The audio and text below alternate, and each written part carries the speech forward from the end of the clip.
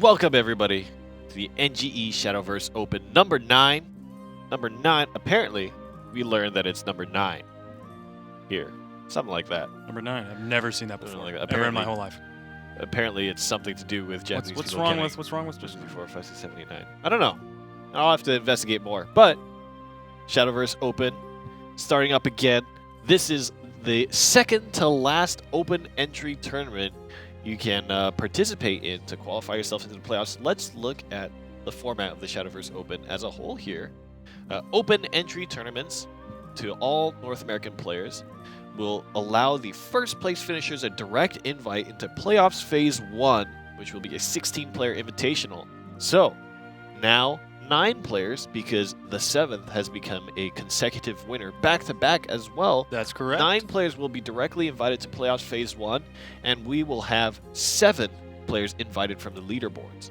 And those 16 players will play against each other to move on to phase 2, which is going to be top 8, who will win cash prizes, and the first place winner will take the lion's share of all the cash prize and earn himself a nice little flair for the grand champion. That's right. It's going to be a big jump from the regular weeks of play, where the prizes are vials, going right into cash prizes. That's when the stakes immediately jump to a massive height. Those are the only prizes that people win. You win prizes for participating in the weekly tournaments as well. First place will get 30,000 vials to craft all the cards they could ever want. They'll get a flair, the weekly champion of the NGE Shadowverse Open, and of course the direct invite to the playoffs. Second place, 10,000 vials. Third, fourth, 5,000 vials. And everybody who participates gets the NGE emblem.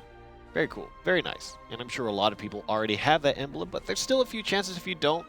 Go ahead and participate in the tournament. Just have a little bit of fun competing against some of your peers. What's great about the emblem is that Rainey and I don't even have that emblem because we can't participate in the tournament. Shocker. I know, we're not allowed to. Go to the internet. We'd also have to be like playing like on our mobile devices, like right here on desk. As we're casting. As we're casting our own game. I actually kind of want to do that now. I feel like that would be funny. But that's assuming we even make it to the top 8, which probably is not going to happen. Yeah. I think the odds are stacked against us. Yeah. Hey, you're wearing a pin today. I am. What are you wearing? It's the Bell Ringer Angel. Oh, I got to meet. Meet Bell Ringer Angel in real life. So did I. At MomoCon. She was there. Yep. I made a I thought I was smart. I don't think she appreciated it though. I said, what'd you say? 0 damage in game, 20 damage to heart in real life. Oh my gosh. You can't just say that to people, Rainey. Yeah. I'm sure she got it. I'm sure she appreciated it. Yeah, I'm still single, so. There you have it. So you got Bellringer Angel. Yeah, what'd you got? Hey, I got Erd, and the reason why I picked Erd is because the exhaustion from MomoCon has killed me off, but Erd brings me back to life. Wow, that's a very good way of putting it. Yeah. Wow, that's awesome. Yeah, but couldn't you have also picked Lucifer and gotten the healing and gotten the revitalized? Yeah, that would have helped. But Lucifer's your guy. That's I'm true. not looking to take your guy from you. No, that's fine. I've left that behind. I'm moving on. I'm expanding my interest to other pens and such. I hope Lucifer is doing fine. Yeah, he's probably a little upset, but he'll get over it. Anyways, so much fun at MomoCon. I can't stop thinking about all the cool moments we had.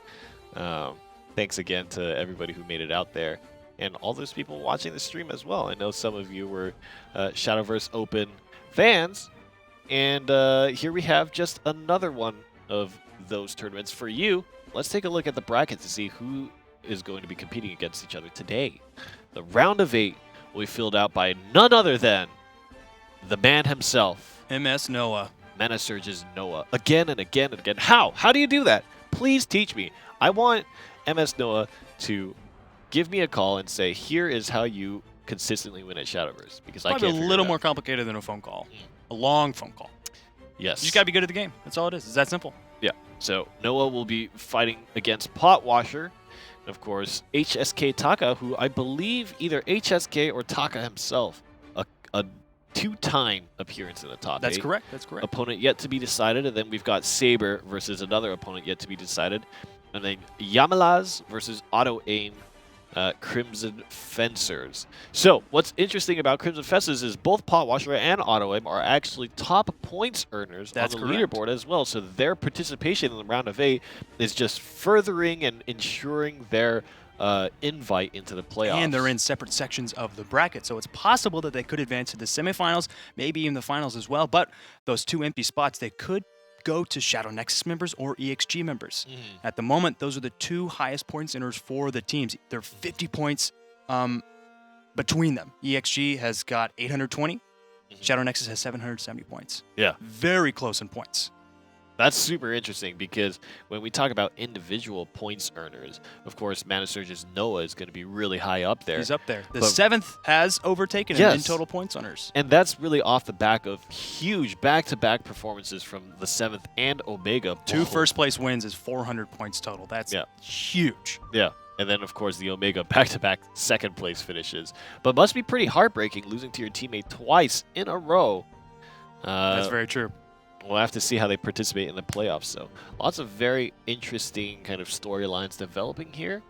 And we'll see who the grand champion of Season 1 is going to be for the Shadowverse Open. That's right. If you want to participate and see if you can make a name for yourself as well, or if you just want to have a little competitive experience, make sure you go to shadowverse.nge.io to sign up and figure out when the broadcast is happening, what the rules are, how to participate. All that kind of information can be found there. At WatchNGE on Twitter. You can tweet at us. You can see announcements. You can see pictures. Maybe a little bit of Momocon is on there as well. I'm not really sure. Could be. But you can go there for social media stuff. And also, make sure you participate in our giveaway. Giveaway 3,500 files in the Twitch panels. In chat, you can learn how to participate in that and kind of have your chance at creating a legendary card. That's right. Rainy, with what we saw last week, with all these new decks that are starting to come up into fruition, we saw a lot of Forest. We saw an OTK Dragon Roach take first place. Dragon Roach, OTK Dragon Nuke take first place. Yep. Are there any decks you're hoping to see again or hoping to see more of? Anything specific, any specific combos? Dragon Roach. Ramp up to the Plague Roach combo. That totally doesn't exist. That nowhere in the Shadowverse does that exist. If Forestcraft could ramp, could you imagine? That'd be nasty. That would be Absolutely disgusting. nasty. Anyways, decks that I'm looking forward to seeing. Of course, I'm a big Forestcraft fan. That's right. Yeah, I love Forestcraft. So I want to see more of that. I want to see that Homecoming deck that we talked about. I want to see traditional Roach. I want to see Elf Knight. I want to see all of it. And of course, one other thing is I want to see these other classes like Bloodcraft, like Runecraft that have kind of been there but not really. Runecraft kind of not really at all. We saw 2 Daria decks last week. I want to see them rise and kind of start making a place for themselves. Right. Unfortunately, when you play Daria, you're really playing the lottery as far as like that draw goes. You've got to get the 1, 2, 3 plays. But on top of that every other deck needs, you also need to have Daria in your hand. Like right from the get-go to make sure you're spell boosting that to get it out as soon as possible. I think there's still a lot of experimentation that's happening right now. But looking at some of the tournament finishes and tournament results, now that might be because people haven't kind of refined their decks to be as efficient as possible. I wonder if there's an optimized deck list that just maybe hasn't been found out. It's really good in ranked. It can be devastating on ladder. You can certainly eke out a 50+% win rate from the deck, but in tournament, a little bit more difficult. A little bit more difficult to see success. And I think that currently the trend is that Dragon and Shadow are still very frightening, but there's a much wider variety of the other crafts that we see so far. If that's going to die down after the experimentation finishes, or if some other decks are going to rise up, that question remains to be answered. Of course, given the current situation, things in the West like Swordcraft could only get stronger in some senses, right? Right. They're already so massive. Such a powerhouse deck composition is mid-range Sword right now with Alberts and Tsubakis and everything. And when those other decks kind of like took a step down, that mid-range Shadow, mid-range Sword deck I feel like is still on top. But now it has to contend against things like Aegis and Homecoming from Forestcraft. Yeah. But I feel like the Sword matchup into Homecoming Forest is definitely more positive. That's what Aya was telling us. Yeah. Well, certainly when you have maybe an Alwidas and an Albert on the board and you Homecoming them, then they can come back with either one of them and just storm you to the face. So it's not basically, really mitigating the Forest anything. player is basically spending 7 orbs just to give them another Storm card to play again. Yeah. So maybe not quite as effective. But as we're waiting for this next game to start, just kind of musing, thinking about what we might see. Hey, if you go on to reddit.com/r/Shadowverse, there were some leaked cards. That's right. I read a I little wanted bit to talk to about it. ISMI about that. Oh, yeah, Completely that's forgot. right. That's right. Don't worry, he'll be back in Yeah. the semifinals. We can ask him then. Yeah, some really cool stuff going on in there. The new expansion, obviously, rolling up. So there's kind of a lot of interesting cards to look at. It's just the first 8 cards. I believe 1 neutral card and then 7 for Right. each of the crafts. But we'll learn more about that. So the plan is right now, we're kind of waiting for a lobby to start. There's some technical difficulties that are holding us just a little bit. We would love if you guys could give us your continued patience while we cut to a little bit of a break. And when we come back, we'll keep the Shadowverse Open rolling, and you'll get to see some great competitive games. So we'll see you guys in just a bit.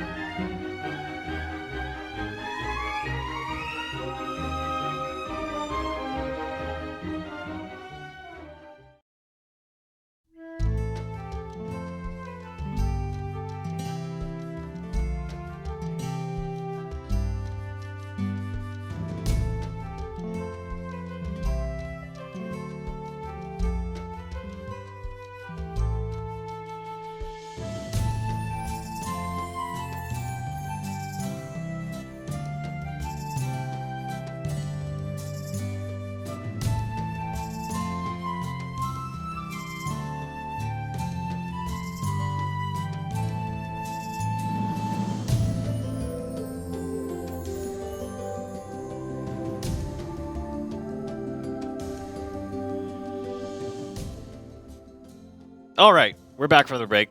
Everything's fixed. There was a fire. There were people screaming. People dove out of the windows. I did not see any of that.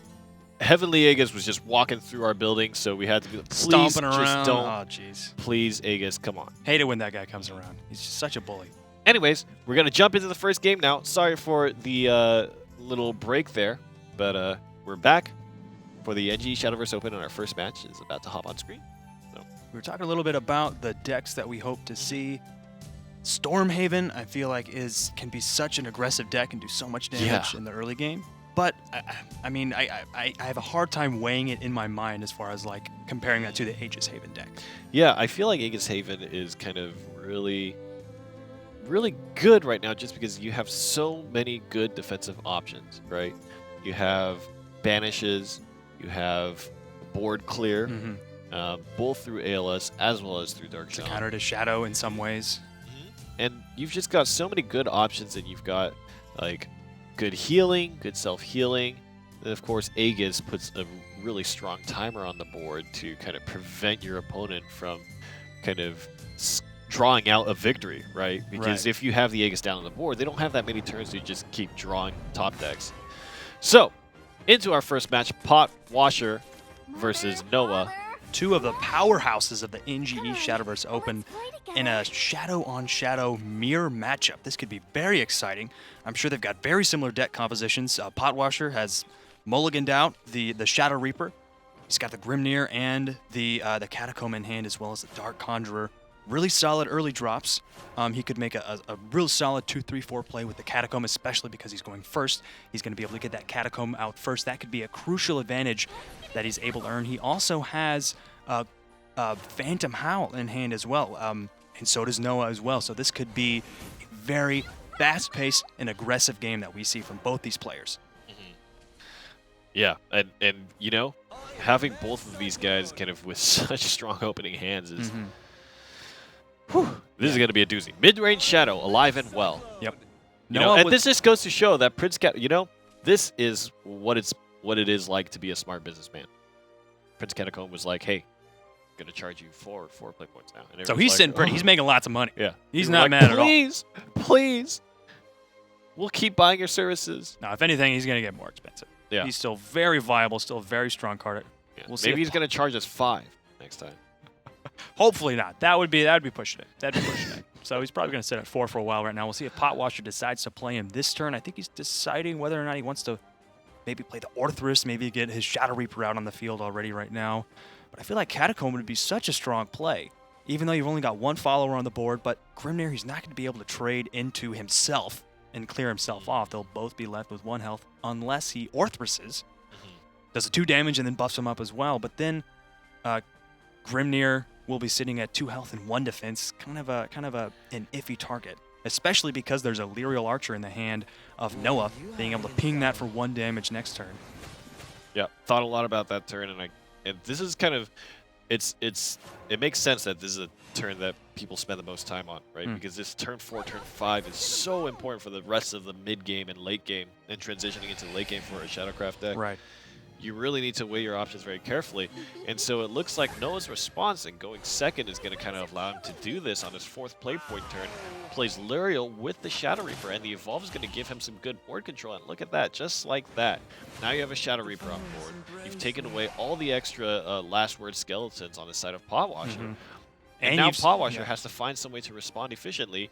Maybe the random Orthrus, maybe...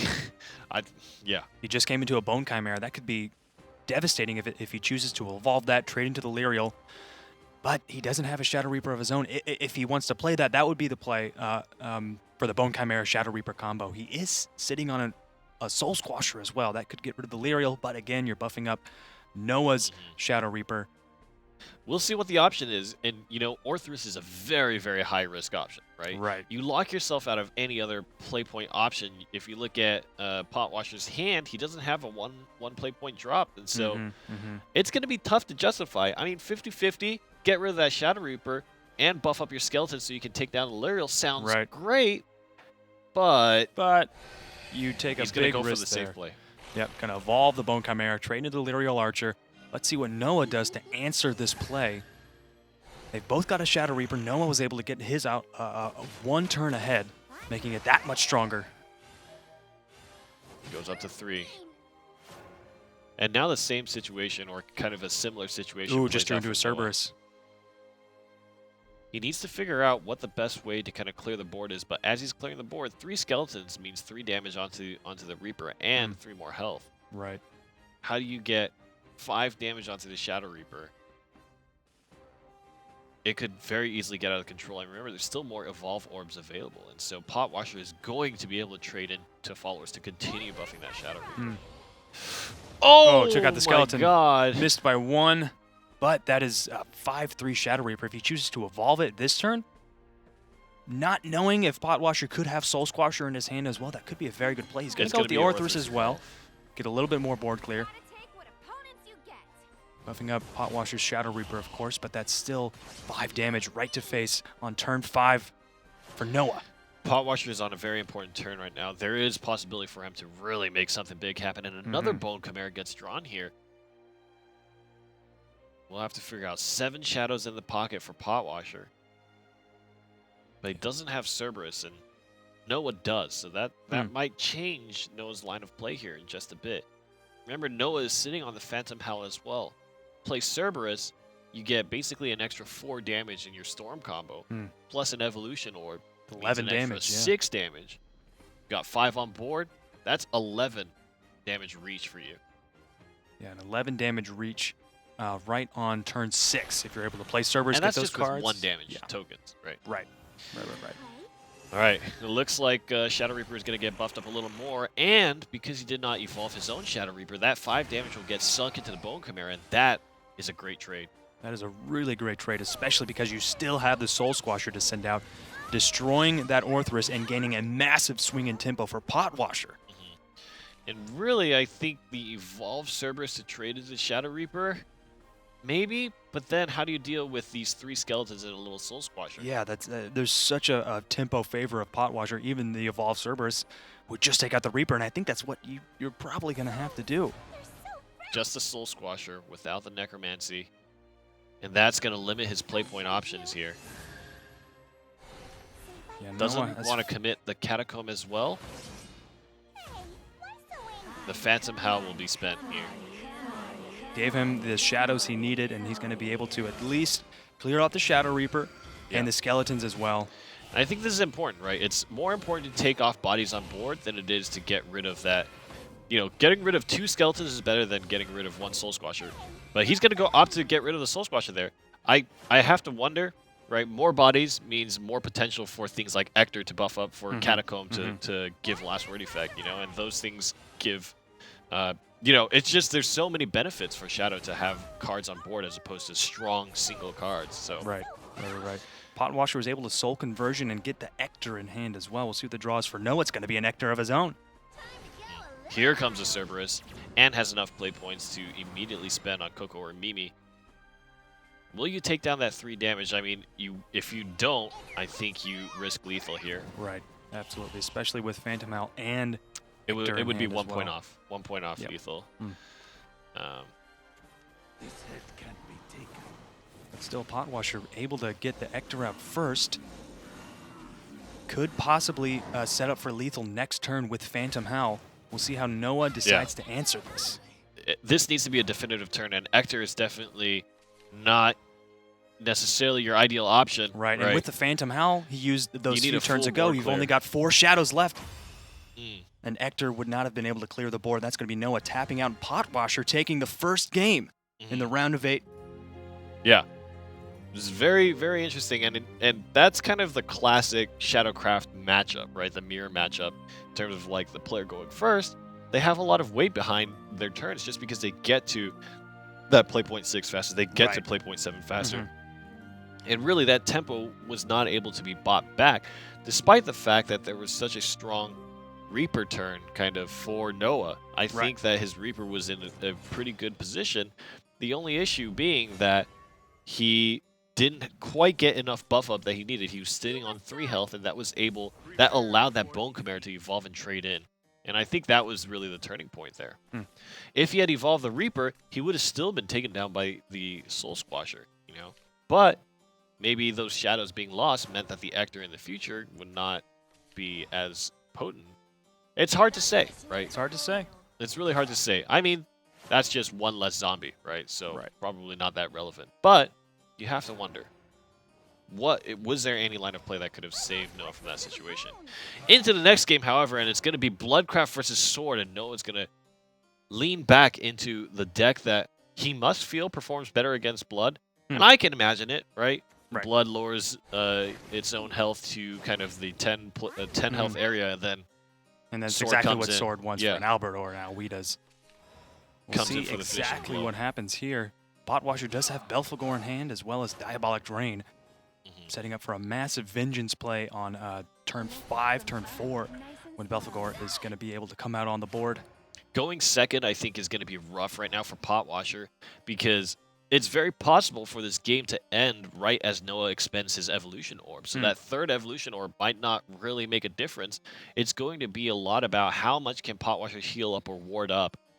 I think that's going to be important, because in terms of board control, if Noah hits into kind of the good 5, 6, 7 curves, that's where most of his damage is going to be made. I would be a little concerned for Noah if it gets past that point, and Vengeance still has a lot of strong options in hand.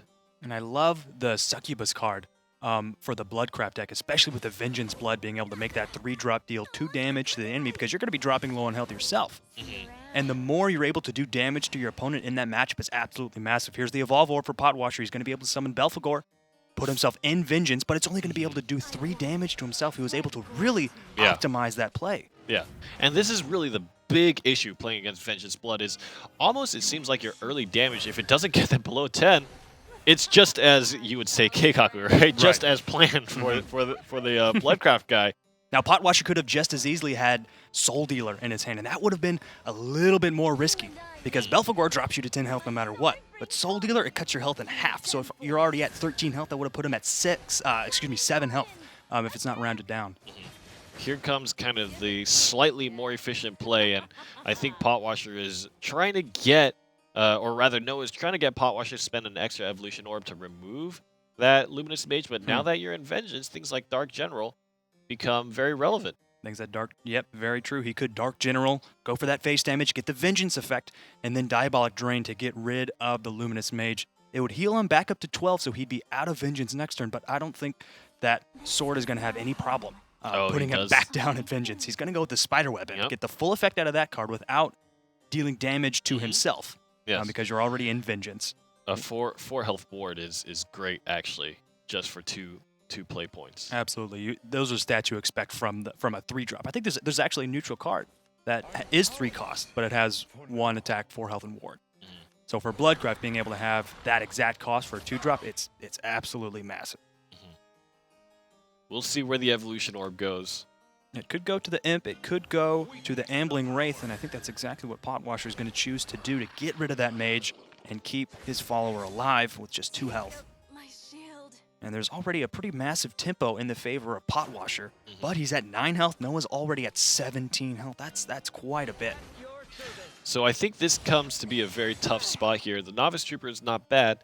Tsubaki is not going to be super relevant for now, and typically the on-turn damage that Vengeance Blood has means that Tsubaki will only be relevant if you happen to still be alive, right? Right. You could very much still face lethal even when playing the Tsubaki, because it's not going to provide you a ward, And man, that whole souled swing into Floral Fencer with a Urias on board, that's exactly what Urias and a Bloodcraft wants to see when you've already got Urias on board.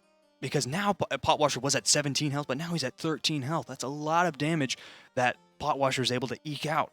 And he's still got an Evolve Orb to spend in the Dark General for 6 damage right from his hand as well. Diabolic Drain. Outside of Vengeance now.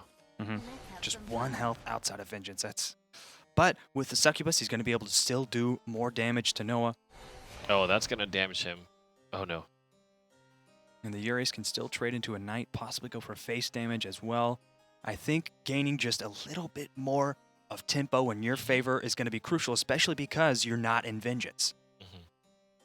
He does have the Razor Claw, so he can put himself in Vengeance for 2 costs next turn, as well as doing 3 damage, plus an Evolved Dark General next turn. We could, unless Noah's able to deal with this board, we could see Potwash take a victory next turn, depending on the draw for Noah and how he chooses to answer. Potwasher needs to be very careful, though, and I think Razor Claw is certainly not the option at this point in time, because just looking at the damage on board, right, if he had tried to go face, that's 4 damage on board, plus at least a 2 from the Novice Trooper, and then an Evolve as well. Could bring him really close to lethal. It's just not a position he wants to be in, especially when Noah is just out of reach. Right, and when a Fangblade Slayer could be coming out next turn. It's a shame that there we see the Tsubaki in hand for Noah in this blood on blood matchup. Could be very well used if there's an evolved Soul Dealer, or just an unevolved Soul Dealer for that matter, or an evolved Belphegor as well. So very strong card, but coming in this stage of the game, there's not really that strong of a follower on the board for Potwasher, so can't really use that card this turn. And there's Noah able to gain tempo back just from his hand, bringing him down to just 1 card left in his hand. And I think Noah definitely taking the safe option, tries to go for the board clear. He doesn't want any kind of long reach, ruining his day. Angel of the Word is actually kind of a neat draw in this scenario. Especially considering both of the followers for Noah only have 1 health each. Yeah, it's a shame that he's out of Vengeance now, because Dark General, Diabolic Drain, they're not gaining their Vengeance effects. I think he's deciding whether or not he wants to play them this turn. There's not like a great play in the hand of Potwasher. I think he's going to have to play Angel of the Word to get rid of that Evolve Knight. And there's no more Evolve Orbs left on the field. So both players are kind of at a real difficult position where their hands are not optimal. But they're going to have to make do with what they've got. Noah's played out most of his hand here, so he's really relying on kind of the top decks. And this kind of really hurts, right? Tsubaki is kind of very irrelevant in this situation. By the time there's a follower that has enough damage to Tsubaki, you're probably dead already. And that early turn Belphegor, you still need to wait 2 turns before Tsubaki becomes relevant. Oh my gosh, So he's going to set up Albert. probably a 2-turn lethal here. Enhanced Albert is coming up with 6 damage, plus it's Tsubaki that is very tough to remove / impossible to remove with your current hand. Yeah, that's 6 damage from the Evolved Albert and 4 from Tsubaki. That's going to be enough for Noah to end this game and bring it 1-1. There it is. And that's kind of the best situation that Noah could have hoped for with Tsubaki. Yeah, absolutely. Right? Absolutely. Really, really, I mean, just barely getting away with it. Yeah, especially because the ambush there, absolutely coming in crucial. It's important, and I think both players kind of drew themselves out of options. A top deck on an Albert is really... Especially right on turn 9 when you can play the Tsubaki, wait out that turn knowing that your opponent doesn't have lethal no matter what they have in their hand, waiting until turn 9 to play the Albert and then go for face for that massive amount of damage. And we kind of talked about it a little bit, right? The amount of damage that Bloodcraft does to itself makes Swordcraft very dangerous against it. I think the only thing that is really awkward is it feels like sometimes your early turns are kind of just throwing away options. You're going to do that 10 damage anyways when Belphegor comes down, right? But now you've just let your opponent remove Novice Troopers, remove Floral Fencers. But how else do you play that early game? I think that's a very important question. So we have Vengeance Blood going up against Mid-Range Shadow again here. And will Noah extend his life in this tournament for another run at a repeat, or at possibly a repeat victory here? And or are we going to see Crimson Fencers advance to the semifinals, possibly the finals? There is a Belphegor on the mulligan for Potwasher. I really love that. He's going second. He's going to be able to Belphegor and evolve on that same turn as well. And he's got the Blood Pact, he's got Bloodkin for turn 2, and Angel of the Word for turn 3. This is a great curve for Potwasher. And there's also a pretty good curve for Noah as well. He's going to have Bone Chimera on turn 3. Maybe that will be destroyed by the next turn, and he can summon Prince Catacomb to really get a great effect from that 4-drop. Gambling Wraith attacks for 1 more. Urias, a very effective card against this mid-range deck, especially with Catacomb and with Bone Chimera when there's a lot of followers being put on the board total. For a 3-drop, getting 3 different followers, that's exactly what a Urias wants to see. And there it is. Turn 3 here now for Potwasher. Has Belphegor in hand again. Angel of Word. Angel of Word could take out the Lyrial. Urias could trade in the Bone Chimera. I would get that off the field immediately. Put the 2 skeletons on board. He's going to go for face. Does not want to open up for a Catacomb play on turn 4, especially because Shadow is going first. That tempo could ramp up very fast for Shadowcraft. Potwasher has an evolution turn next, and that's going to make that Belphegor huge. It's going to make it huge, but there's not really going to be anything for it to swing into if Noah plays the Catacomb. He could Shadow Reaper Lyrial this turn, just to like put even more followers on the board for the Reaper, and then Catacomb next turn, if you wanted to do that, or the turn after that. Then maybe the Belphegor could trade into the Lyrial, if just to get just to take out a 2/2 follower as opposed to just a 1/1.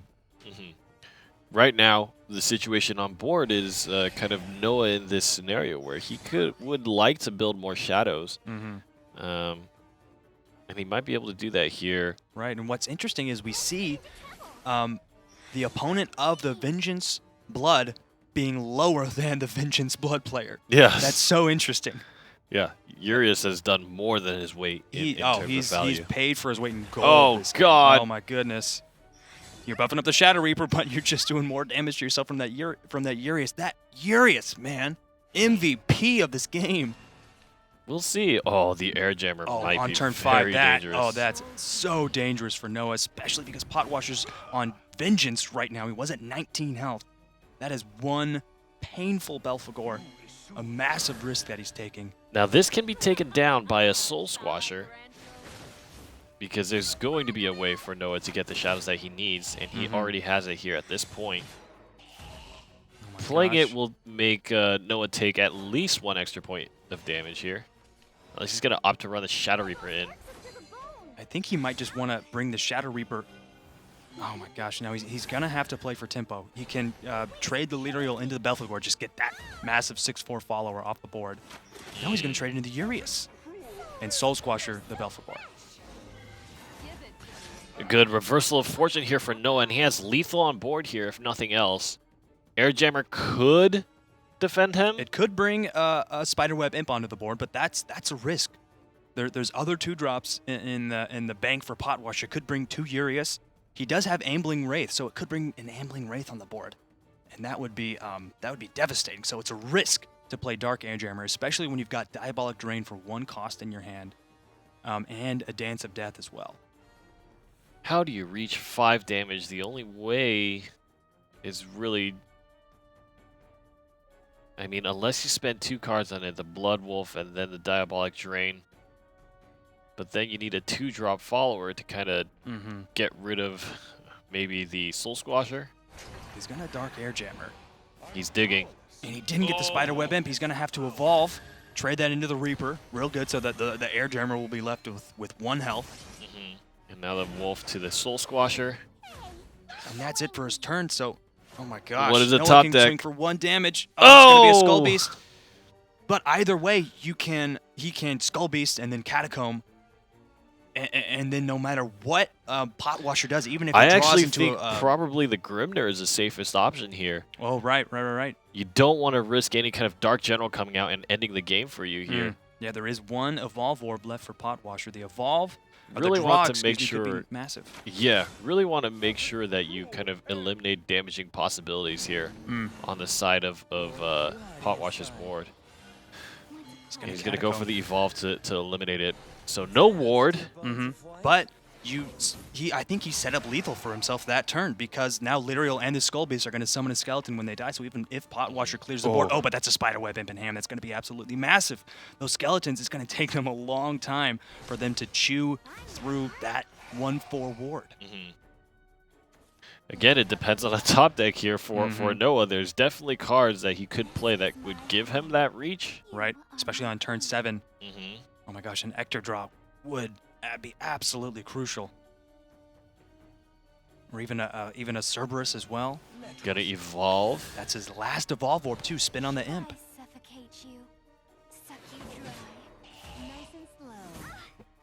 Ends his turn, and the Succubus does 2 damage right to face. That's 9 health for Noah. Oh my Grimnir gosh. to ward up. And can't get the ghost from that. Yep, your only 2 followers that have attack have 1 attack each, and that is a 5 health Evolve. Oh, gonna have to pass. There's the Dark General. He's got the Dance of Death, but can't play the Dark General now. 5 damage here. Still had... Oh, there's the Blood Wolf for the lethal. And there it is. Potwasher will close it out. And that is a situation that is really tough for Noah, right? You come so close to getting lethal, but the Diabolic Drain's just barely keeping yourself out of range of swing for the kill. And really, it was... I feel like in both games, Noah was put into a situation where he's just waiting for his card to come up. And in the Swordcraft game, he was able to pull Albert. But in this particular game, he wasn't able to get his options. And that kind of speaks to these decks that you're playing. Mid-range Shadow, I feel like, does occasionally end up in these situations where you don't really have the options that you would need. And up against Vengeance Blood that plays at the pace that it does, I feel like it's very important to make sure that in the mid-game you have those options to either close it out or to protect yourself from damage. Right, and in the Vengeance Blood deck, we talk about the Belphegor and the Spiderweb Impalot being incredibly high-value cards, but the Diabolic Drain, like, that is an absolute staple. It was able to keep him just above health to where no one knew, okay, I have to swing for tempo. I can't set up for lethal because I need tempo. I need to make sure that he can't do the damage to me, but Diabolic Drain was able to put Potwasher in a position where he could go for face damage. He could set up for lethal because the Succubus was already doing damage. He's able to clear the board and heal himself up at the same time. Really, really interesting situation to play out on board. And Vengeance Blood makes it through to the semis. Let's take a look at the bracket to see where the tournament stands right now. We've got Potwasher moving on to the semis, and Noah will be eliminated in the round of 8. And we've got another Mana Surge representative coming up, Shugo versus HSK Taka. And then on the bottom end of the round of 8 bracket, we've got Saber against 5 Pawns, a name that we've seen quite a lot here. And then Yamila's versus Auto Aim coming up after that. So still a lot of matches in the round of 8 to watch. Mana Surge. They're not down and out yet. They've still got another chance with Shugo. We'll see what that next match brings, especially against Taka, a player we've seen before, player who's been here before, been to the top 8, and has been performing consistently. I'd say 2 times making it to the semifinals. That says something. Yeah, absolutely. And I would have to wonder, Mana Surge seems to consistently be making it into the top 8, but they've been having trouble recently kind of pushing past into the semis and then into the finals, of course, taking the win. It's mostly all been about EXG.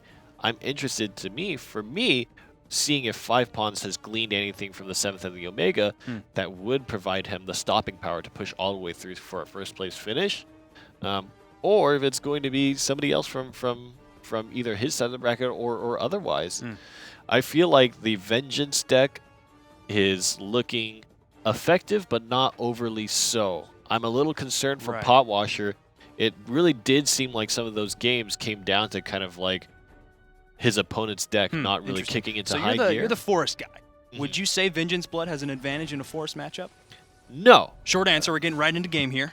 Yeah, I would say that it's very tough for Vengeance Blood because as you hurt yourself, the roaches are sitting there waiting for their food, Right. Roach is definitely known for reaching high amounts of damage in kind of on a 6 play point turn. You could do as much as you could actually kill if you have some 0 drops on a 6 play point turn. You could do 10 damage. That's absolutely nasty, and we're seeing a Death's Ledger deck from Taka. So it it's possibly running Nephthys and Kawi and Mordecai even as well. So absolutely massive deck there.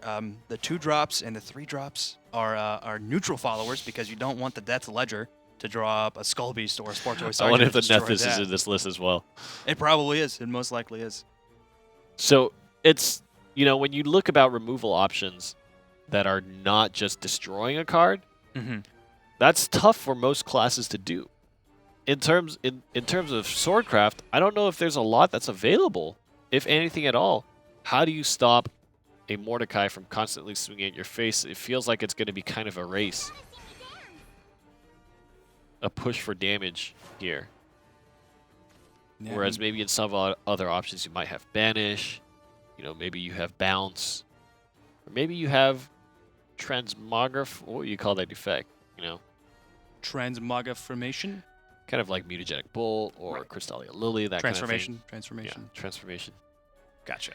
And we've seen mid-range Sword perform time and time again Unica is a difficult drop for the Lancer to deal with, because Unica, it essentially acts like Ward in a way. It heals you for 2, and so a 2 follower right on turn 2, that damage is completely mitigated. So Shugo might just have to give up his ward to trade into the Unica, empty out his board, and then playing Grimnir here, you still get a ward of your own. He could actually wait and kind of see what the response is for Taka's side, and then he has the option to push the Grimnir into the Unica and keep the Veteran Lancer. Interesting. Yep, especially because Taka has a Grimnir of his own, 2 in fact, in hand. Look at that card. There's a Nephthys. There's an Nephthys in his hand for Taka. Turn 8, we could possibly be seeing that card coming out. The return, Mordecai never dies.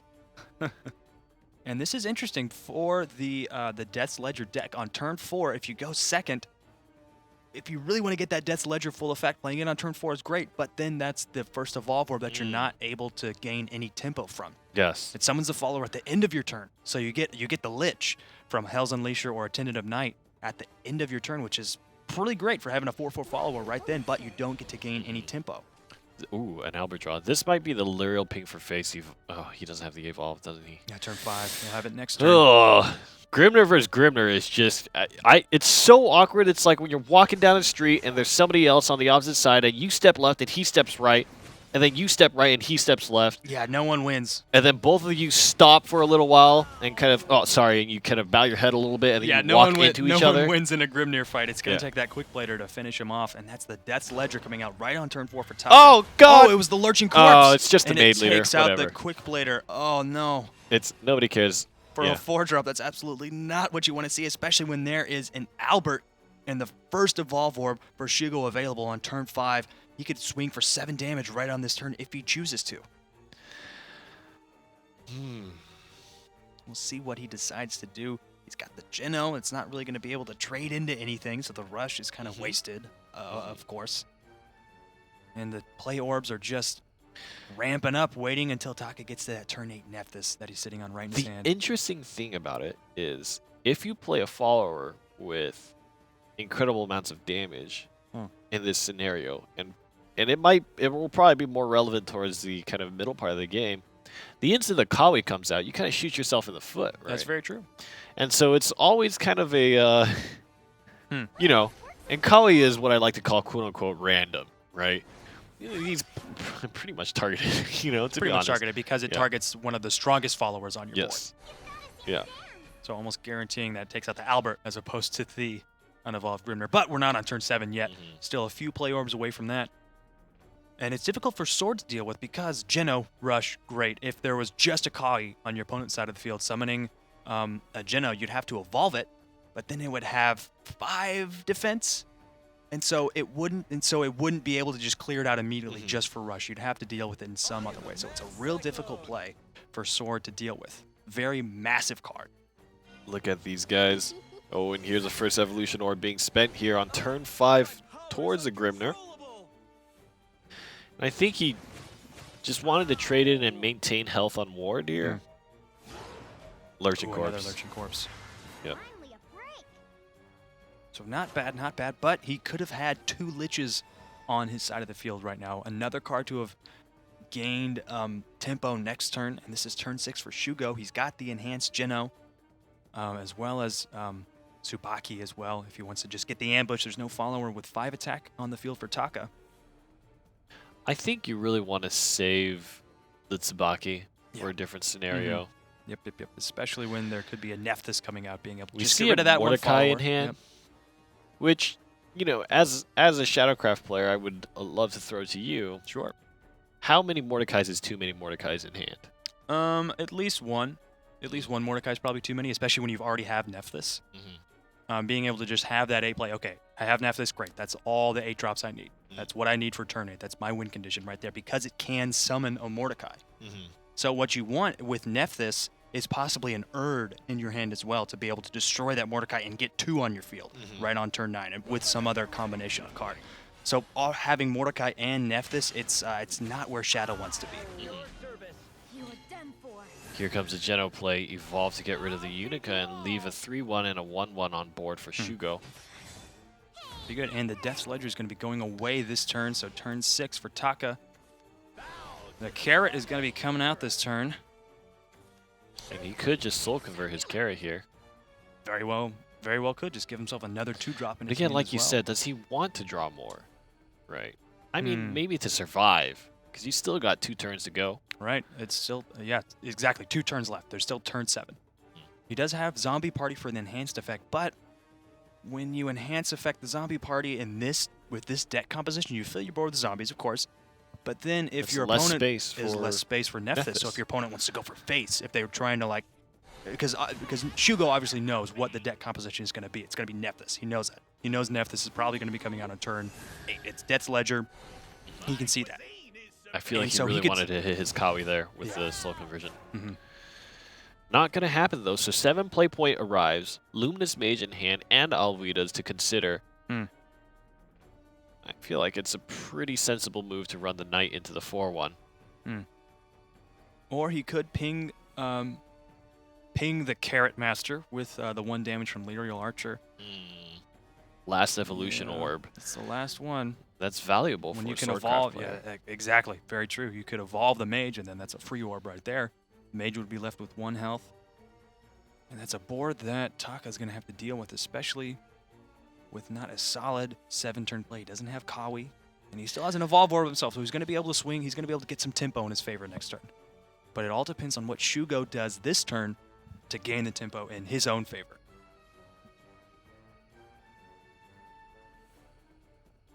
He's thinking very hard about it, Yeah. considering his Yeah. options. I still really like the Luminous Mage and the Lyrial Archer. It's perfect curve, 7 points right there out of hand. He's going to trade the Knight into the Carrot Master there. Possibly an Alvida's Gourmet play. Emperor Kaiser. I believe. Kaiser. I like Carrot Master. Carrot Master? Carrot Master. What about It's more Gourmet civil. Emperor? Gourmet Emperor. Now I wonder about this, right? You're buffing your damage up to 4, and Right. typically it would be pretty good. You want to preserve. Oh, the- there's a Death's Breath. That's a way to survive. It'll help him survive, but he knows he's going to survive. He's already at 18 health, and the Death's Breath, sort of like the Zombie Party, fills up your board, and I think the real danger is if you play Nephthys, and it gives you a bunch of Mordecais, but you've already taken 1 turn of damage. For example, if you get swung face this turn, right. Albert evolve swing face next turn, then you play the Nephthys, and it's like, Right. there's You're not actually getting Kawi on your side of the field. You're not getting the ward. You're getting the effect, his last word effect. But if that last word effect could destroy an Albert, I mean, especially if Shugo goes face next turn on turn 8, I mean, you're essentially healing up for all that damage. It's going to be the Zombie Party. I'll show you. Interesting choice. Zombie Party and then evolving the zombie, just getting 2 zombies on your own side of the field. I wonder if Shugo is going to be going for face this next turn. He's going to save the Albert for next turn. He's probably going to save his last Evolve Orb. Maybe Alwida's Maid Leader. I mean, that's a great 8 play right there, getting to save Tsubaki for the Nephthys coming out next and also turn. keeping your damage relatively low in terms of individual card. Maid Leader looking to pull something here. It's going to be another Luminous. That That could be great. maybe. That could be great. But even I if think the Alvidas is probably the choice here. Hmm. Has a gut feeling. Because Yeah. it gives you a ward, and it keeps your damage low, but ensures that you get that storm on board. and it keeps your own followers on your side of the field with low attack. Mhm. So Kawi And by coming the out time next the turn. Enhance Albert comes out, Right. it doesn't quite matter because you could just kill him. Yeah, very true. Yeah. Very, very true. And Akawi will have less effect. It's going to be the Mage with a Knight Evolve, maybe? Possibly. Possibly. If he wanted to go for that little bit more face damage. He can already clear out the zombie, so he's already going to have tempo. All ends here. There's a Knight Evolve, so he's going to do 6 here. Paladin, attack!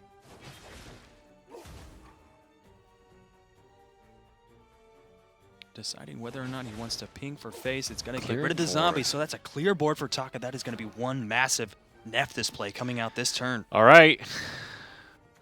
Show me. Build in the next Show me the money. Rolling the dice. There's a Mordecai and a Kawi. Oh, Absolutely massive. Healing for 2 and getting a Mordecai on your side of the field. and he has a second one to play from hand. Right. He's got a Death's Breath to play from hand as well, so there is the Here's enhanced turn Albert 9. this turn. Or the Tsubaki as well. But man, now the clock, now that Mordecai is on the field, the clock is ticking down. There's He no way to could banish actually it. go for the Tsubaki. Let it sit in the ambush, swing for 3, and then go for a Tsubaki Albert lethal hit. He's got Mentor's teachings as well, so he can go for 1 more damage and also draw a card as well if he wants to put Mentor's teaching on Wow. the maid or the mage. 10 damage on board, though, is nothing to laugh at. No, not Playing the at all. Tsubaki to get rid of 5 of that would be useful. But this Mordecai situation will only get worse the longer the game drags on. Right. And the Mordecai situation for sure, but the Death's Breath as well in the hand for Taka. I mean, that's going to mitigate the Albert damage next turn, but he's going to summon Albert this turn, evolve it. Go for that 13 damage. Or possibly trade into the Nephthys as well for one of those attacks. Oh, God! Both of the attacks are going to be right to face, leaving 10 damage on the board for Shugo. All right. Oh, goodness. But Shugo, I guess, well, let's think about, if he Death's Breath, he gets 3 wards. Mm-hmm. The Storm can take down one of them. Right. With an Evolve, he could take down a second. And then a third, and Albert can close it out. Right. So Death's Breath, so you can't go 10 for face and Death's Breath. You need to clear board here for Taka. Mm-hmm. Yep, yeah, definitely getting rid of that Albert for sure. That is not a follower you want to remain on your opponent's side of the field, especially when it's enhanced. Oh my goodness. Okay, that actually cuts down the damage potential of Shugo by an incredible amount. Absolutely, especially, golly, Mordecai. Using that card effectively is so crucial. Oh, Moral Fencer. Draw a card. Please draw a card. Yep. This is a massive amount of damage on the board for Taka. Not to mention the ward on Mordecai as well. Soul Conversion in his hand, too. He can destroy the Mordecai, go for even more options in his hand. Not to mention there's another Mordecai in hand. Oh, God, and this is kind of the real fear of Nephthys Shadow, right? Mm-hmm. Just flexing right now. Yeah, Nephthys Shadow very strong against this sword deck. In this situation, the way the turns have played out, Shadowcraft has earned a massive advantage from the decisions that Taka has made. Strength and beauty together. And he hasn't even pinged for any face damage this turn as well. He's just waiting to get that perfect board, exhausting the options of the Swordcraft player. Tsubaki will take down another. Well, a memento awaits. Apologies, sir. But there's still 4 health for Taka. Only 4 health, so he's got the wards. And another Death's Ledger. That could be great because it could summon a Kawi, for example, being able to heal yourself up for even more. Yes. I think it's going to be the Mordecai swing and the soul conversion, perhaps. Possibly, yep. I think that's what he's going to do. Keep your Mordecai. You get more options on He's the got field. Grimnir. He's got Grimnir for That next would have turn. been real nice. That would have been very nice. Sadly, though, it comes into his hand Here one turn comes too Death's late. Ledger. You can trade into the Knight and the Steelclad Knight, ensuring that if you get Kawi, you destroy the Tsubaki and heal for 4 health. It's going to be a Nephthys. Oh, no. Not gaining any last word effect there. Oh, boy. Oh, my gosh, Oh, a Grimnir! That's gonna... not again! Golly. Not, please! Not again. Shugo, spare us! What is with Mana Surge?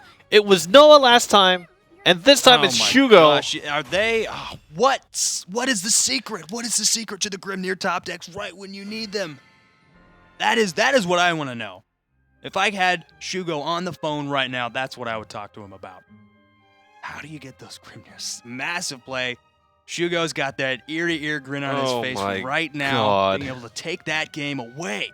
Oh my gosh. I think the thing that hurts the most is that we spent all this time being like, what is the optimal decision here? Right. How does Swordcraft buy themselves out of this scenario? With those 2 wards for the zombies left, what options you need to grab? And Albert, of course, to clear up the wards. Tsubaki swing. Grimnir. Great. Oh, awesome. Oh, man. Love this game. That was, man, what a great game. Oh my Especially god. seeing Nephthys Shadow, come back. from the grave Oh of my all God. places. And the funny thing is, if he had drawn an Albert, I think he would have won as well. Mhm. Because he would play Albert, Mentor's teaching it for the extra damage, Mhm. have it able to do 4 damage per swing, use one of the swings to take down one zombie ward, use the, I believe it was a 2 damage left on the board, I think it might have been a Luminous Knight, to take down a second zombie ward, and then Albert could have used his second swing to close it out. So there were actually 2 cards in that scenario that he could have drawn that would have won the situation for him. Gotcha. It just, I'm a Grimnerist, and I don't like Grimners, and so I blame everything on Grimner. Oh, I love Grimners. Oh my Love gosh, Grimners. such a great card. The Mad Cyclone. And now we get to see a Sword Mirror matchup, sure, but these are completely different deck compositions. Shugo's got this more mid-range Reaper and Catacomb-focused deck that we've seen time and time again, and we're getting to see that go up against the Death's Ledger Nephthys deck. Oh God, I need to take a shower. Take a trip to the hot springs. That Go to the was hospital, man. it's so frustrating because Nephthys was kicking butt That's right. and just barely hanging on. It was Could have barely- had that's better true. Kawi turns as well, Mm-hmm. but it was still hanging on. And as if for some kind of ill-timed revenge, Taka now has 2 Grimners in hand. It's not quite the same, though, you know? Right. Early in the game like this, the Grimnir's just kind of smiling at you. Hey, you want to play me? A third Oh my Grimnir. God, please! 3 Grimnirs, 3 play points. Great card on turn 3, nonetheless. A good setup, too, with the Unica constantly pinging the heal. Shugo not going to get the Evolve Orb until turn 5, so... That's right. And the Tenacious Ghost only has 2 attack. It's got Ambush, which is great, especially when you could Sword Burst next turn, ping that for 2 damage, and then go for face for even more damage. But the Grimnir, you've got to deal with that. Multiple Tenacious Ghosts and the Shadow Reaper means that everything on Shugo's side of the board can be hiding. Gonna be ambush, dude. And then oh, yeah. the Prince Catacomb can come down, and all of them have the skeleton effect. We'll see if that play comes out in this game, because that play could be absolutely massive. He's sitting on Phantom Hell as well, doesn't have any shadows in his possession. But I think I really like the hand from Taka. He's got all the Grimnirs. He's going to be able to mitigate a lot of the damage. And Shugo doesn't really have a way to deal with that, especially because Taka's got the first Evolve Orb next turn. There is the Orthrus. So he could play that, maybe try to get lucky. He's going to do that. He's going to go right on the Unica. There it is. Bam! Oh my God. Well, 1 missed already today, so 1 had to hit. Yep. Man, that ghost being able to left alive with 1 health. That is, that's real scary. Especially because there's not a Lyrial Archer in the hand of Taka either. And this is kind of the difference in early game pressure comparing these 2 kind of deck archetypes, right? What do you play to answer that, right? A Lyrial probably would have been the best card to have, Got the Kaiser as well. but you only deal with 1 of them. And I think this starts to become really tough. Having to throw your Grimners away for tempo this early in the game, especially trading into a 4-1. And leaving the Grimnir with just 1 health. Just 1 is health, yeah. Not a lot. First evolution turn here for Shugo. Mhm. Each has Death's Breath in hand. And what that typically means to me is that games are going to grind out as the Death's Breaths just get traded. Get traded, especially when there's Shadow Reapers, but also That Grimnirs as honestly well, might yeah. help the Nephthys deck, though. Hmm. You know, if Shugo spends turns playing wards, Mhm. and Taka responds by playing wards, then eventually you're going to hit the Nephthys, and then you have a Mordecai that just doesn't get removed. And we don't know if Shugo has Grimnir in his Shadow deck either. Taka has it. I Do you think it's a safe bet? Sometimes I- we don't see it you know- in a mid-range aggressive Shadow deck. you know, you are right. You are absolutely right. You're right. So it could come down to... Grimnir is it's such an automatic take in most situations, Mhm. but you're right. Oh, that's another Shadow Reaper. That, oh my gosh, is going to be absolutely massive. And he's got a Catacomb Yeah, as he could well to Reaper go and with it. Catacomb this turn. Or Cerberus as well with a Kokor Mimi after. He's going to go for the Shadow Reaper right into the Catacomb. Oh, that's absolutely massive. especially with 2 Shadow Reapers. Oh my gosh, these are the plays that keep me up at night. I am afraid of this. This terrifies me. My knees are shaking. I do not want to be in Taka's no. shoes right now. He's got the Death's Breath with only 5 shadows. Oh my gosh. This is insane for Taka to deal with. Yeah, this is a real tough spot. Shadow generation is incredibly important. Mm-hmm. And I think Taka ran into a hand that, the Grimner Unica was a strong setup, but Orthrus, 720, 5,600, 2,000, Mm-hmm. no-scoped the Unica, and that changed everything. That changed everything. If that Yeah. hit the Grimnir and then buffed him up, he still would have had Unica, would have been able to heal for 2 health. Not to mention he would have been able to trade into another follower next turn for more tempo in his favor as well. So he's dealt with 1 Shadow Reaper, but there's more. Phantom Howl would only buff up that Shadow Reaper further, making it 5/5. Yeah, especially when you can trade his own followers into the followers that Taka will summon this turn. Depending on what he chooses to do, he still has the carrot as well, the ghost, or the catacomb could trade into it. And then Phantom Howl for even more face damage when you're gaining those shadows. I think Grimnir is the play here, trying to get that ward, trying to mitigate at least 3 points of damage or at least 1 attack. We'll see what Shugo does to answer it. Oh, a Dark Conjurer. When there's already an evolved follower on board, that's got to feel real good. There is a Cerberus as well. Can he kill? This could be massive. He could trade the catacomb into Grimnir, trade the ghost into 3, 5, 6, 8, and then Cerberus, Coco, and Mimi next 12 this damage. I think he has 12 damage. If he plays Cerberus and then evolves, maybe the Shadow Reaper or something like that. So Catacomb in, buff up Reaper to 3 damage.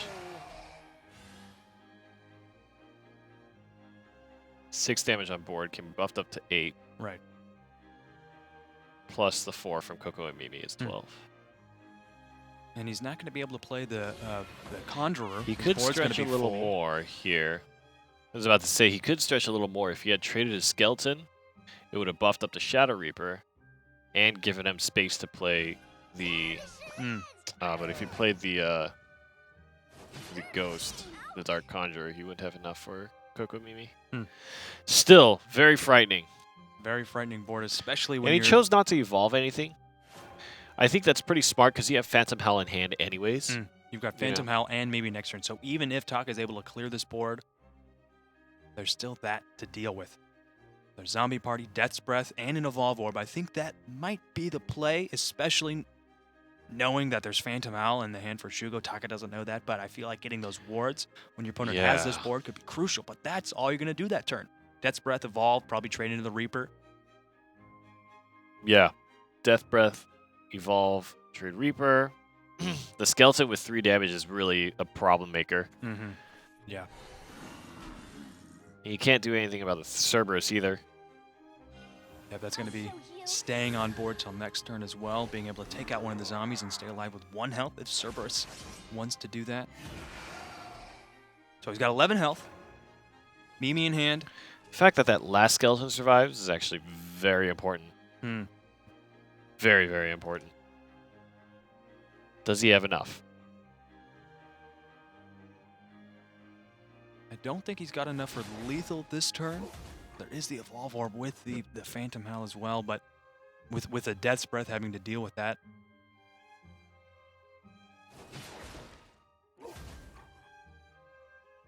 And even then, Taka's still going to be only at 5 shadows next turn, so he's not going to be able to play another Death's Breath and get the wards next turn. Oh my goodness.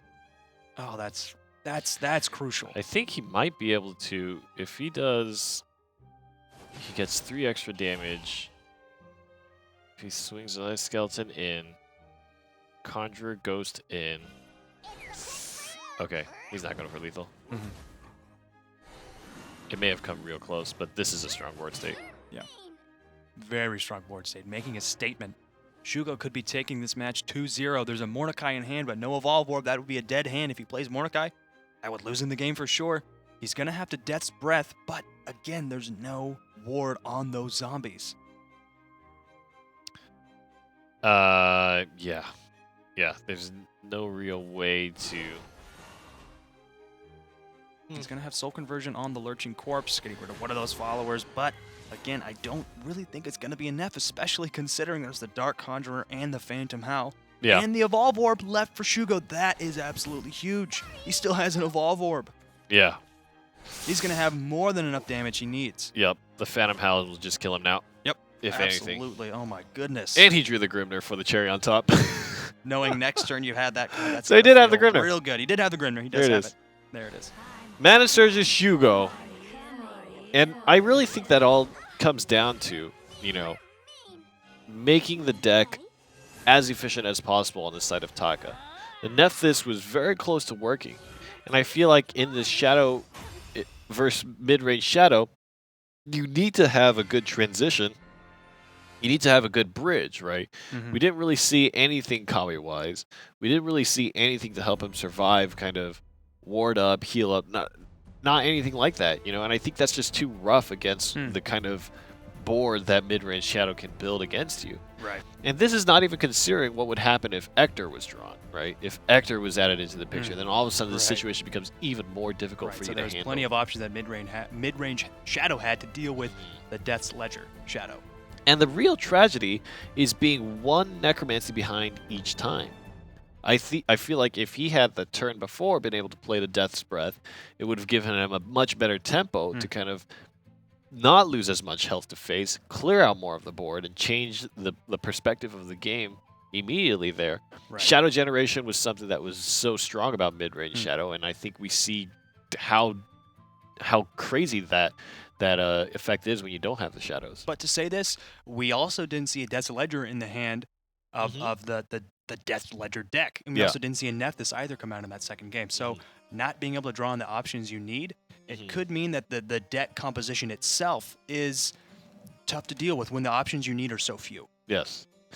Well, let's go ahead and take a look at the bracket and see how the round of 8 is playing out.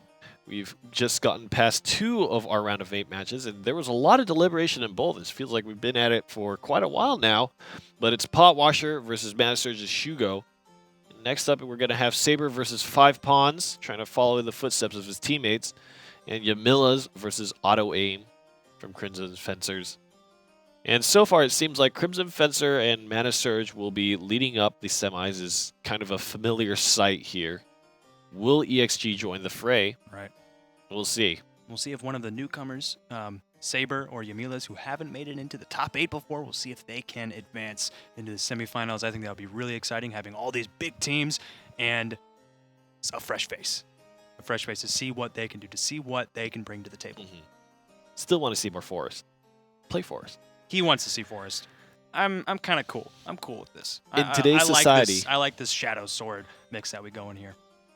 in a world where we spend so much time in our air-conditioned rooms, on Twitter, tweeting at WatchNGE, you know, just Say that like it's releasing a those- large population of people. Yeah, everybody in their rooms with their air conditioners on full blast, releasing these toxic gases into the air. We need to embrace the forest. Save the trees. You know, you can get your Forest Craft deck started if you go to our Twitch panel. There's information about how to join a giveaway, get 3,500 vials. You can craft a Forest Craft Legendary. You could do that. Very cool. Yep. You know, I'm with you on the whole spending time outdoors in the forest. You know, I'm very much a kindred spirit to the woods myself. Yeah? Yeah. Oh yeah. Camping, all that kind of stuff. Camping, I may just hiking. look like a total nerd sitting inside playing video games all day, but there's a I'm woodsman the in me nerd. somewhere. You're the guy who wears toggles. I do. I have worn toggles. What kind of a nerd wears toggles? This kind of nerd. A nerd doesn't even know what toggles are. Of course they do. They Toggles don't. are like it's what you wear to like the Renaissance festivals and things like that. It's Oh, like jeez. the ultimate medieval garb. Okay, I guess that is a little bit. You must die. Fine. Mother, father, Fine.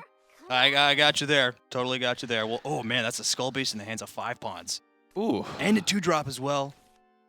The Cerberus for the not- 5 play, but Saber if Saber draws into some early Yeah. Right as you say, oh, maybe get some early curve. Ah, that's a Fang Blade Slayer. Oh, no. Oh God! And for Swordcraft going first, you really don't want to be losing out on this. Basically, 5 pawns is a step ahead, right? Saber went first, but 5 pawns has a 1 and a 2. Yep, 5 pawns got the 1, 2, and the Bone Chimera coming out on this turn as well. Shadow there's Generation, the too. Novice Trooper, but I think maybe I think the Grimnir's Grimnir probably. Yep. Yeah, being able feels to better. mitigate that damage, being able to take an attack from the Soul Squasher and Yeah. the Skull Beast, that's crucial. Bone Chimera though is a great play. Yep. He's going to be able to set up a situation where he's going to have the Soul Squasher and the Skull Beast And he forced and out the the Bone zombie Chimera. But I mean, forced out. 5 pawns was more than willing to trade that 2 cost right into the Grimnir. Finally. And Saber is more than willing to take out the Geno, to put that on the field. Taking out the Soul Squasher, leaving the Geno with 4-1. Yeah. Finally a situation here where Saber is answering back to the board. Mm-hmm. Already down to 16 health.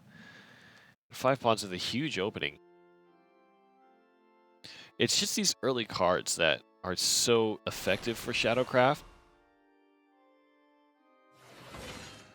Getting lots of value, and Zombie Party as a removal, right? The 3 damage is you compare that to something like Whole Souled, you compare that to something like Sylvan Justice. Mm-hmm. That extra point of damage on it makes a big difference in the early game. Right. Very akin to Breath of the Salamander as a 2-drop, 3 damage. Both of them have enhance effects, but very dissimilar enhance effects. Oh, okay. Getting the ward and evolving the Trooper there just to go for that 4 bit of face damage, evening out the health bars. Like that play from Saber. And this is the question, right? So now you're starting to get face damage in. Was it too late, right? Would you have preferred to have early board control to kind of, both in terms of if Saber is getting raced out and that extra 4 points of damage that 5 pawns got makes a difference, or the lack of early game face damage that Saber may have earned? Is that going to make a difference here? Well, with an Albert in hand, I mean, that's where he wants to be right now. He started with the hand that he wants to have right now. Oh my my god. gosh, and the Orthrus, check it out. That could be a massive tempo swing. But Awkward. pretty awkward because even evolved Orthrus wouldn't be able to take out the Trooper, so he's not going to be able to get perfect tempo this turn. And no matter what evolves, it dies. Man, a Shadow Reaper would feel really good on the board right now for 5 pawns. But alas, just having to trade in his followers to gain tempo right there. Not buffing up your own Shadow Reaper. We'll see if he can come into that card later into the turn, maybe next turn. Is a great draw Alwita's is here. great right here. Putting more pressure on the board, more face damage. Getting that aggressive Storm and Ward as well. And there's a Death's Breath in the hand of 5 pawns coming out from that last draw. We're slowly creeping up higher and higher in play points. I think it's really important for 5 pawns to manage his shadows appropriately here. He's going to have a very strong board situation right now. Right. And that means that he might not be concerned about that necromancy effect that Ector has to offer. Especially, yeah, with a massive board. And even if you do destroy those followers, you earn those shadows back. 1 follower for 1 shadow. But the Death's Breath consuming those shadows definitely got to weigh the cost, and I think 5 pawns is more than happy to get that Death's Breath, especially when you see Saber summoning Alwita's last turn, going for face damage. And now he's forced to summon Alwita's this turn. He's got it in his hand, and he's forced to go for tempo. He's forced to clear out the board. And again, the Skeleton and the Orthrus survived the double Ector. Oh my gosh, Ector. Oh man, that'd be such a great play right now. Oh, the zombie could trade into that. I and wonder that's if 6 Cerberus damage. is a choice. Cerberus? Also as well, Cerberus evolved would trade into that pirate really nicely. It's gonna be the Ector. It's going to get a zombie.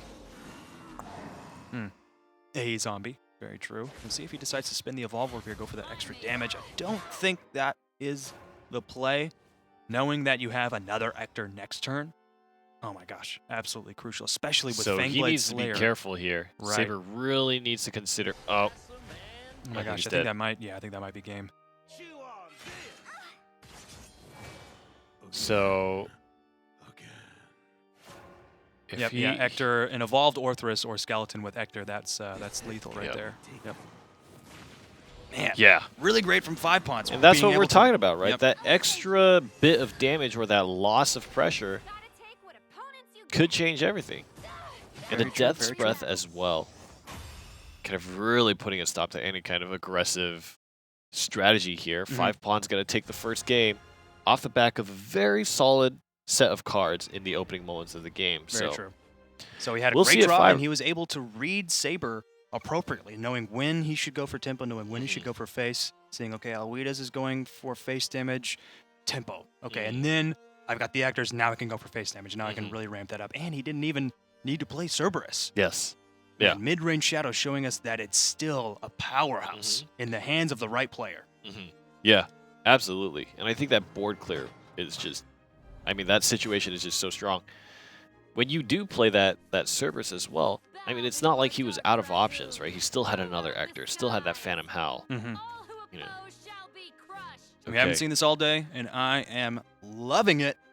Forte on Forte battle. Kind of a yucky hand for 5 Pawns. But Saber, could this be a face dragon deck with Ivory Dragon and Fire Lizard? I would imagine, yeah. And I'm interested to see how this matchup plays out, especially now with the changes. You don't quite have that immediacy that Zell provided you before, as well as there's no stop button at 10 where you play the banish and you say, okay, hold on, you know? Very true. Wow, this is going to be a lot of Storm when Double Overflow ward. hits. Double ward is going to be good here. Oh, it's going to be crucial. Yeah. Oh my gosh. He's got Grimnar on 3, Rahab on 4. No ramp to speak of until he gets to 5, which, not the worst in the world, Oh, but as we drawing into know, Breath of the Salamander. Almost a similar play to what we just saw last game of having 1 drop, 2 drop, there's a Grimnir, there's a 2 cost for 3 damage, and then going for Yes. face. got that 4 damage. Man, talk about optimization with your decks. Wrath Drake is, I think, a really good card to include. A lot of the Japanese decks have been including them as well, and I think just interesting. his utility is very, very strong. Removal on drop is cannot be undervalued in any way. Very, very true. Man, an evolved Lyriel would be able to take out the Rahab and stay alive with 2 health, pinging for 1 damage from its ability. And then you've still got... So we got the 3 drop and the Fire Lizards as well. There's options in the hand of Saber. He's certainly been able to hold on for tempo in these early stages of the game. We'll see how long it can last him when Draconic Fervor and Sybil are going to be coming out next turn. Possibly a Wrath Drake. But I think with the hands and the decks that we've seen from Saber, this deck that he's got, Wrath Drake on turn 8 could be absolutely massive. The Dragoon Scyther will live here, but we're going to the Evolve turn. And, And it's tricky for Sybil when there's a Dragoon Scyther on your side of the board. You can trade into Lyriel, but you gotta know that next turn either the Dragoon's going face or it's going right into the Sybil. So either way, a really solid choice from Saber, evolving that Dragoon even before you're in Overflow, so it doesn't even need to gain Storm. and because you didn't get the ramp before this point, the Sybil is going to be played in a situation where you don't even get the self-healing, which could be crucial. Could be absolutely crucial. Yeah, 5 Pawns is sitting on 13 health already. Turn 7, he could have the Rahab with the buffed attack points or the Draconic Fervor for some healing as well, but I think that Saber is more than happy to deal with. He's going to be in turn 5 right now. There's Angel of the Word in his hand as well as the Fire Lizards. He still hasn't played those cards. There hasn't really been a great situation for it, pinging 1 damage to an enemy follower. See what the options are. There's Storm in hand when he gets into Overflow turn 7. And the Seaband Dragon. All must come to an end. Getting rid of that Sybil is absolutely crucial. I think he's more than happy to spin that ward knowing that it's already gained its value, taking out that Rahab last turn. Seabrand Dragon. Ready to witness my true strength? Still just wanting to spend Evolution Orbs for face here. I think that's a good idea because you're in a situation where we know that Forte exists in the deck. Right. More than likely, something Genesis Dragon-y probably as well. Very likely, very But I likely. think really what Saber wants is just a double Forte back-to-back, Hmm. right? We're about to get to that turn 9 point, which is really where 5 Pawns wants to be. Right. Because he wants to drop the Israfil for the healing and then evolve and swing. But what's tough is your only remaining ward card in hand is Rahab. I think it's going to be important. Okay, Israfil will drop here. And you can still evolve the Sahak Wheel and trade into the Ivory Dragon there. Just to get rid of all the followers on board when you've only got 10 health left. I think that's very smart. No Evolve Orb here, so on turn 9, Israfil can drop for the healing, but won't provide any defensive capabilities outside of that. Right, we'll have to wait for 2 turns for that to happen. And a Mushusu, when there's still 1 Evolve Orb left, that could be absolutely crucial. That's such a pain to deal with, but there's a Wrath Drake next turn, an enhanced Wrath Drake at that, doing 3 damage to all enemy followers. Nothing in hand can really play around that for Saber. Right, yeah. And do you think Saber knows that card could be coming out next turn? He's got to be thinking of it. That card has gained more popularity over time. It's been gaining popularity for sure. It is something that you do have to respect, but even if it wasn't the Wrath Drake, kind of having to now consider, okay, Sahak Wheel just came down with the Israfil. There could be another Sahak Wheel with another Israfil. Exactly. Right? There's plenty of options that this Ramp Dragon deck has against just this committing face, 2. this face deck. I don't see any reason why you couldn't swing face Wrath Drake. No, but there could be. Yep. There could be. That would be a great play. There could be a Forte in hand of Saber. And he's still hanging on to that Evolve Point, I think, for just that. A Forte, maybe a Genesis Dragon. But yeah, a Genesis Dragon's tricky. We're not going to be able. I think the game's going to be over before Genesis Dragon is relevant. Yeah. And he's going to go for tempo here, leaving the Sahak Wheel alive with 1 health. Oh, a Griffin Knight. That could take out the Sahak Wheel, but you discard one of your cards. But the Fire Lizards haven't really been relevant. I think getting rid of one of those cards just to ping for damage, just to get the Sahak Wheel out of the board. The Fire Lizard's going to do just that. This is... Gets rid of the second Fire Lizard. And at 10 play orbs now, this is where Ramp Dragon comes alive. This is what makes it such a powerhouse, such a massive deck to deal with. There's Bahamut, there's Israfil, there's Ouroboros. There's plenty of options that 5 Pawns has. And I don't think there's going to be an option that Saber's going to draw into that could save him. An Ivory Dragon that's going to allow him to draw. We'll see. He really needs a Dragoon Scyther. Wow. Oh my gosh. Oh my god. That's going to get rid of the Bahamut, but I mean, there's still... I mean, 5 Pawns has got plenty of options. He's sitting on one of the best decks in the game right now. I can still see a scenario. I mean, having the Rahab in hand, I think, is really what gives me more confidence here. Because I could see a scenario where if Saber draws 2 Storm cards in a row and the game's over, right? Saber's still sitting on an Evolve Point. Maybe set up the Israfil now while you can. Just get that healing right out of the gate. Ouroboros getting that down, just starting the cycle, the endless appearance of this dragon. And the endless threat it poses. And this is a good situation here. Oh man. So the Storm card could trade into the Ouroboros, but of course that just starts the cycle. 5 Pawns will heal for 3 and be able to summon it next turn for another 3 damage. Snacks, check. Harness, check. You have angered me. All right. So 5 Pawns has 10 damage here. The Wrath Drake can't quite remove that. It can't be attacked. But with Rahab in hand as well, getting that ward could be crucial. Yeah, Rahab is very necessary.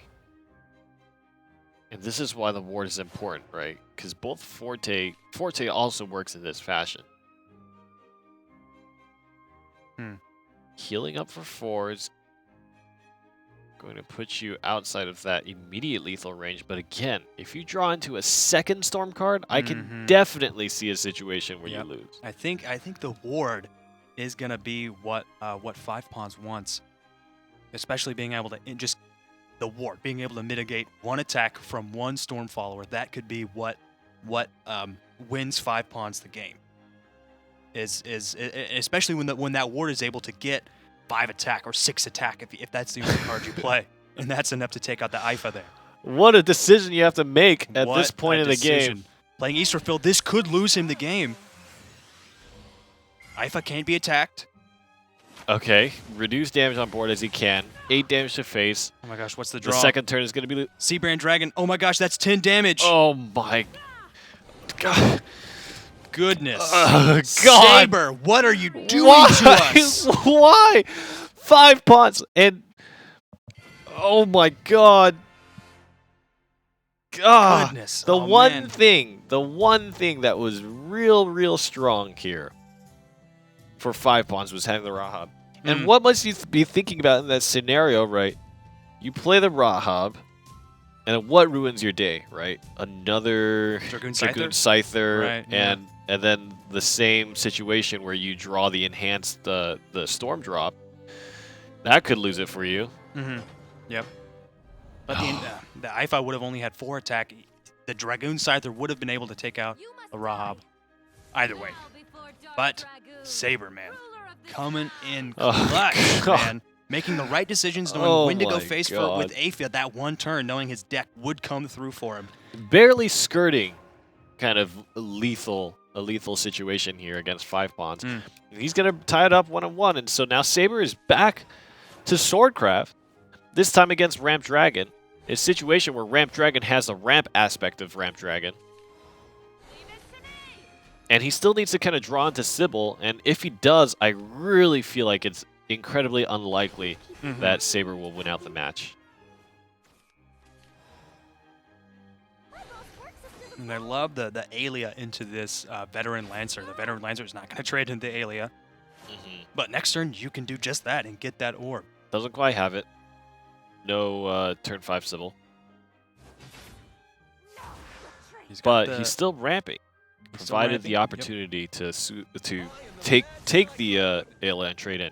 And he's got the Grimnir and the Breath of the Salamander as well. He's going to use both those cards on the same turn. Anything to slow down your opponent. And, you know, you have the Wrath Drake for any kind of AoE clear. You're not that far from it. Right. 2 turns away still. 2 turns Floral away Fencer from... only now just coming online. Right. And first of all, for the Saber with the Floral Fencer, and now 5 pawns is already on 7 play orbs. He could already he's got the Sahag buff. Oh my gosh. And next turn he has... Okay, so he's going to do the Wrath Drake this turn. And he has Luriel.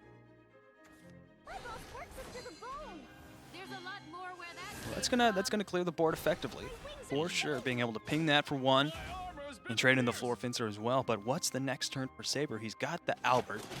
That could be face damage. It could be tempo. Then there's only 2 cards in the hand of 5 pawns. Oh, Ooh, a front guard. So front guard is interesting in terms of an interaction against Bahamut because it's a last word effect. Right. Bahamut comes over and lays waste to everything. Then front guard general from the ashes like the Phoenix rises. Actually, it's not the front guard general, it's his buddy. Yeah. I imagine front guard general has like a kangaroo pouch, and that's where he keeps the other guy in there. His little friend. Yeah. And it's like the front guard general is like whatever his line's like. Storm. What does he say when he plays? Oh my gosh, I know this. And then the little guy comes up and he has like this squeaky voice, like, "I'll defend you." Put me in the game, coach. I'm ready. All right. Yeah. Anyway, this is gonna be the Sahak Wheel, Bahamut, and a Grimnir. It's not looking good. It's not. It's looking good. real grim. Near. Oh, I cannot believe you just said that. Your puns are on point today, dude. Oh, I'm It's sorry. no. It's not something to be ashamed of at all. It is great. I might play like the cringy, but dude, like puns, like that's the only way anyone can react to a pun. Yeah, that's Is the with understood cringe. etiquette. Oh yeah, absolutely. All right, so not even turn 7 here for Saber, and 5 pawns is going to be hitting the high numbers here.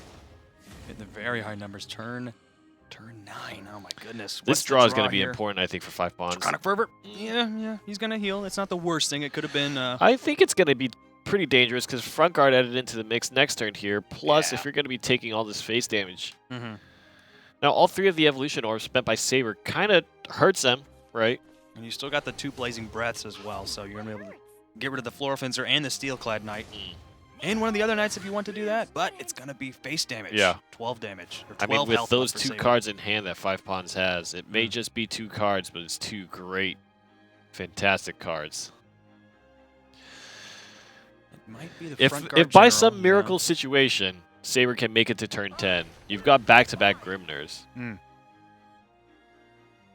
But our back-to-back Grimner is going to be able to help you against a Bahamut. What is the removal for Bahamut, right? I mean, are you going to try to do 13 damage to him? Or are you going to try to look for a Tsubaki or a Dance of Death, or what is it, you know? But even Tsubaki is in an awkward situation because the Bahamut into the Grimner naturally kind of, you know, plays into it, right? Bahamut, Tsubaki, Bahamut, Grimner, Tsubaki. Destroy our foes, sacred one. Oh man, the evolved Sahaku are going to be able All to right. take out that front card general, and then the Fortress guard There it is. taken out by that Bahamut. But that's the last evolution orb spent here. Right, and What laying- is your removal? Now he's laying the gauntlet Oh down. my Bane-bladed God! Slayer. Oh my god! Absolutely crucial. What So are they're we- both going to die, but there's still a Grimnir in the hand of 5 pawns. But there's That's two not Grimnirs great. in the hand of Saber. That's not Exactly. great. You're right. And look at the health totals. It's not like Saber is behind. They're very even. Oh, it needs Oh, to fill. Okay, God. that's great. That's absolutely stellar. So sorrowful. Exactly what 5 pawns wanted to draw. I think the heal and just that massive board presence of an 8/8 follower. There could be an Albert. Oh man, but it's not going to be enough to take it down. And this Right, is what we're talking about with the evolution orbs, right? Right. If Albert had that evolve, this would actually be a fantastic card in this scenario. Oh my gosh, and I think 5 pawns is going to be able to. I think 5 pawns is going to be able to 8, win it. The 10, 10 damage plus with the Grimnir. Yep. That's game right there. 5 Oh my pawns. god. Oh, and the Genesis Dragon just for the Genesis cherry on Dragon. top. Going for it. Which are you going to choose? Thank you It's for gonna be choosing the Genesis. Storm. Thank you. It's going to be the Storm. I appreciate. We've seen Grimnir win already. Let's see that Genesis Dragon. Yeah. And we do. 5 pawns advancing to the semifinals. Yeah. Yeah. Man, What yeah. was the other option? I don't know if there was. Okay. You would have to play both Grimners, right? The ward would have helped. Just yeah. having the you ward would there. playing both Grimners would have helped you But live. he was probably thinking, okay, if I can hang out for one more turn, he's playing the odds there. Mhm. But the odds that the odds that the dragon was going to be able to draw into Mhm. whatever he wanted, whatever he needed, especially the Eastfill and then into Genesis Dragon, we're at that stage of the game. Mhm. You've got to be ready for that, for those kind of draws to be coming out from that Ramp Dragon deck. So, with 5 pawns doing real well in this particular match, he will move on to the semifinals. Let's take a look at the bracket. There it is. Pot Washer, Shugo, and 5 pawns. Crimson Fencer, Mana Surge, and EXG. This tournament is chock filled with people on teams. What is the magic? What is the secret It's sauce? chock filled with people on teams, and it's chock filled of talent. Mm. We're going to see auto aim from Crimson Fencers and Yamilas as the next game, the last game in the round of 8 before we go into the semifinals. And we see that this massive, like, team on team battle. Mm-hmm. We're going to see possibly 3 different teams, Mm-hmm. at least 3 different teams already, and Mhm. possibly a newcomer or another Crimson Fencers players. We'll see what auto Yes. aim and Yamilas are able to pull out. Absolutely. So, it feels like business as normal. There have been some little alterations to each of the decks that were popular before the patch hit, but for the most part, I think people have kind of repurposed their meta decks into something that's a little more workable, kind of being flexible around the nerfs and the changes. You're And right. I now feel like the- it's providing a little bit of extra color. I still want to see people swinging with the craziest things. Dragon New OTK, right? Where did that go? Is that still a thing? How did it make it that far? Might have just been like the 7th special there. Yeah. I think that Yeah, deck. the 7th. I'd be hard pressed to see another He player. was riding. So the only thing is, if he had won a 3rd tournament in a row, it would be the legendary All Lucky Sevens. You know? 777. Yeah, the triple sevens, as anybody would know. If anyone is, can do it, it's the 7th, man. Yeah. Yeah. Maybe it is already the triple seventh because the 7th won the 7th tournament and also. And he could be the grand champion, along That's with true. all the other players are going to be invited. Getting to 3 wins finals here. as well. Yep. The 7th's name showing up 3 times. Yeah.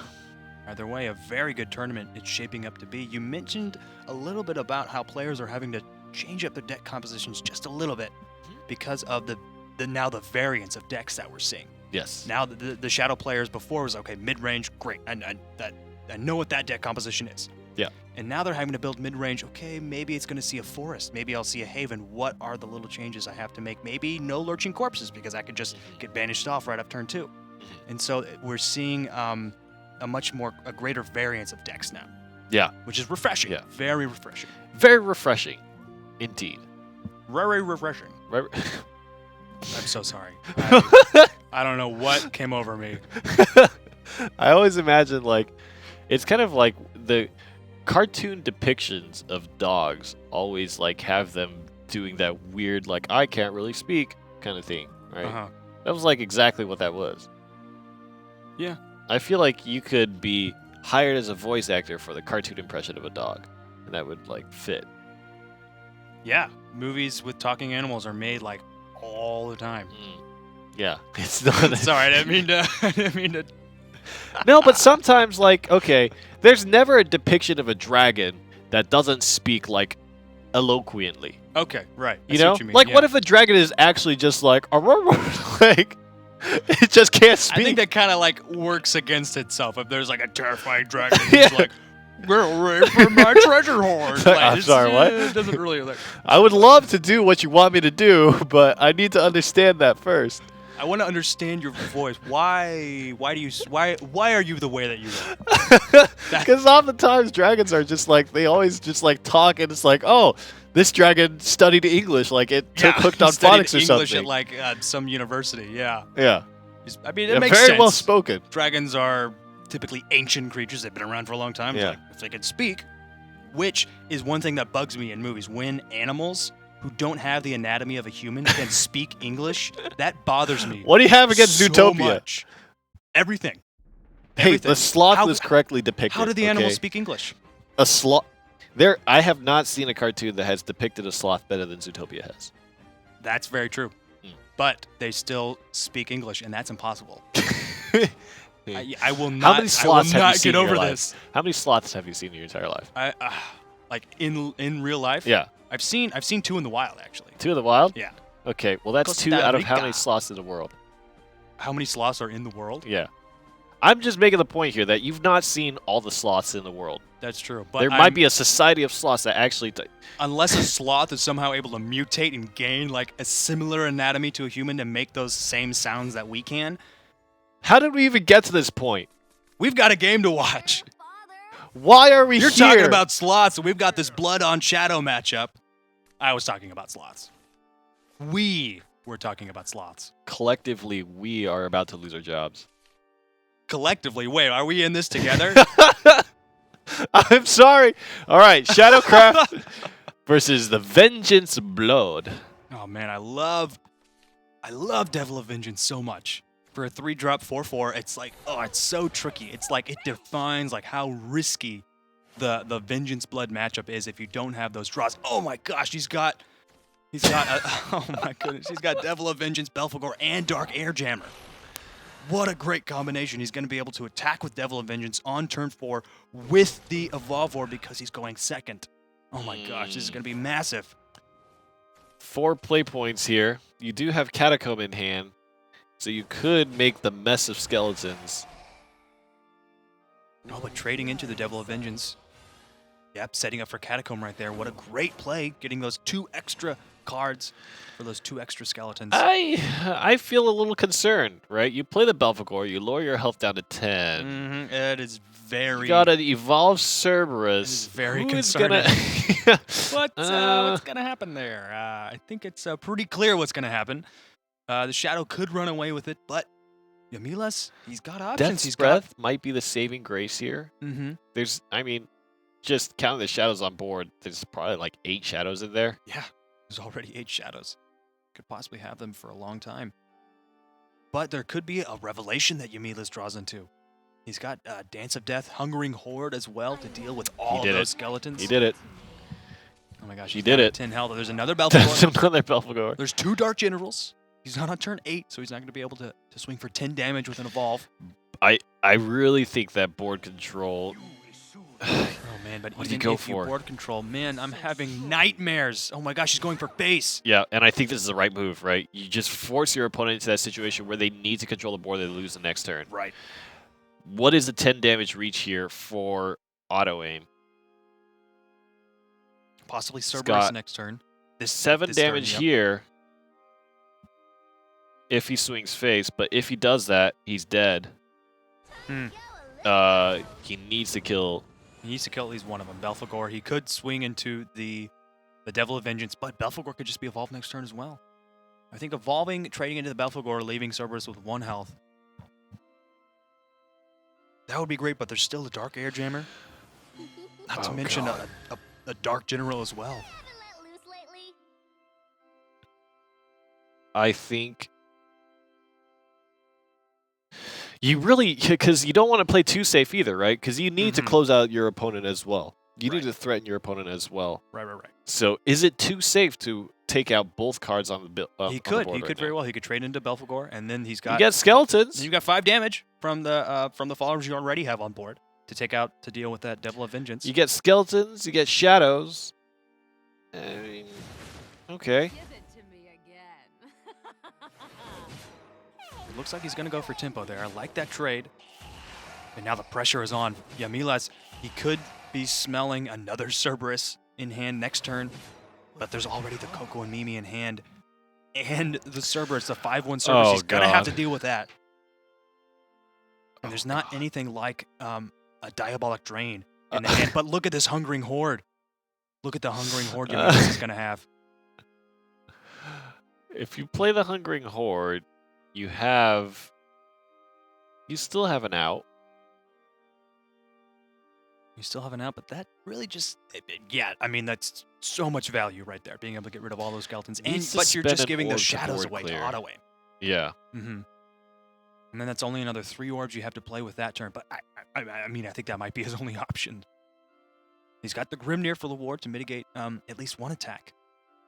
But I think he's going to have to throw the Laura in, which is unfortunate because he would rather have that apply Storm. right. Apply Storm to something like a Soul Dealer, for example. on the Do you later want to stages take of the game. risk with the Air Jammer? He's thinking about his options. Man, the Belphegor with that draw mechanic. Giving Blood all the options. Oh! It's going to be the Air Jammer. Oh, Oh, no. Okay, the Wolf can trade into... I think the he's Cerberus. dead. Yeah. I think he's Gotcha, dead. Yeah, with Coco and Mimi and an Evolve. I think he's dead no matter what happens here. Sorry, gotta go. Well, there's 3 zombies. Yeah, an Evolve, Coco and Mimi. With a Dark Conjurer as well. Yep, that's 10 Yeah. damage. Yeah. I think he's dead. Yep, so he's got to Evolve. Yep, that's 10 damage right there. Not too bad from Auto Aim, showing us Wow. why Crimson Fencers is such a formidable team to deal with. Yeah, wait, hold on. I think auto aim is. All right, let's double check our work here. My math teacher always told me to double check my word. So evolve skeleton, that's 3, 4, 5. Conjure is 6 plus Coco and Mimi plus 4 is 10. And that's 10 right there. All right, and that's 2, 4 play points. You He's could even dead. Soul Conversion if you wanted to. Yeah, Wow. Doesn't If need you to. wanted it. Doesn't need to. You can just win the game right there. All right, let's see. Oh, Oh my gosh. hold on. Was there Did we something do we something missed? wrong? Did we do I something checked wrong? my work. I'm pretty sure that was lethal. Anyway, that could have been a misplay from Auto Aim, but possible. And he just really wanted to swing for tempo there and gain a little bit more favor in the matchup, knowing that he could Oh possibly draw god, into this is Ector. kind of scary. I It's mean, he's very still scary now. threatening very lethal here. But as the play points get higher, do you have anything to defend yourself? Me. Let us The evolve. Oh, does he have lethal here? He still has the Spiderweb Imp. He dropped the phrase. This is my home. You are my food. Okay, this is really tough now. Immortal. Immortal thing, there's the zombie party. He needs to figure out a way to ward up, I think. No evolution orbs. It's the pits for you. My Okay. friends. That's probably the best way to kind of mitigate damage, but there's still storm. Yeah, you got the Goblin King on your side of the field too now. That's crazy because the Dark General only does 4 damage. I mean, that's But one there's whole the Dance attack. of Death as well. Yep, very true. Puts to 6. But when you're only left with 2 play points, what is the option?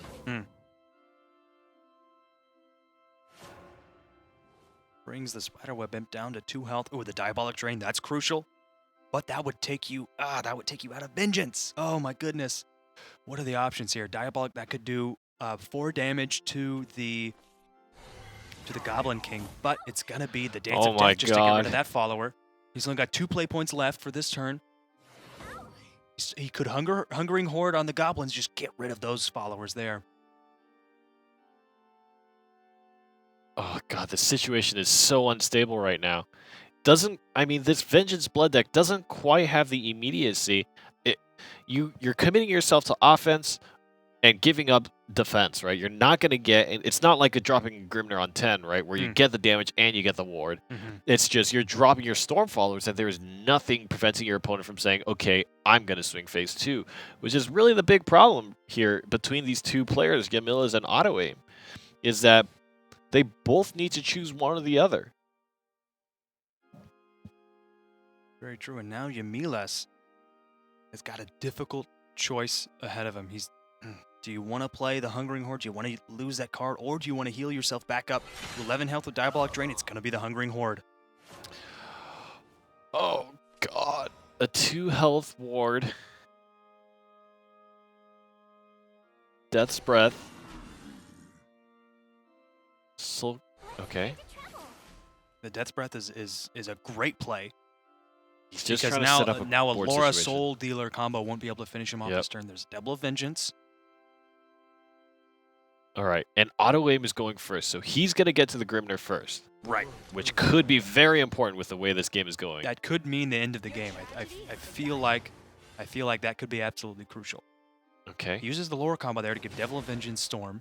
Not a bad choice. Just being able to get rid of one of those followers. He still has Diabolic Drain. He's out of Vengeance now. He's out of Vengeance. And now that Devil of Vengeance can't attack. But Thane, probably? Maybe, possibly. Thane and then Conjurer in. Conjure into the Imp. And then... Do you even want to swing him into lethal, though? I feel like... If you don't swing him into lethal... Oh, man, Soul Conversion. I'd rather swing him into Vengeance. That is a bunch of trash. This could make it very... Even if you don't swing him into Vengeance, there's still a Belphegor in hand of Yamila, so he's going to be able to put himself in Vengeance. Oh, and the Whites put him in Vengeance anyway, so now Belphegor will just have the draw effect. But he's still got the ward that's going to be able to mitigate at least one attack from the Laura. If he has 2 Dark Generals here, it's done. Yep, yeah, that's done. That's 2 Dark Generals traded into the Zombie. Oh my gosh. That is absolutely crazy. Yamilas was able to take the game away. Oh, no. Oh, no. The first turn Grimnir, even though he had the advantage from that card, it didn't even matter. Because Yamilas was able to hang on to those Dark Generals and close out the game with them. So if he had not had the Whites push him into Vengeance, he wouldn't have been able to kill, right? He would have had to have spent the Belphegor just to put him in Vengeance there. And then that would have decreased his play points, disabling him from playing the Double Storm. Right. That game was just, I feel like my brain has been put through a microwave right now. A microwave. That's not a good image. That's very painful. A microwave brain.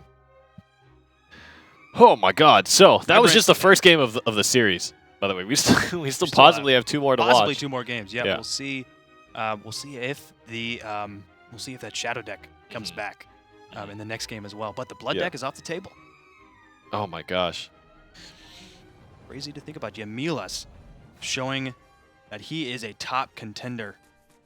And now it's going to be Sword against Shadow in this last round of 8 match. Yamilas could be taking it away. Or Auto Aim could come back and advance to the semifinals. Mid leader in the early rounds is pretty good. And I think that you do need a lot of strong mid-game options to kind of survive the horrors that is Shadowcraft. He's got 2 of them, which, Right, especially if you're able to mid leader into a Luminous Mage when you already have an Albert in your hand. Oh man, that 1 drop on turn 2. It's fine because he can still do the 2 and the 1. Right. What? He's running Durandal. Roland and Durandal. Hold your horses.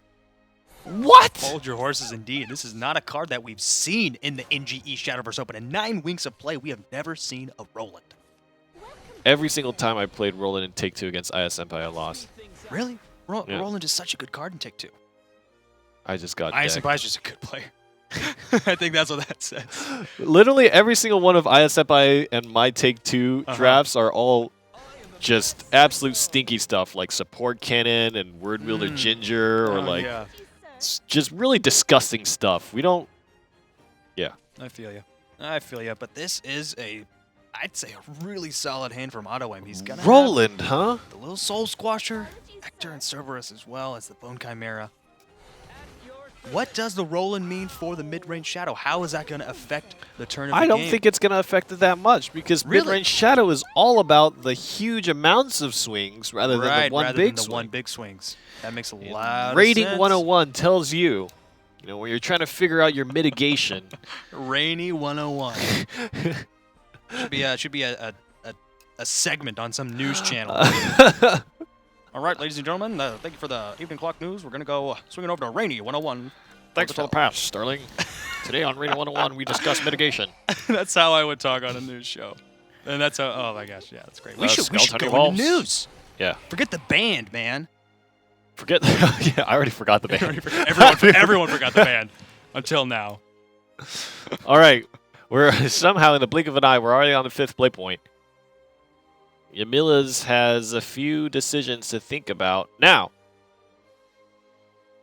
4 shadows here for Auto-Aim. There are some threatening things like a Bone Chimera, Goblin Princess, Cerberus, all of these choices that cover a wide variety of options. Plus, Evolution Orbs to spend. Yamila's is going to spend his first on the Floral Fencer. On turn 5, nonetheless. He's going to be able to clear the board and give himself a massive board as well. And some face damage from that other Quick Blader that he summoned. So not a bad play from Yamilis, establishing his board presence with the Floral Fencer. I think this is a smart choice, because this could be a... Oh. Ooh. Oh no, Shadow Reaper and Bone Chimera. That the evolved Bone Chimera with the Shadow Soul Reaper could trade into Squasher. Soul Squasher, right. Soul Squasher Reaper. Hmm. It's not comfortable. Soul Squasher Bone Chimera? Either way, it's a difficult choice. He's gonna go with the Soul. He's gonna the Soul Squasher. Soul Squasher Bone Chimera. Hopefully setting up for next turn for those skeletons to be out. Summon the Yeah. Reaper, and then you can trade the skeletons right on that same turn. Yeah, the only tragedy is he would like to have the Reaper here, so as Yamila's board clears, the Reaper's getting stronger, whereas a lot of it can be board cleared now. Yamila's might actually... Okay, he's going to go for the Geno, so he's saving a lot of his damaging options. Right. We're in a situation where turn 7, you got Roland. Turn 8, you got Luminous. And then turns 9 and 10, you just start swinging with Albert like crazy. But I don't even know, right? If you drop Roland, you're probably going to need to Roland Evolve. I think the point of this Roland is really just a curveball. It's to catch like a mid-range Shadow deck off guard. No one is expecting. I mean, the double Shadow Reaper will definitely get mitigated to just 4 damage per swing on each end. Right.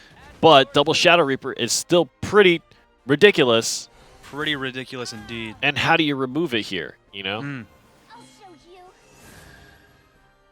Some days you just really wish you had that Cyclone Blade. Some days. You know, something like an Evolved Night Cyclone Blade would probably be the option to go for, but it's just not a thing that happens. Here's a Roland.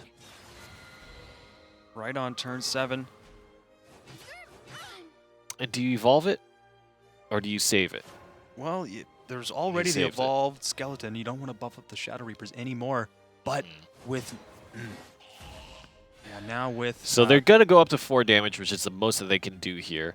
The Right. play points here for Hector, not going to matter, right? They're going to get buffed up to ridiculous amounts of damage, but Yep. not going to matter. So That's 15 damage. Excuse me. 12. 4 times 3, right? Right, To face. with the skeleton. Yeah. And next turn, you're on turn 8, so you still don't really have Enhanced Albert. Luminous Mage with the free Evolve in. And this is why I was considering, right? Do you want to spend your Evolve Orb now, right? Because then you could have had, well, So I think It guarantees that you take. So I don't think it would have mitigated anything, right? Because the evolved Roland would still take 2 hits at most, because it goes from 5 health to 7. 2 sources of 4 damage is going to take down 7 health anyways. Right. So saving it probably helped, but maybe even the Knights evolved here so that they could clear some of this board. Yeah, but I don't think it's really going to matter. I mean, I think Auto Aim is certainly going to be able to eke out 8 damage next turn, especially when there's a Cerberus in hand as well, and he's going to be able to get that extra 4 damage. So you can do 2 damage, use your Whole Soul Swing. I should have foreseen this. Yeah, Yamile's there's gonna no way to tap get out. away from it. But- Durandal! Durandal, man, but now Yamiles still has his sword deck. He has to play Durandal He again. has to play Durandal That's again. what that means. And we'll see how effective that is against Auto Aim's second deck, his secondary deck. And really, the only situation where I see Durandal, like, actually being a thing is against Dragoncraft, right? Because against Sword, you get things like Albert, who double strikes, right? So it's less effective because it's 2 sources of damage. It's going to be 4 and 4, which does But a 8. Genesis Dragon, Durandal is massive Yeah. against that. Genesis Dragon, Isterfield, kind of, it's going to be the 4 and the 2.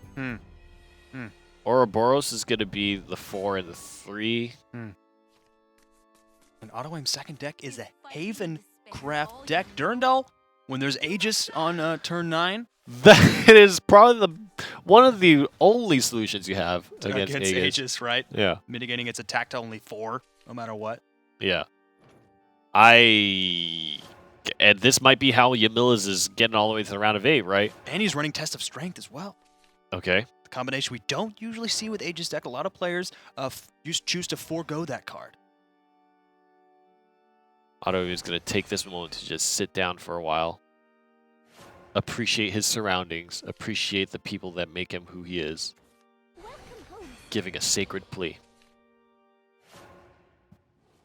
I suppose that is what a sacred plea could be described as. And I think you're right. I think you're absolutely right. There's a lot of storm. There's Yamiles is cooking up a storm there. He's cooking up a storm. A storm is brewing, especially with Geno, Rush. But man, there's Albert, Novice Trooper, Alweda's. You really got to take a look at. So turn 6 is going to be a mix between Themis's and Dark Jean. And to get to that point, you've got Grimner as a ward. Test of Strength could turn other stuff into wards. Man, and Maid Leader on that same turn as well, being able to get man. the Roland. I wonder how Auto Aim feels knowing that Roland is a thing. That's for right, this it was guy. played. If it wasn't played last game, there's probably no way he could have known unless you could look at your opponent's deck list. But Yeah. bit of a surprise. Grimner Bit of a coming down. surprise seeing Roland. And the question is, do you spin the Blackened Scripture just to get rid of the Maid Leader or the Knight, or do you save it for a much more prime target? Or the Evolve Orb?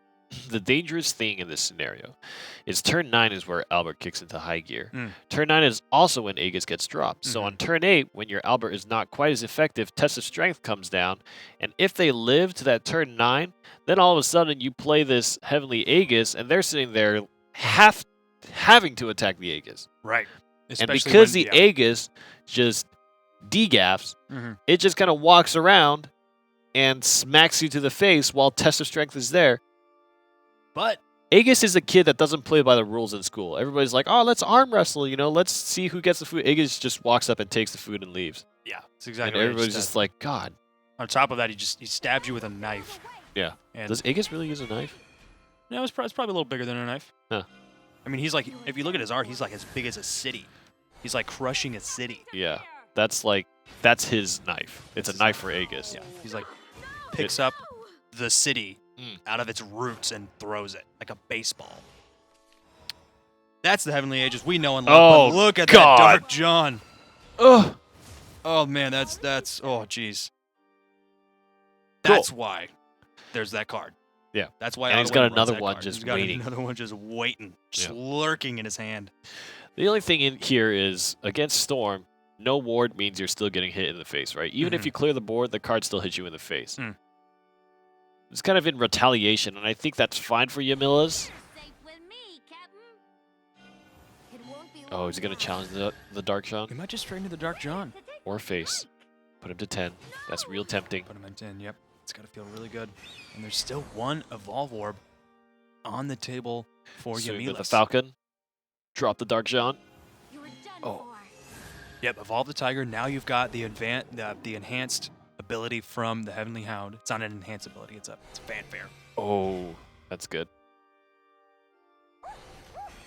Nice. And now you can trade that into the Viking and go for face for 7 damage. And now the ward's up. You're still not on Albert turn, so you got a double Novice Trooper and the double ward. And now this is real strong. Both his wards above 2 health, and I cannot stress how important that is. And this is the turn where Yamilas wants to put out the Roland. If Ottaway probably guessed it could have been in his hand by now. So by putting out a massive board like this, knowing that there's not a Cyclone Blade or anything like that, feeling comfortable to get this massive board. I don't think that there's a it's way gonna for him be- to live out of this. I don't think so what either. do you trade? You got Novice Troopers with Storm, but that's only taking down 2 cards that don't even kill the cards. Right, yeah, the Hound's got 4 defense. Grimnir's got 3.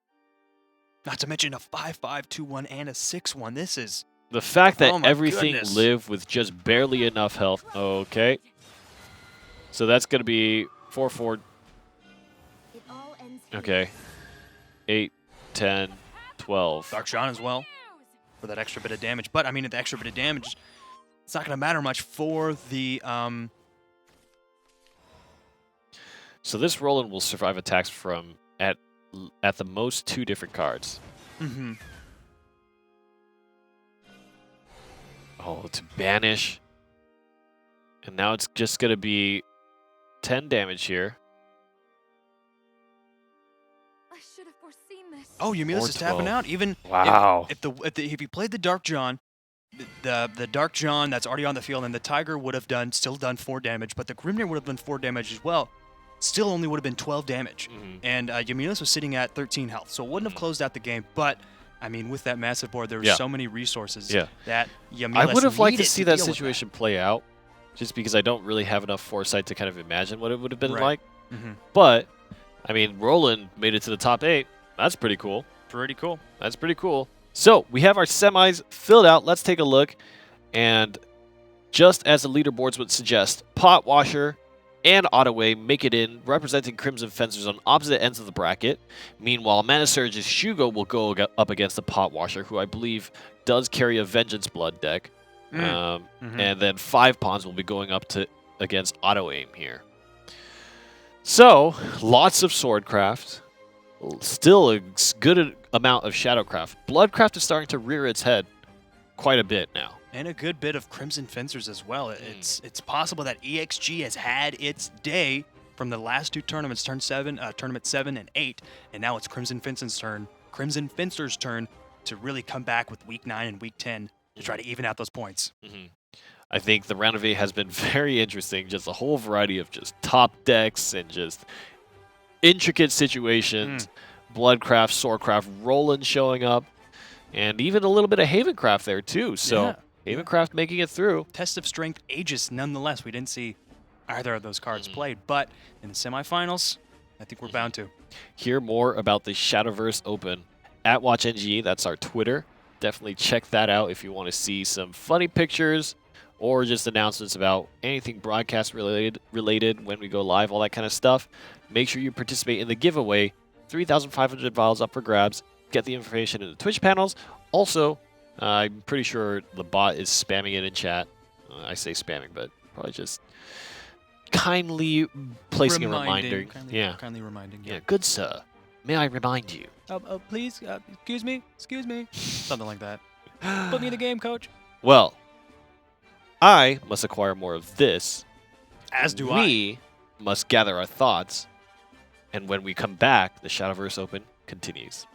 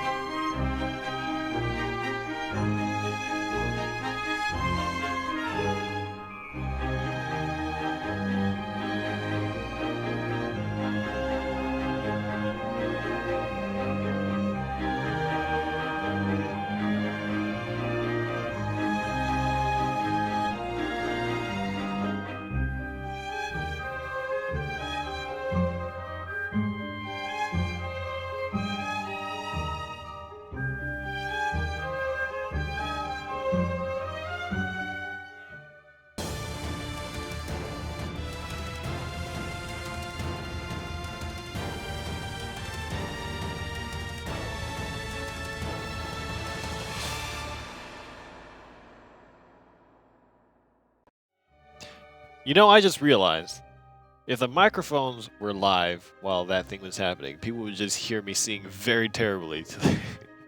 You were singing? I was humming it to myself. Oh, you were humming the song. Yeah. Okay, yeah, I heard that. It If- was super annoying. I'm and this is why we're not in a band. This is why we're not doing Well, the band. I'd be the anymore. singer in the band. Yeah. I can sing. Yeah. I can't. I can't sing at all. No. Actually, I don't know why. I None said of us that. can Good. sing. No. We're back. NGE Shadowverse Open number 9. We saw some very interesting games in the interesting. round of 8. Some really interesting Some decks. Vengeance Blood, some Base Dragon, Test of Strength Ages too. Mhm. Let's take a look at the bracket to see how the result of the round of 8 happened to be Pot Washer versus Shugo, and then 5 Pawns versus Auto Aim. And those will be our 4 players chosen to fight out for the very first spot here, being the 8th direct invite to the playoffs, and we'll see how that ends up going. So, with that, we would like to welcome back our special guest, Aya Senpai, who's been hanging out in the sidelines. How have you been, Aya? How have you been enjoying the tournament so far? I'm loving the Haven. You're loving the Love Haven. the Haven. He likes Yeah. to Loving Hey, the Haven. We still got that. It's all It's in started that with you. notebook? It all started with you, and it's still here. I haven't forgotten the promise. Haven, the promise. Can't believe you've hung on to this whole time. Havencraft needs to take up to the promised land. There's actually so many like Shadowverse Open like notes here. There's just like Shadowverse stuff, Wow. and most of it is actually just trash. Just garbage. Because Just like a I'm bunch just of an scribbles. idiot. Right. Yeah. All right. Similar so, to my notebook. Yep. So, Aya Senpai, love to have you tell us a little bit about some of these decks that these players are fielding today. Let's take a look at Pot Washer here. He's going to be fielding this Vengeance Bloodcraft deck. And to my knowledge, tell me a little bit about the nuances of a Vengeance Bloodcraft deck. What are kind of the things that define it? Well, one of the biggest things about Vengeance Blood is that it doesn't care about the damage that it does to itself earlier in the game. Okay? Because of Belphegor, Mm-hmm. you know? So cards like Spiderweapon, Blood Pact, Razor Claw, those cards tend to be used a little bit more liberally in the early game because they're just going to play Belphegor and go to 10. So they can just maximize. Basically, it makes taking that damage irrelevant. As well as kind of getting them through Dark Air Jammer, where that fanfare does not play. Right. And so they just get those cards as it stands. That's kind of where they push their mid-game, transition from the early game into the mid-game. Right. And what's interesting Right. about this deck is he's not running Soul Dealer. He only has 3 Belphegor, so that's only 3 chances to come into your win condition by turn 4. Right. So, that's kind of the Vengeance Bloodcraft deck in a nutshell. Let's take a look at Shugo's Swordcraft deck. And this is definitely more of the standard list as compared to what we just saw. What are the kind of the details that you would like to point out for the Swordcraft deck specifically against Vengeance Blood? How do you feel that matchup plays out? Well, Sword is very heavily advantaged, in my opinion, or in mid-Sword is very heavily advantaged against Vengeance Blood because of the Storm followers. Novice Trooper, Albert, Alwitas, these are very strong against Sword. Against Vengeance Blood because Vengeance Blood is doing all the damage to itself. Yes. Kind of the So- same concept as kind of Force against Blood, right? Where you do all the damage to yourself and then the Roach Comet just finishes you off and people are like, thank you very much. Same thing. And what's interesting in this specific composition is he's not running Fangblade Slayer, but he was running 2 Mentor's Teaching. Sometimes we see the mid-range sword with 2 Fangblade Slayers, and then no 1-drops. But I think the early aggression and the card draw, just that extra 1 bit of damage you're able to ping and also draw a card after the Mentor's Teaching effect activates. I don't know. I guess he values that damage a little bit more. So, with what you know, Aya Senpai, would love to ask you, between these 2 players, Pot Washer and Shugo, who do you think has the edge here? Do you think Vengeance Blood has what it takes to actually go to the finals and maybe even win the tournament? Or do you think the sheer amount of Swordcraft that's being played is going to put it to a stop? I'm going to have to go with Sword.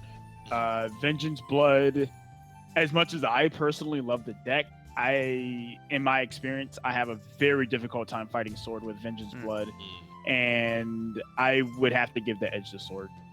All right, well, expanding on that, just as an overview for the whole tournament, you talked about Havencraft. Is that your choice to win the whole tournament, kind of from the heart? From the heart, yes. Do you think it's going to be possible? It's a Test of Strength Aegis deck. I know we've talked a little bit about, hey, do you include Test of Strength? Do you not? There's some very successful lists that don't. How do you feel about it? Well, personally, I can certainly understand why this particular list runs Test of Strength. This list is very streamlined to just simply use Test of Strength. Cool. And I think that if there is a Haven list that will take this tournament or take a tournament over here, it would be a Test of Strength list. So it seems like Auto Aim is well positioned. I'm going to note that down as ISMI's prediction. Auto Aim, IS says win. Yeah, IS says Auto Aim's going to win.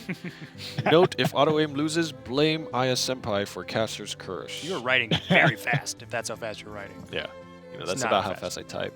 Okay. Yeah. That makes sense. Okay, so let's take a look at the standings here for these competitors now. And ISFI can join us in kind of looking at all these invitees, Cure Mango being the first. Wow, that was a long time ago. And then Shadow Nexus's very own Exodium, who I know you are very close with, IS Senpai.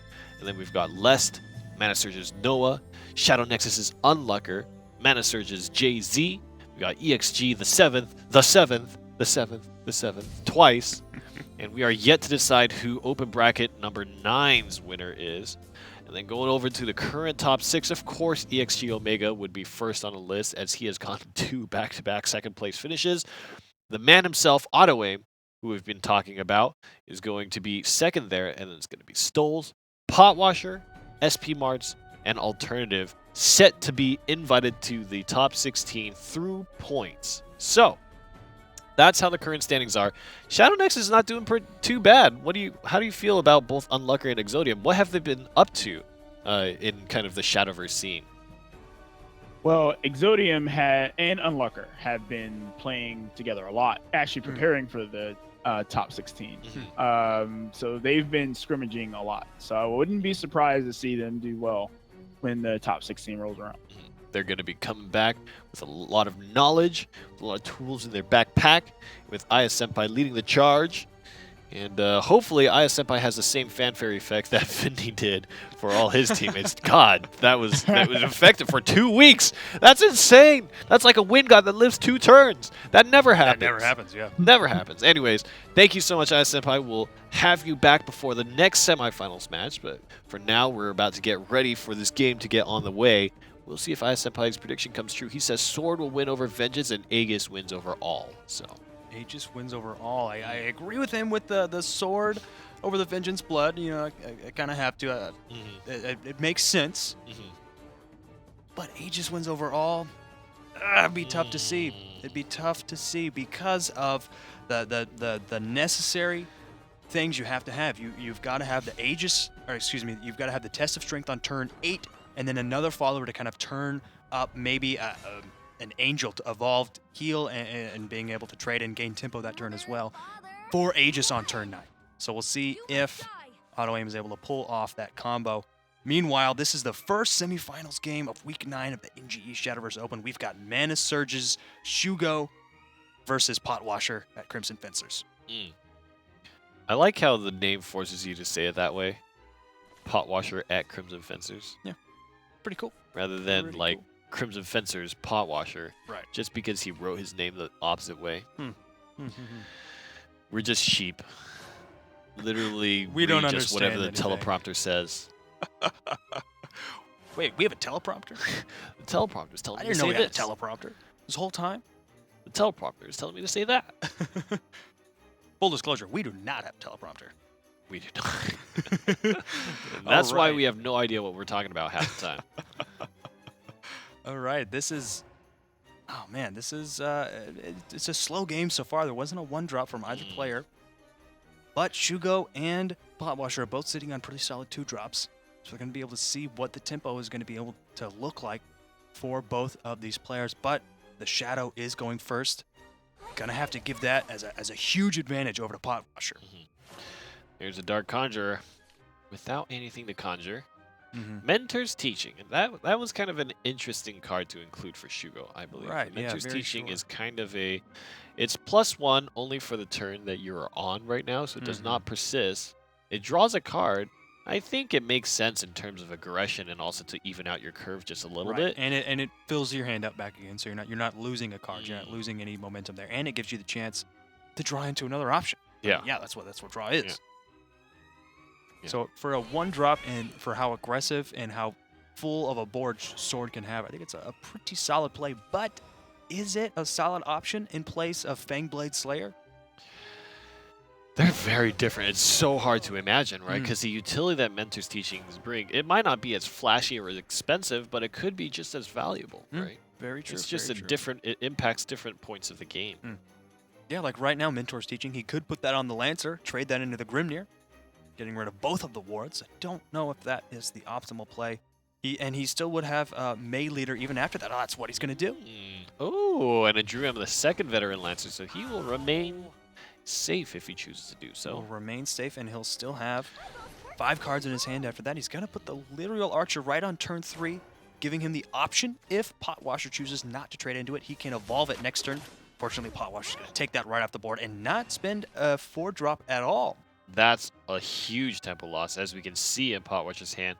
There's no Orthrus, no Catacomb. He could have played no Dark Bone Conjurer, but I Chimera. think he wants to save that so it can gain the Summon Ghost effect when you have an evolved allied follower on your side of the field. Kind of a tough spot. You have 2 Death's Breaths in hand. You have nothing to generate shadows. It seems highly unlikely that you'll even get to the point where you can use the Necromancy effect on turn 6. This might be troublesome for Potwasher. This could. The only other caveat is, if Shugo takes the win here, Sword into Blood is going to be a non-factor. Right. And it could bring the series 1-1 if it plays out that way. But Shugo could win this game. I mean, in We're some still very much senses, there, yeah. I could definitely, if Potwasher feels strongly enough about it, there could be a situation where Potwasher says, you know what, I almost want this Swordcraft deck to be a non-factor now. I want him to win this particular matchup so that I can win the next matchup with both my I can decks. win the next matchup, and I'll still have my Sword deck for a later game. And we'll see if he chooses to do that here. He does have the advantage, I'd say, of being able to play the Cerberus right on turn 5, evolve and trade into the Floral Fencer, and then you've got the massive 5/1 follower and the Coco and Mimi in hand as well for next turn. But he hasn't really been able to build up those shadow. He didn't draw into anything like a Bone Chimera, so he doesn't have a full effect Death's Breath next turn. He's only going to be able to get the zombies right on turn 6. But either way, right on turn 6, getting those zombies, not the worst thing in the world, especially when there's an Ector in your hand as well. Or he could elect to Goblin Princess and Coco or Mimi on turn 6 as well, still getting a full board and getting more damage as well. But in the hand of Shugo, there is an Albert, a Geno as well. Maybe want to save the Geno for turn 6 to get that enhanced ability. But there are plenty of options that Shugo has to really gain tempo and try to get a board that Potwasher is going to have to answer into. And it's going to be the Albert, possibly evolved on this turn. There it is. It's going for the 7 damage. It's nothing to laugh at.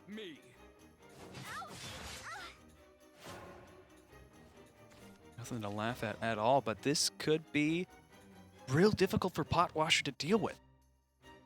Either an evolved zombie or an evolved Goblin Princess is not going to be able to take that down, take down that massive Albert. He's probably going to have to spend a Coco or a Mimi. Probably, I think so. But even then, an evolved zombie, plus that's only 6.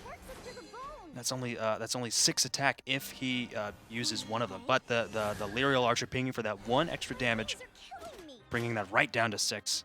Lyrial Archer, really great play. And you can still play the Dark Conjurer to get that enhanced effect this turn.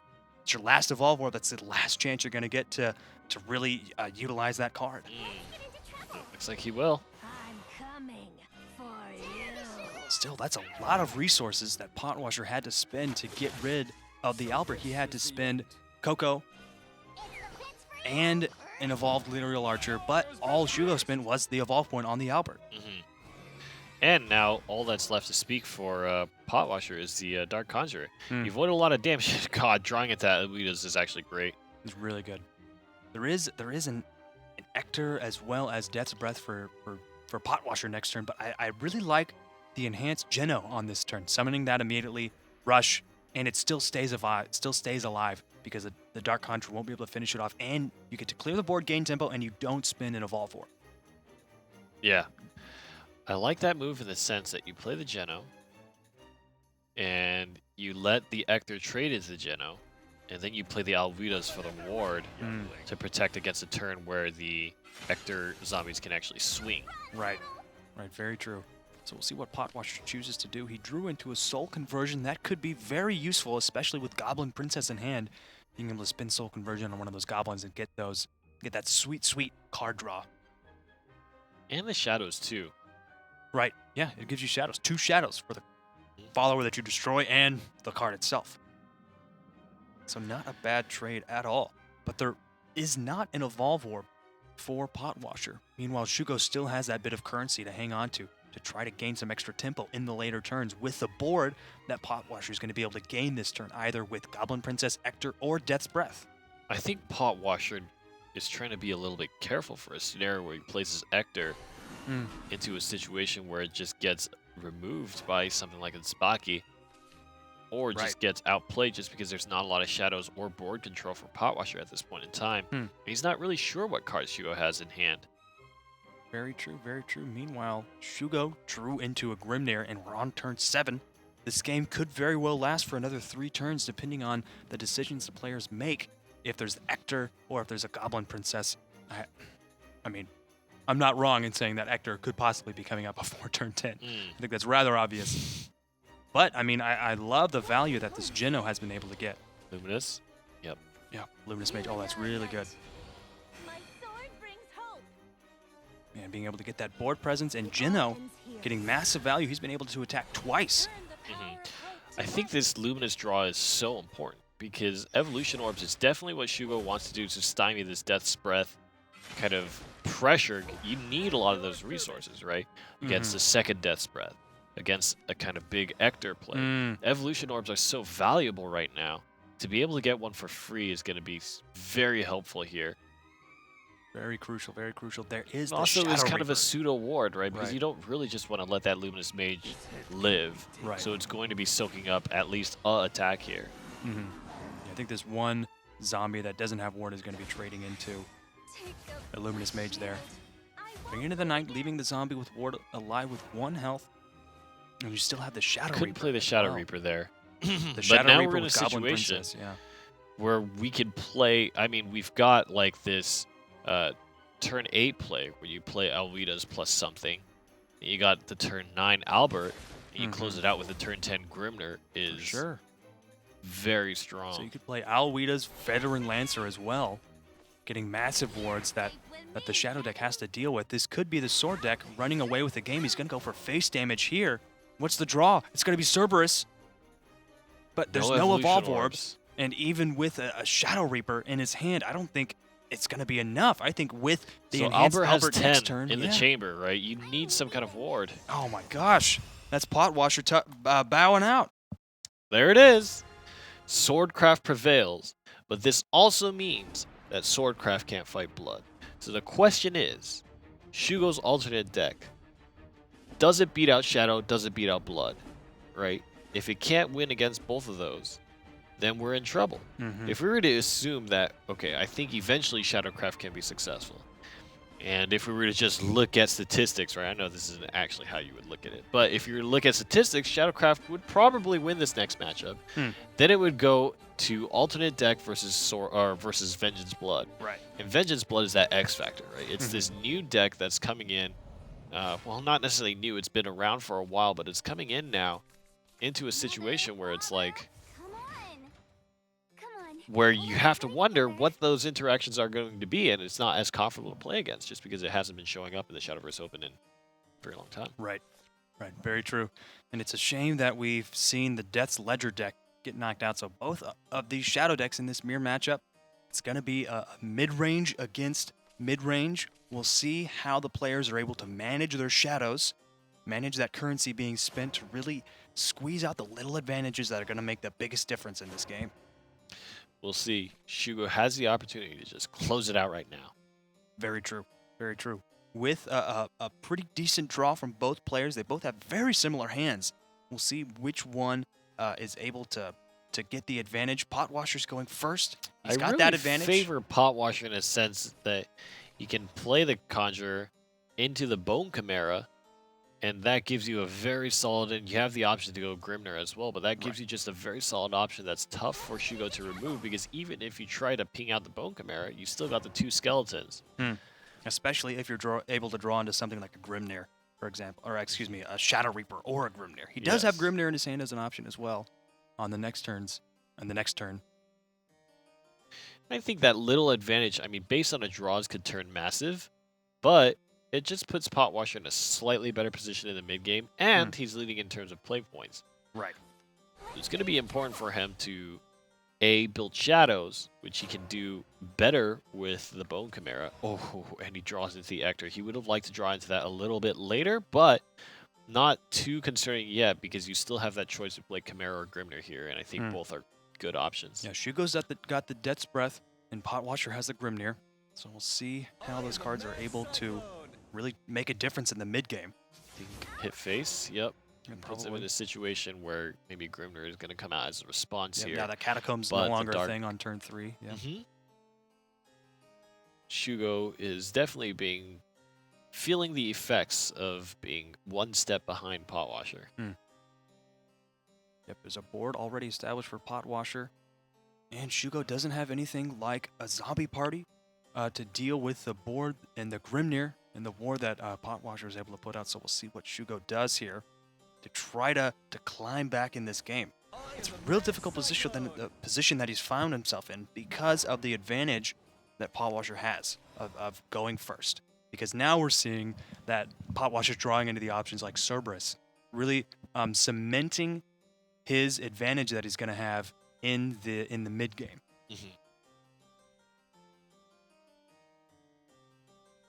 And he's got a pretty solid turn forward if he wants to get rid of 2 cards in his hand. I think, I mean, he might just have to summon the Bone Chimera. Just get that out of your hand, and you save the soul, and you save the Dark Conjurer for when you have an evolved follower, and you save the little Soul Squasher for when your opponent has an evolved follower. But there hasn't been much trading, so I mean, both players are sitting at 0 shadows. That could be absolutely crucial, especially for this Phantom Howl that Shugo's got in his hand. Yeah. And I think this is a situation where obviously Shugo's going to be playing out some options on his next turn, and that's when we'll really know. But we know that Potwasher has about 5 shadows on board right now. Right. He's going to cash in on one of them here. And we'll see like how much of those shadows really come into effect. I mean, the Soul Squasher, it's going to be difficult for that to really get its full effect. I mean, especially if you don't have those shadows. It's just a 2-drop. But I mean, Shugo, he might not even put Potwasher in a position where that's even an option. He could play the Lyrial Archer here, ping the Grimnir for 1, and then go for face with the Dark Conjurer, while trading into the Bone Chimera with the Lyrial Archer. I think that will be what he wants to do. Yeah, I think that's a smarter option. Take the lesser amount of damage here. Right. Get rid of those followers, trading the Dark Conjurer into the Skeleton, trying to get the most effect out of that card. And little Soul Squasher, knowing that you're on so few shadows, knowing that even on next turn, if you only got 2 followers, you're not going to be on 4 shadows anyway. So just trying to get that tempo, trying to get another follower on board. But this is a Soul Squasher that Potwasher has if he wants to get rid of that Lyrial Archer. Evolve it, trade, and then you've got a Dark Conjurer of your own to summon the Ghost to get rid of Shugo's Dark Conjurer. I really like that play. And you save the Cerberus for next turn as well if you want to Cerberus and then Coco. Yeah. Getting the Cerberus on the field can be quite nice in the scenario of like setting up a lot of pressure or just having that ability to reach far. But I think Potwasher's kind of effective board clear was a better option in this case. Right. And there's a Soul Squasher for Shugo, so we could get rid of Potwasher's Soul Squasher, but then you spend your shadows and you don't have the shadows you need for Death's Breath or Phantom Howl. Pot Washer Soul Squasher. Pot Washer Soul Squasher. Should be an album name, man. Sounds like there should be a third line that goes with that. Pot Washer Soul Squasher. I don't know. That sounds pretty good to me. Pot Washer Soul Squasher. Pot Washer Soul Squasher. Nice. It's not a bad tag. But Shugo could be looking to do the soul squashing in this particular instance. I feel like he's got kind of a not the nicest turn 5. Right. Yeah, not the nicest turn 5, especially when you want to be summoning Cerberus and evolving on that turn, and that's going to be all the shadows that Shugo has. He's back to 0, and he spins an Evolve Warp to gain tempo right on that turn with the Evolved Soul Squasher. Still a zombie party, and if the Cerberus decides to trade into the Soul Squasher, it's still not going to die. It's going to Soul Conversion the Evolved Soul Squasher. I think this is very important. You get the Catacomb, but you have no cards on field to take advantage of it. Cerberus is going to come down. You don't need to spend an Evolve resource. That's very valuable because you only have one more. And you set up a situation where now Ector is going to come in and be able to buff up at least these 2 cards on board. Right. Because there is the Death Breath, so he's not going to be able to get the enhanced effect. Shugo isn't. But you can still evolve and trade into the Cerberus, for example, just to get rid of that. So try to mitigate some of the damage that's going to come out from the Ector next turn. The enhanced zombie party is actually very strong as well, just because of the amount of shadows that it's going to give you. Very true, very true. Oh. And that is the last Evolve Orb for Pot Washer spent on the skeleton to try to get an extra little bit of damage. That's what happens if in your life you drink a lot of milk. You get strong bones. Makes sense. I believe it. Yeah. He is one big fat skeleton, man. He's been drinking his milk. He's not fat, he's big boned. Oh. Delightful. All right. You've got Skull X2 and 6 play points. Right, something to try to get a little bit more shadows, I think.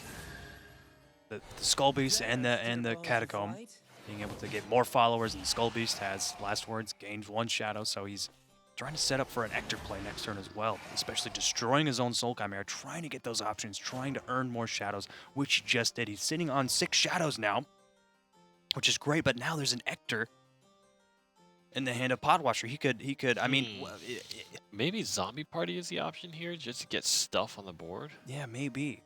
Try to get more stuff on the board, but when you do that, then Shugo just plays his Death Breath or his Ector next turn as well. I think. Oh, it's gonna be Zombie Party. I actually very agree with this scenario because now if he plays Ector, there's a situation where, you could maybe swing for the kill. But now Shugo might choose to play a Zombie Party of his own, taking out that Cerberus, and then that is one absolute, and that would be game. Yeah, you gotta clear out the majority of these cards. Right. Phantom Howl Mimi will do 7. This head can't be taken.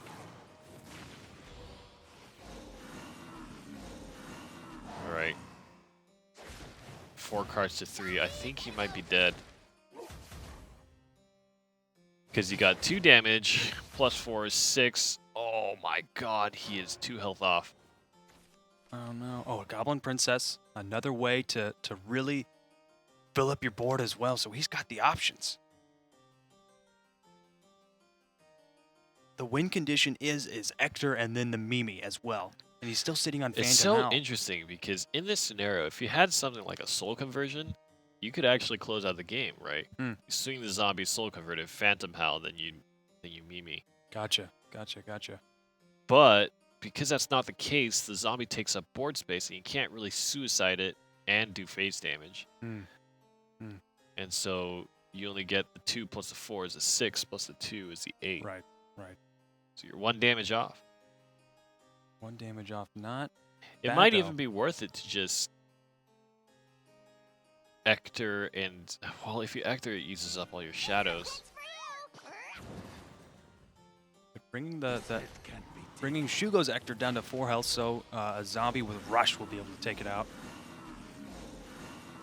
That's a lot of shadows spent on 2 zombies that are not really going to do anything this turn. But I don't think he's low mad enough about health. that I mean, because it's he's 5 got to 20. yeah, he's got 20 health. I think he's sitting pretty. He's not upset at all. I don't think that Shugo's really going to be able to come Yeah, back there's from no this. way for him to build shadows to get wards even. Yep, he's got 5 shadows. Death's Breath, not really going to be able to get its effect. This is a real difficult spot. I think Potwasher is going to be able to take this and bring the series 1-1. There it is. Potwasher, and we kind of identified in the opening moments of the game in terms of the hand you have and the turn advantage as well. All of that compounds on each other in this Shadowcraft mirror match here.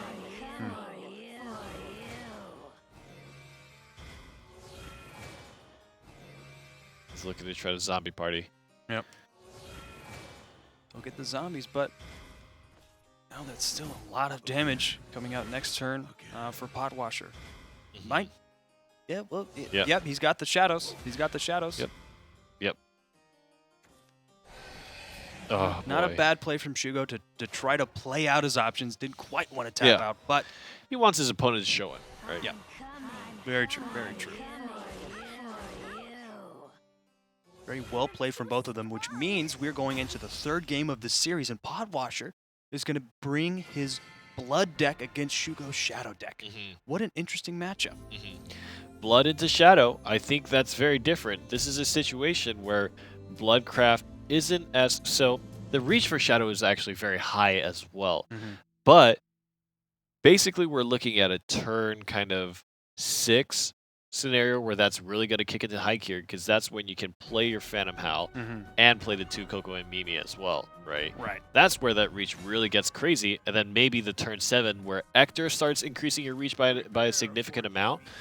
Turn 6 and 7 are going to be important turns for Potwasher. He's really looking to hit a situation where it's do or die by that time, right? Where Blood can swing lethal in that area. And Potwasher was able to mulligan up his Belphegor, so he's got that option right out of the gate. Man, I love that card. Such a great card, especially when you're able to get it out right on turn 4.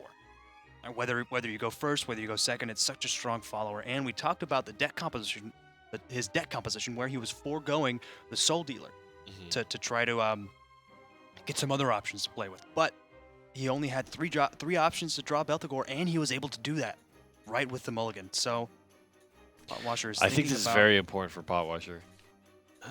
That's not terrible. It's not terrible. He's got the early options to play with. I think in the Shadow matchup, that's not a bad decision. It's pretty good, considering how aggressive that mid-range Shadow can be. So we'll see what the plays are here for Shugo. He's got the 1-drop and the 2-drop, and also 2 zombie parties as well to deal with those followers. That the Bloodcraft is going to bring out. The Succubus has got 3 health. It's a perfect target for zombie party. But man, the Spiderweb Imp, such a great card on turn 2. Double Claw too. He's holding 3 damage each in hand. It's a lot of burst damage. That could honestly be the one kind of surprise factor that Potwasher has against Shugo. Having those 2 cards in your hand so early. Yes. And you're really able to burst him down if you can get him down to 6 health like that. Yeah, I like that. It's really good. Very strong.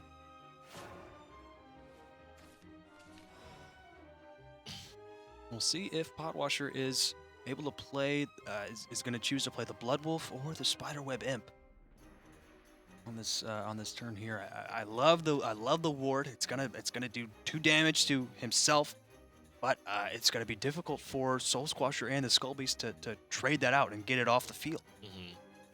I think that in some ways the Bloodwolf is more preferable. You Bloodwolf, and then you can swing for face. Then you may take more damage to face from Shugo, but that just puts you closer at Vengeance, which you have no Belphegor in hand. There's not really a good way to guarantee that you'll hit that on turn 4. Yeah, he mulliganed out the Belphegor. He elected to keep the Succubus and the Razor Claw, so we'll see how that decision affects him. And to be able to kind of have your opponent do that, so he's going to go for the trade here. So angry. Cam does not want that Soul Squasher to keep on swinging. Hmm. And now there's not a turn at all that Shugo has. He's just going to have to swing and end his turn. Still a step behind. Shugo is a turn ahead. Potwasher still has no board to speak of. Right. No board. Next turn, he could very well have the Spiderweb imp into the Ambling Wraith. So we'll see how those options can affect the game. I like that on turn 3 because you get the massive ward and you get the 1 damage to face. Just bringing yourself closer to vengeance, but also bringing your opponent closer to their death as well. I just got the Succubus as well. That could do the exact same thing. 2 damage right to face. All right. Zombie Party?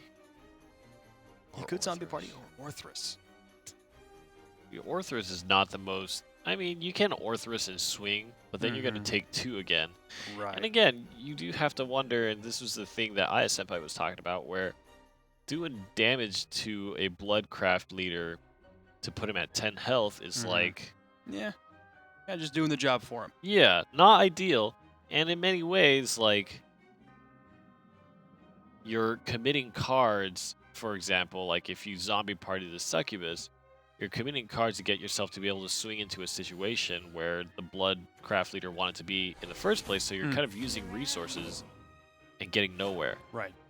So using the Zombie Party to clear for tempo, just keeping the Skull Beast, trying to wait until you've got the Evolved Cerberus next turn. Meanwhile, Potwasher is still trying to draw into his options. He's got tons of low-cost cards, so he could possibly empty out his hand not this turn, but in the later turns if he's not careful, being forced to play too many cards in one turn.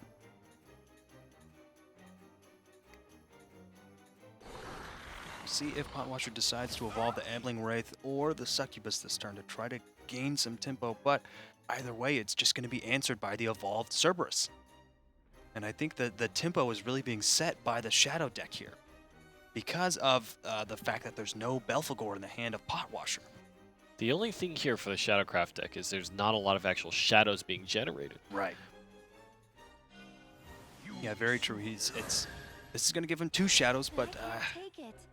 yeah, I mean, still, and there's not a Death's Breath in the hand. So that's like the main card that Shadow has that is really going to be spending those shadows before you get to Ector, for example. God.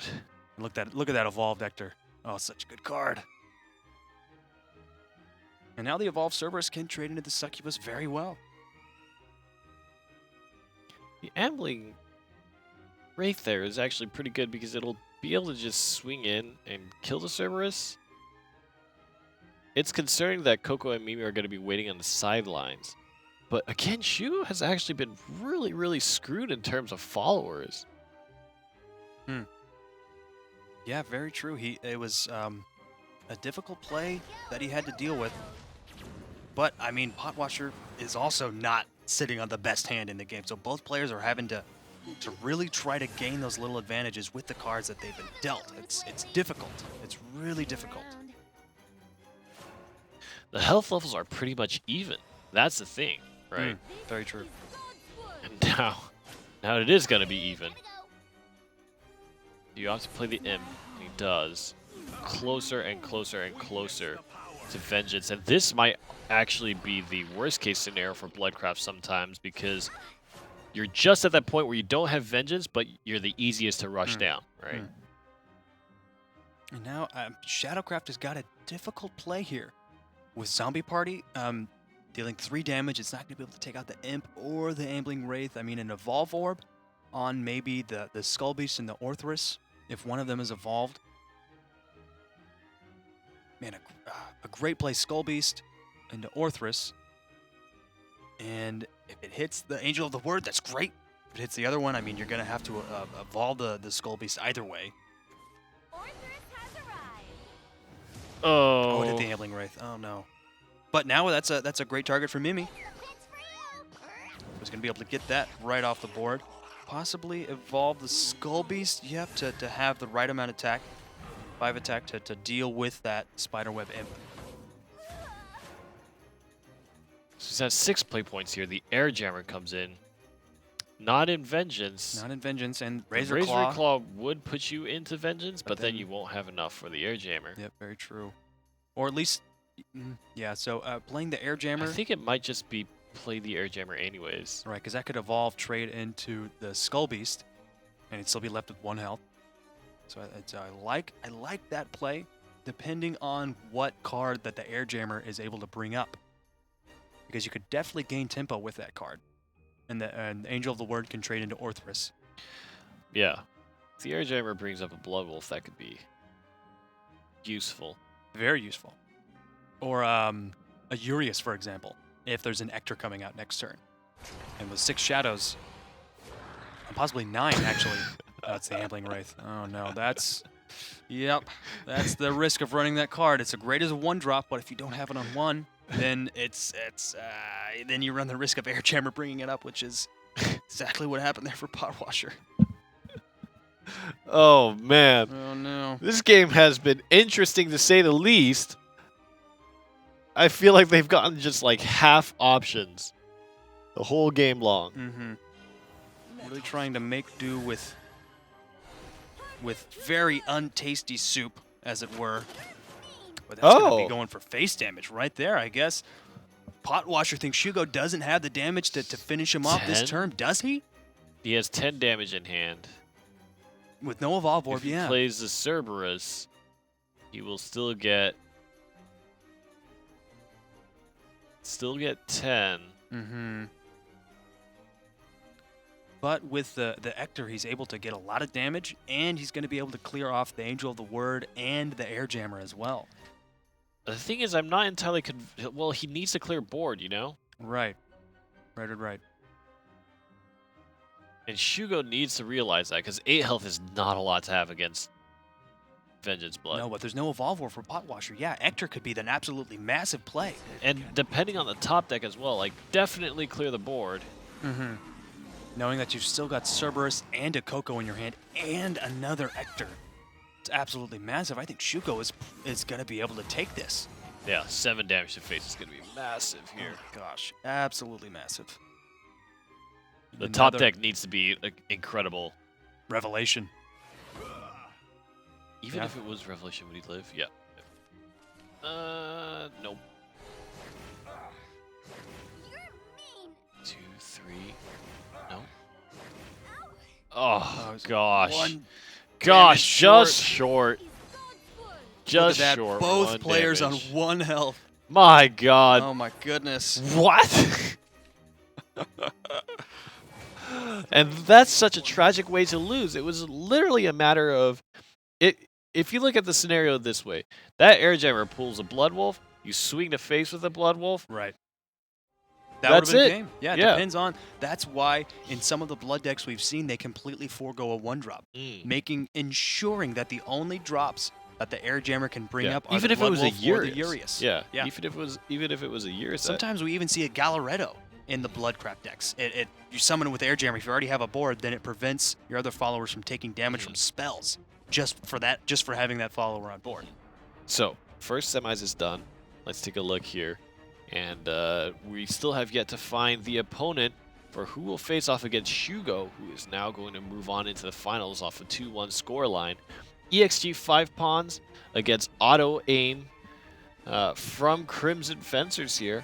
And this is kind of the interesting match for us to watch in the sense of like Havencraft has another swing at it, right? It's stepped up to the plate a few times now. Kind of, I believe last week was another week where we saw Havencraft kind of populating more of the decks in the top 8. Right. But we This time haven't it's in the seen Test semis. of Strength. Mhm. We haven't not seen, even in the JCG, Test of Strength, those decks simply aren't run. So I cannot wait to see how that card can be utilized in the different matchups. Yeah. Against Dragon, Sword, Shadow. Absolutely. Absolutely. So, with that, we will bring back Aya Senpai to talk a little bit about how that last semis went, as well as some of what we have to look forward to. What does Auto Aim have to offer? What does 5 Pawns have to offer? Aya Senpai, how are you? I'm good, man. Just enjoying me some Shadowverse matches, Mhm. and that's it. Now, how did you feel about? We talked a lot about Bloodcraft into Sword. The fact that the Bloodcraft deck did get to match up against a Swordcraft deck, do you feel like that actually hurt in this scenario? We saw Bloodcraft come so close, one health on each leader left at the end of that game. Vengeance Blood against Shadow. I feel like, well, you were talking about how Sword was better against Blood, right? So I guess that's a moot point. But how do you feel about the kind of decisions that were being made in this particular semis? Well, I mean, sometimes you have like a gut check, right? Mm. Where you make a move that you really believe in because you're like, either I make this move or I can't win, you know? And I felt like that's kind of what happened. Is it's like, all right, I have to make these decisions. And, you know, because sometimes you might think about trading out when you shouldn't. Yes. Or, you know what I mean? And sometimes you just got to go, you know what? I just got to play to my outs. And, you know, like even again on the air jammer play, you're like, you hope you get anything but what you get. And you get, you know? Oh my gosh, the tragedy. The tragedy that is the air jammer. You're absolutely right. So I think, you know, Shugo being able to move on, representing Mana Surge, is going to give them a good contender for winning the 9th Shadowverse Open. But let's take a look at the other side of the bracket and talk a little bit about who his opponent might be. 5 Pawns Dragoncraft deck up on the screen. How has Dragoncraft kind of transformed and shifted post-patch? Well, now, since Lightning Blast was hit, a lot of people have decided to completely erase the card from. They just got banished rid of it. itself. How ironic. Yeah, yeah. They just straight up got rid of it. So, and also with the Zell change, that has also changed the way Dragon plays. So now people are going for more of a control style of Dragon versus the outright, I'm just gonna burst combo you to death. So you're seeing Wrath Drakes, which I really love that card, and I'm really glad it's been getting played now. Nice. You're seeing like triple Israfils. You're seeing, you know, any combination of Unica or Lyriel in their decks. I mean that was kind of like it was before, but now you're just seeing like more of a control style, and I'm actually really a big fan of what the direction that Dragon has come. It does seem like the current iteration of Dragoncraft is a much more measured, you know, it's still very strong. You're looking to ramp up, but you're defending yourself kind of as you're doing so and really trying to rely on kind of smart resource management to figure out, okay, when am I going to commit an option like the Wrath Drake? You know, when am I going to commit my Evolution Orbs? Do I want to save them for an Evolve Israfil turn or, you know, or some other, right? And you're bringing less Storm options. There's only one Genesis Dragon and one Zeus, and there's no Fortes. It's, you're right, Aya. It's much more control focused. Great. So let's take a look at Auto Aim and what he's going to match up against this Dragoncraft deck with. There it is, the Havencraft. This is the dream right here, Aya Senpai. This is carrying all our children, the future of the world, the economy. Everything lies within this Havencraft deck. Tell us a little bit about it. All right, well, this Haven list is, I guess it's pretty standard. The major standouts for this list, which really isn't much of a standout, but it is running Unicas. Haven kind of interchanges Unica.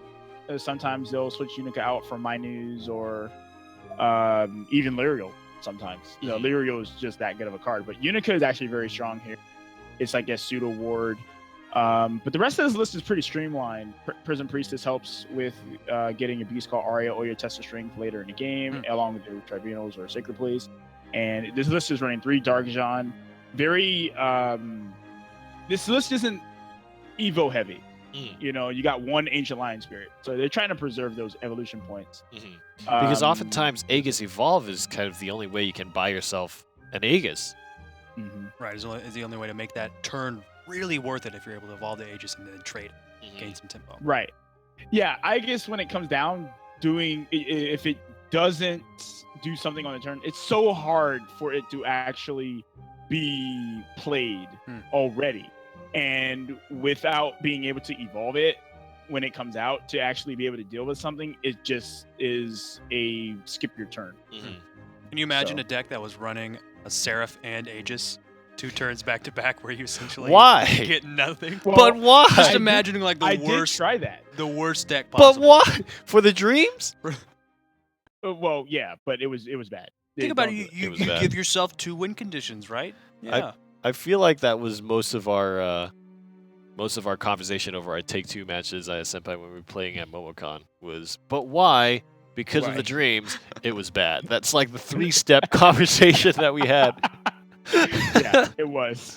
It was. All right. Well, thanks for all the insight. We'll see how this semis goes, and we'll bring you back for the finals for your final kind of putting your foot down prediction of who you think will take the Shadowverse Open number 9, and perhaps if the Havencraft curse can be destroyed, I would love nothing more than to tear up this page live on stream. But we're gonna have to jump into the semifinal game, so get that lobby set up, and we're gonna get going to see who will face Shugo in the finals. Personally, I want Havencraft to do real well, so I'm a little bit on Otto Aim's boat. And Okay. Otto Aim has been a very interesting player as well, because in the first few Shadowverse Opens, he was one of the guys that was like, I'm just going to play Daria with Mutagenic Bolt and see Right. how that goes. Right. Didn't really pay off for him, but hey, more power to the people who try. Mm. You know, finding the system, So raging the, against the machine. Yeah, so the name of the game could be what if we see the matchup, what the control ramp dragon deck, more controlled focus deck is going to be able to do against the test of strength Aegis. Mhm. Because having Sahak having followers with Rush, if the Haven player only has Tribunal or Test of Strength on board, maybe on turn 8 or something like that, then gaining Rush from a neutral follower is not the best thing, but Mm. still having wards, having Zeus and Rahabs, I mean, it's going to be crucial to have those to deal with Aegis if we see it come out. Mhm. Absolutely. Well, I mean, there's only so much speculation that we can have. Mm-hmm. Right. I think Havencraft is in a very unique spot.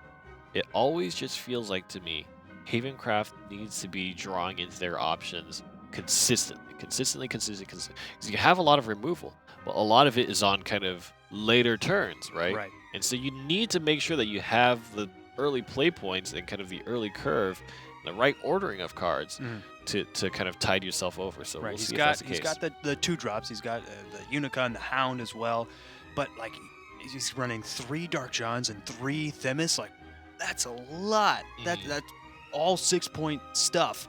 Mhm. That's 6-point followers. 3, 3 Yeah, plus one. 3. 2, 3. That's 1, 2, 3, 4, 5, 6. Yep, Oh you're my right. Gosh. Thank you so much for clearing that up. Double checking math is very important. Mother, Double checking math is very, very important. come on, let's play together. I think she might just be a little bit crazy if she's Yeah, saying that to herself. Just a little bit. A Yeah. little bit crazy. I think it's well understood that Luna is Loony, a Luna. little cuckoo. Mhm. But man, look at these hands. Pretty similar. Skull Beast 2-drop, Bone Chimera from both players. Oh god, And double There it Shadow is. Reaper. Oh my gosh. this is like the real terror. That's the dream right there. You That- got or the nightmare if you're auto aim. yeah, turn 3 Chimera into turn 4 double Shadow Reaper.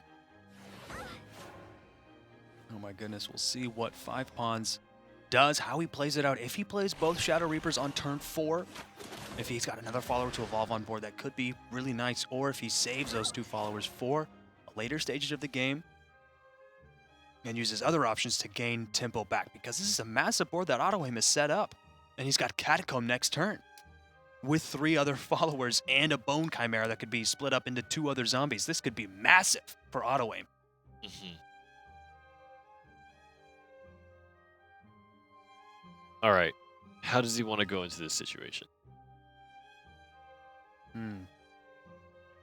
He's got the Conjurer to trade into the Skull Beast, so it stays alive. But then you leave the Lyrial and the Skull Beast the Bone Chimera. Thing is, okay, you take down the Conjurer, I think that's definitely the smarter choice here. Yep. And now you Oh, have a massive Catacomb board right on turn 4. Man, that's absolutely crucial. And double Shadow Reaper now on this turn. The Bone Chimera could trade in, and with an evolved skeleton from one of them, that could be potentially a massive board. I would agree with that line of play. And it's going to be hard for Auto Aim to remove that. You invest in 2 Evolution Orbs to get these Shadow Reapers as buff as you can. It's able to take out the Archer, prevent that from being evolved next turn for that 1 extra bit of damage. Oh my gosh, these Shadow Reapers are going to be absolutely massive. Yeah. 2 skeletons on board, plus another unit that could potentially suicide itself on the next turn. There is a Goblin Princess coming out. It's going to banish one of the goblins. Still, already so many shadows built by Auto Aim. He got a huge Catacomb out, so he's not really going to be hurting for shadows anytime. Right. Oh, Cerberus right on turn 5. Is that the play, though? I mean, Auto Aim's going like right for face damage. Does not want to give those Shadow Reapers the opportunity. Yeah. And an evolved Cerberus, I mean, you evolve, trade into 1, but I could see it real difficult, especially when the Goblin Princess could be coming out next turn to trade into the other followers, giving the Goblin King to Auto Aim, another massive ward. So you can mitigate damage. There's going to be 7 damage in hand here, right? And you know that Cerberus is not installed for Auto Aim. So you're going to live another turn here while buffing your Shadow Reapers. I think you clear the board and you swing with the Shadow Reapers as you can. This is what? He has 4 damage here.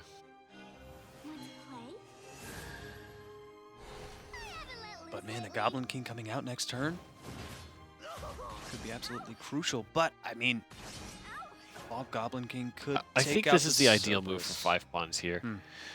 He's got a Shadow Reaper of his own. That's great, too. He needs to evolve and take down the Cerberus, and I think that's going to be his best way forward. Taking out the Cerberus or taking out one of the Shadow Reapers?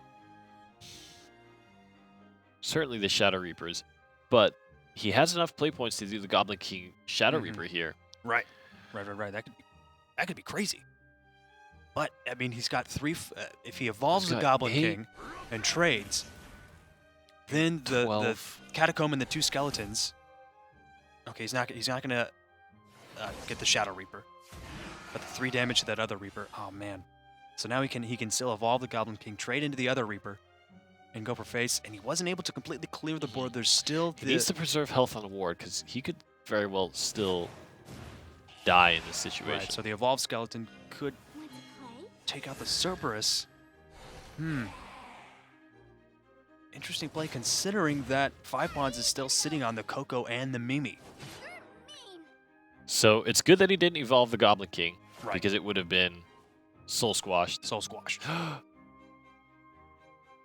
Is that over 6 play points? He's got 4. That's going to take 4 to run into the ward. Oh my god, it's 1 health up. Then you've got 6, 4 to... If you do 3 in, then you Mimi it. Then you've got 1 more for face. And then you've got 6, 8, 10. I think he's dead. Okay. Phantom Owl gives you 4, right? You swing 3 into the Goblin King. Then you Mimi the Goblin King. Goblin King is dead. You have 1 more ghost left. You swing face. That makes 10 health. You evolve the... Okay, Shadow this works Reaper. too. This works too. Yeah. And then you evolve for 2 extra damage, and then you use the Mimi for 2 extra damage. I think he's dead. He was able to build up the shadows necessary with all of those skeletons. Oh, man. And he's still got the Mimi in hand with 1 play orb. The absolutely perfect Oh my amount god. of damage. Double Shadow Reapers is a thing. Double Shadow Reapers is a thing. Double Shadow Reapers is a nightmare. And Yeah. that's the Shadow deck off the table for 5 pawns. Yeah. The top deck on the Phantom Hell is actually super strong, and we were talking about it, right? Turn 6 is where the reach becomes insane, especially with a turn 5 Cerberus install, and you have the turn 4 double Shadow Reaper. Right. Like, that is just damage that compounds on itself. And the fact that Shadow Reapers with Ambush could survive that turn 5, meaning you have to deal with the Shadow Reapers on your turn 6, So if you can't kill your opponent by that time, those Shadow Reapers are going to come in and swing for a ton. Absolutely. That's exactly what 5-Pawns did. He's going over to his Dragon deck and auto-aims on his Test of Strength Aegis deck. This is the matchup I was talking about. It's going to be so interesting to see what exactly plays out. And auto-aim is already coming into a perfect mulligan right there. He's not gonna mulligan a single card.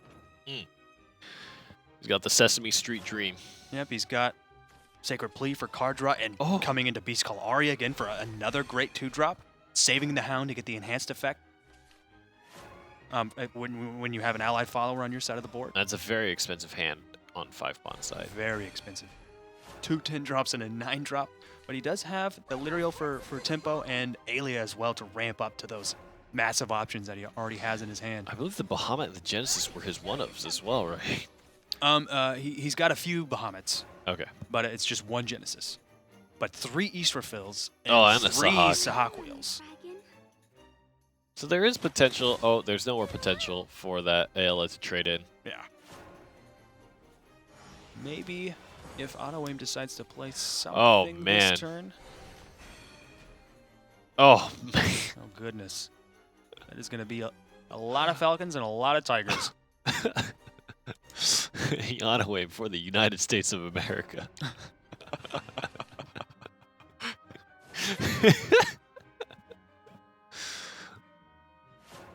And that's not even a card drop for 5-Pawns on turn 4. Oh my gosh, he just drew into the Cudgel. His one opportunity to banish the Alia. Oh my god. Goodness. This... But he's not going to evolve the Cudgel. He's just going to go right for face with the Falcon. No, he's got the Heavenly Hound. Yep. So he's not concerned about the ramping. No, I guess, oh man, getting double Heavenly Hound, that's huge. Man, what a value card getting 2 of them on the same turn. And the big thing, too, about this scenario is you're not on turn 6 yet, but even if you were, you can't even Blazing Breath this stuff. Yeah. Oh my gosh, Blazing Breath, only 2 damage. And I mean, talking about only 2 damage, your next turn is Dark Jean. Is he dead? With Dark Jean? Oh, goodness. He doesn't have the space. Me. He doesn't have the space. He needs that amulet to go away. But 5-Pawns is probably going to summon Sybil, I imagine. Evolve and trade. You trade 1 card away. Your Isla can't kill the other ward. Yeah, oh my goodness. So you have 4/4/2 plus 6 plus 2. If one of the hounds is Not left quite. with 2 It's health. not quite. It's not quite dead. Oh yeah, one of the hounds left with 2. So that'll kill off one of the hounds. And with 19 health, with the heal from Sybil, he was able to ramp twice that turn.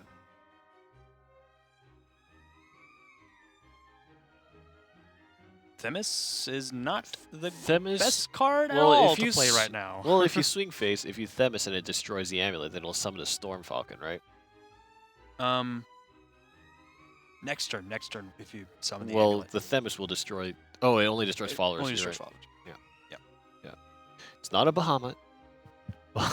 Very true. Very true. Excuse me. I mean, I'd love to see Dark John just because I'm selfish, but that'd be crazy, man. That'd be please. Oh no, he's gonna trade. He's gonna trade in there. Oh, evolving the Hound. So now the Dark John will destroy the Sybil and buff up the Falcon and the Hound as well. I love that. Oh, that's so good.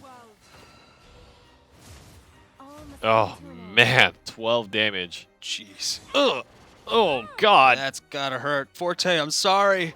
Don't be mad at me. So you need to do something about this board. What do you even have? Sybil with the 3 health he's heal. got Sahak Whale East refill. But it's not going to be able to take out the Dark John. Yeah, unless he you has evolve. to attack the ward. Right. You have to attack the ward. That'll get rid of both the wards. And That's then great. evolve the Sahak. Evolve the Sahak, trade into Dark John. But then... That's so many resources. So many resources. And Beast Call Aria is going to come out next turn as well.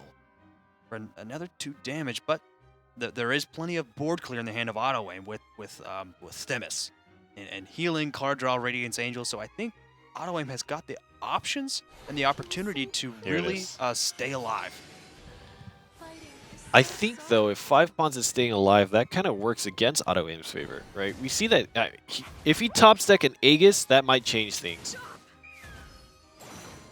There is no. Okay. He was able to not evolve. Another Dark John. Sadly, it's not going to work with this particular board. But he does have the option for a Radiance Angel. And, yeah, that's kind of it. That's kind of it. Without an big Evolve thing- or Priest of Cudgel is difficult to make work. The big thing about playing Test of Strength here is it will help you survive for a little bit, but Bahamut's going to clear that away. Right. Yep, very true. Very, very true. Does he have the reach? I think he's just a little bit out of it. Yeah, and there's still 2 Evolve Orbs that 5 Pawns has been able to save that he's been sitting on. This could be a massive tempo shift if 5 Pawns plays this correctly next turn and gets a massive tempo shift with an evolved Israfil coming out next turn as well. Mm-hmm.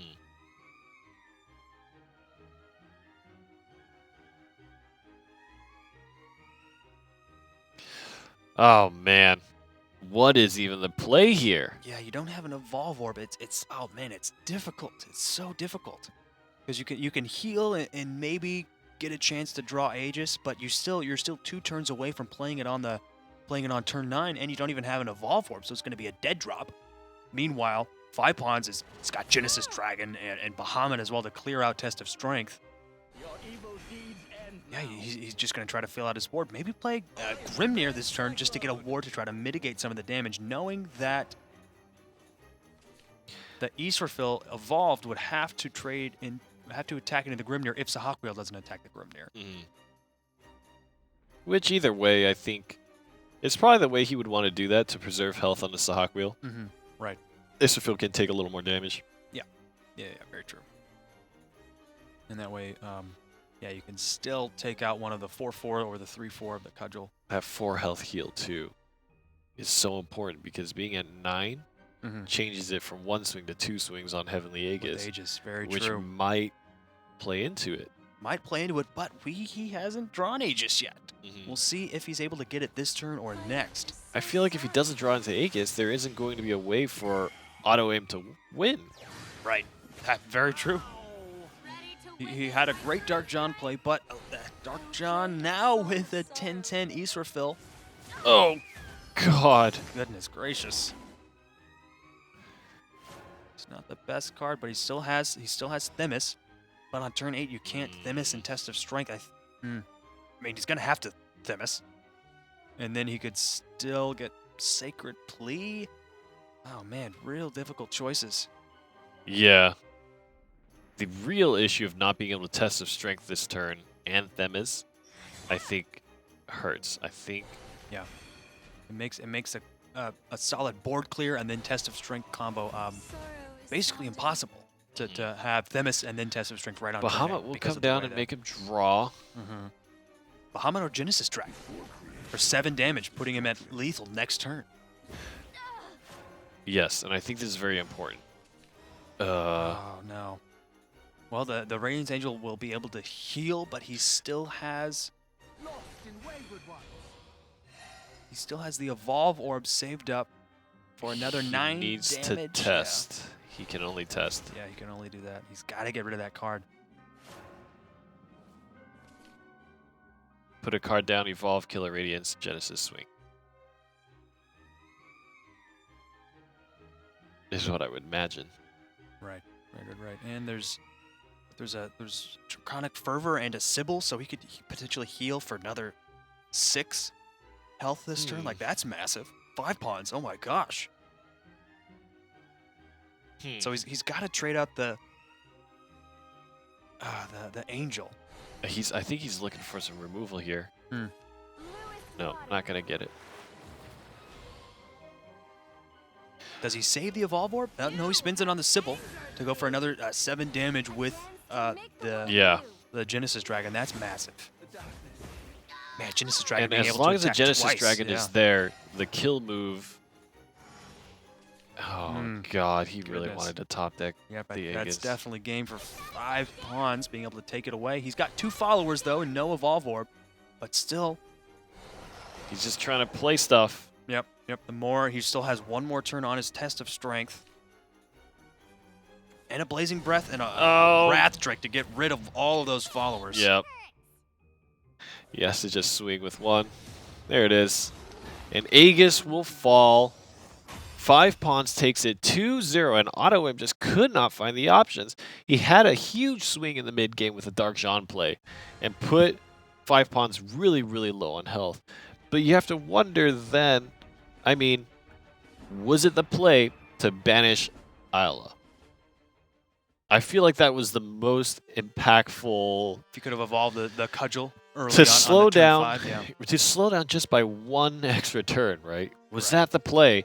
You didn't get the immediate face damage in that moment, but in the grand scheme of things, considering the healing, like you need, if the way to look at it is if that 1 blow is not a killing blow, then Dragoncraft is just gonna crawl like a cockroach and just live again, you know? Just continue living. Man, what an image. A cockroach just... Yeah. ugh. No one likes that. Cockroaches live a very long time. Oh, yeah. They can Yeah. live forever. Yeah. That's not true. They're but very durable. Effectively forever. Let's take a look at the brackets and see what our finals match is going to be. MS Shugo versus EXG. 5 pawns is looking to make another victory. And Mana Surge could have the opportunity to pull ahead of Shadow Nexus and eke out. They've already gotten the points they need, but getting first place would, I mean, just project them so much farther. But EXG is sitting like right behind Mana Surge and Shadow Nexus. We'll see what the outcome is, because I think who takes first place could have massive implications. Yes, absolutely. So, now that we have our finals match set up, Shugo versus 5 pawns, I'd like to bring Aya Senpai back on. And the one question I would like to ask Aya Senpai is, how does that make you feel? How does that make you feel to see Havencraft lose? Makes me sad, man. It's just one of those problems running Aegis, man, and along with Tetsu String. You just can't find good times to play it. You know? What do you think, kind of looking over his mid game by your memory, what were there decisions that the Havencraft player could have made to kind of optimize his situation there and maybe give him a second lease or like divert to a different fate? I don't know. Like, it's hard to say because it's really The thing about Aegis decks is that they kind of play the same up until like turn 7, 8, 9. And like they're doing their best to control the game up until that point. And as long as you're doing that, you're doing what the deck is supposed to do. The problem comes in where you get to turn 8 and you really need to play Test of Strength so you can play Aegis on turn 9, and you can't. So if you can't do that, again, that comes back to the whole Aegis skipping your turn thing, you know, and it's just unfortunate.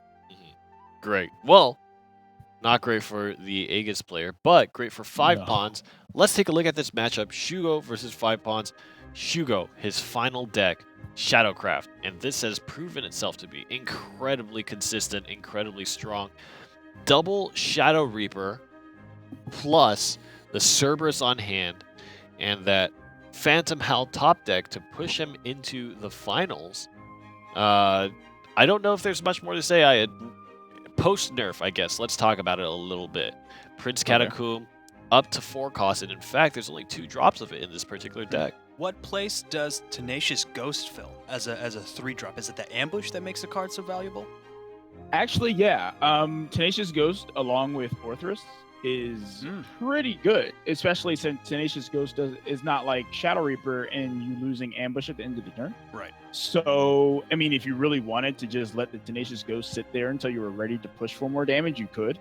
So, yeah, Tenacious Ghost is not necessarily a bad 3-drop. It can't be targeted because it has ambush. So, yeah. And that's exactly what Shadowcraft really likes, right? It's that sticky board. Any way you can get your board to survive another turn is going to be super valuable. Talking about Shadowcraft, let's take a look. 5 pawns himself. And there it is. That is a new. You blink and you'll miss it, but this is the alternate Shadowcraft deck here, and I suppose the most notable thing is we just look at the differences. He's not going to run ambush on a 3-drop, right? No. He's opting to run Bone Chimera. The difference between running Tenacious Ghost and Bone Chimera is there for more board sustainability, whereas Tenacious Ghost is there for more an aggressive approach. So you're taking like one thing for another, and they're just very different styles. I guess that really comes down to preference. Mhm. But in my opinion, I kind of like the Tenacious Ghost list just a little bit more. Yeah, I feel like Tenacious Ghost is kind of understanding that the days of skeletons are not quite as strong as they were. And so getting something that's more beefy, a 2-3, which we see is super important, right? Because even in that mirror matchup, Orthrus that comes in really big, even if it were to 360 snipe one of the Tenacious Ghosts, it's not dead, right? That change in health is actually very important. Right. But 5 Pawns does have the one Catacomb in his deck, just for those massive plays when you find yourself with 3 followers on your board or 4 followers on your board. So let's quickly take a look at what prizes these players have to offer here, or have to obtain. First place, 30,000 vials, Flare, and a direct invite to playoffs. And second place is 10,000 vials. These 2 players that we have remaining are going to take one or the other. Of course, third, fourth is going to be going to auto aim, as well as the name of which I cannot remember because I am an idiot. Potwasher. Potwasher. There it is. Yep, and we'll see. I feel like which... we've seen so many kind of late game matches that it's been forever. Aside from Shadow, yeah, pretty strong late game. But there is the Shugo sword deck that has the early game focus with the Mentor's teaching as opposed to the Fangblade Slayer that we saw. Yeah. So, ISFI, any last thoughts in your prediction for who is going to win? We're all crying tears because Havencraft has fallen. Yeah. If I was to make a prediction on who's going to win this game, it's kind of hard to say.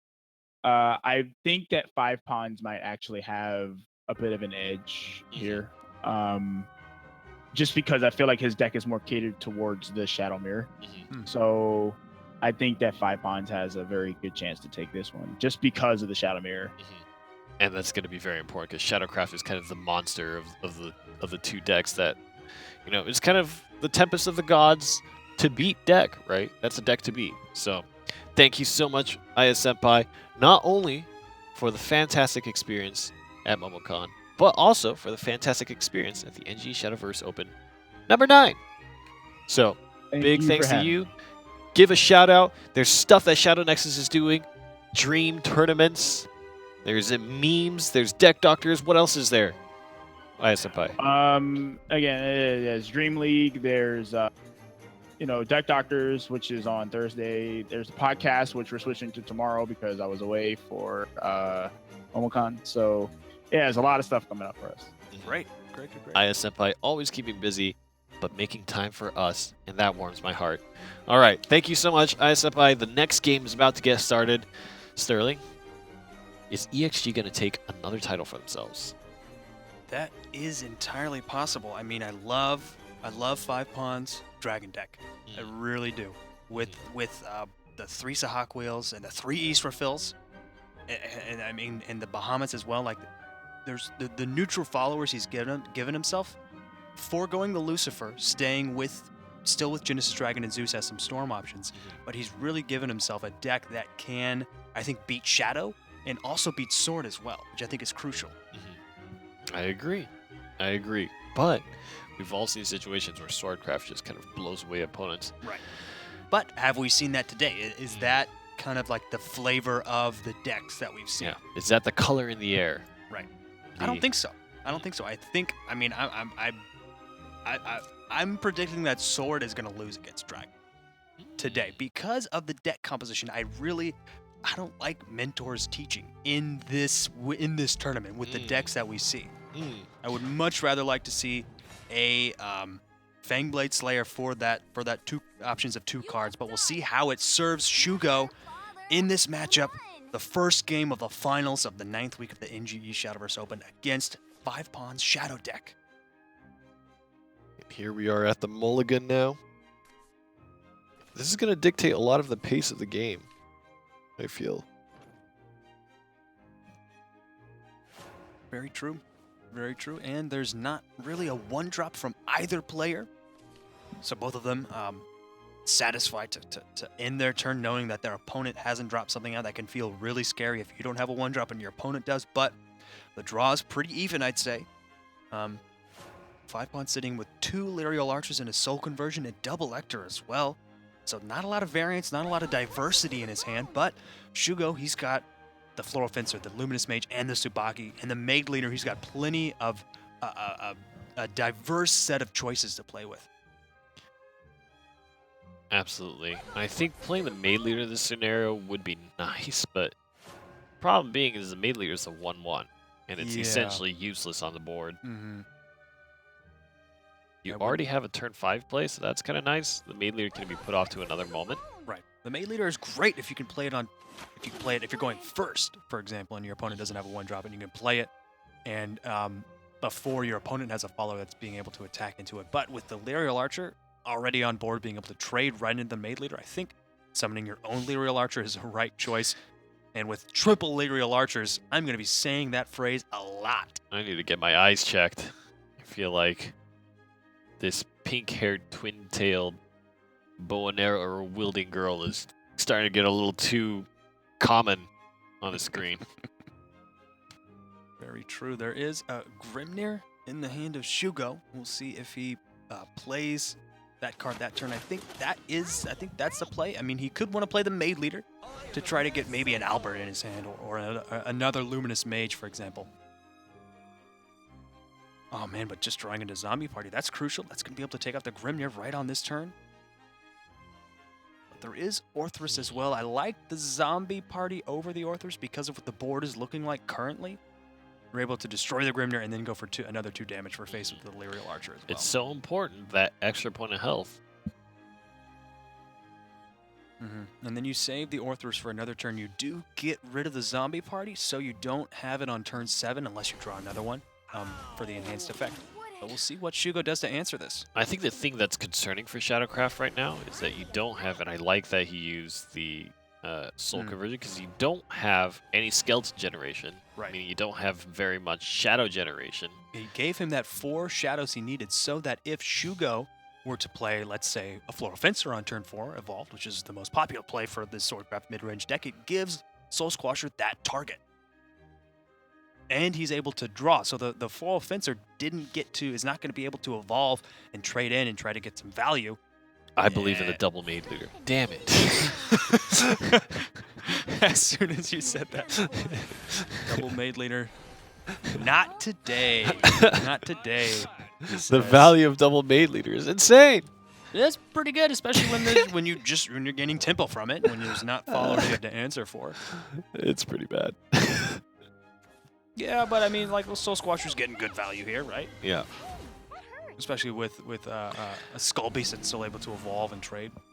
Back to 0 shadows. The Skull Beast will recoup a little bit of that. Very true. Very, very true. But it's still not really a situation where Shugo finds himself being able to swing in at all. And with a Quick Blader draw, kind of difficult. It's not going to be able to trade into the Skull Beast, but he is sitting on another Floral Fencer, another opportunity he has to gain a massive board following with a Quick Blader as well on turn 5. He's got that option, or he's got Luminous Mage as well to be able to trade into the Skull Beast. I like that option as well. You're getting to save another Evolve Orb is absolutely crucial, but it's going to be the Floral Fencer. It won't be long now. And being at 5 defense here. Okay, and I like that he opted to trade that way. You just want to make sure to keep the Floral Fencer above 2. Yeah, above 2 makes it just a little bit more durable. Right. It's still with 3 health. It's a target for Zombie Party. But with 2 health, it's a target for Orthrus. Yeah, and Coco and Mimi. Yep, very true, very true. Very, very true. Want to play? So 5-Pawn's more than happy to trade his Cerberus here and possibly spend the Coco here to take out the Steel-clad Knight. I wonder if he's so concerned about it, or if he wants to use that for some kind of far-reaching lethal. He does have Phantom Howl in hand.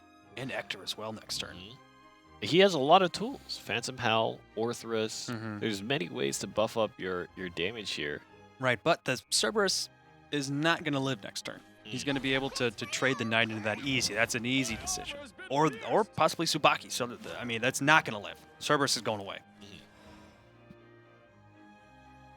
And with so few cards in a mid-range Shadow deck that have 5 attack, I mean, it feels so good to finally get that value from Tsubaki when there's so few options to use that card. Yes, absolutely. The question is, Luminous Mage could give you... I think that Tsubaki is a nice play just because you know you can board clear with that Knight. Sorry, gotta go. Or the Alwidas, rather. Getting that 3 damage there and the ward. Really nice. There is an Ector play possible for 5-Pawns. He'd only get 1 zombie, however. Doesn't feel good just because you don't even have an evolution orb in that. Yeah. I was just thinking the same thing. It's difficult. It's real difficult. And even just dropping the Orthrus is not really that nice either. I mean, this is probably one of the One of the regret most it, wet it's noodle Ector plays extras that we've seen. Was that what you were ever. thinking? Yeah. It's probably one of the most, and It's you like, still got the Tsubaki as yeah, well. I might as well. You know, like that's Yeah. probably what was going through his mind. And that kind of drained a lot of his shadows. It did. He killing the zombie gets 1 shadow, but spending 3 shadows just for that trade to take out the pirate, it's hard to say that if it was worth it. And again, you're just giving Tsubaki a target, and the Viking is able to trade again. Here comes a Blade of Resentment. And then you've got another Alwidas next turn with the ambush Tsubaki attacking for sure. This is massive. 2 Maid Leaders, of course. Don't forget those. Could definitely draw an Albert. He's getting to turn 9. He's getting closer. You can still have the Luminous Mage. Yep. And that's Yep, going to yep, give yep. you Evolve Pressure. Let you swing for 9 damage. And then evolve again next turn, regardless of if the mage lives. Very, very true. So if you do And decide that would be to... lethal, right? Yep. If you Luminous Mage, evolve 9 damage. Then on the next turn, whatever happens, you play Alwida's evolve the Right. Pirat.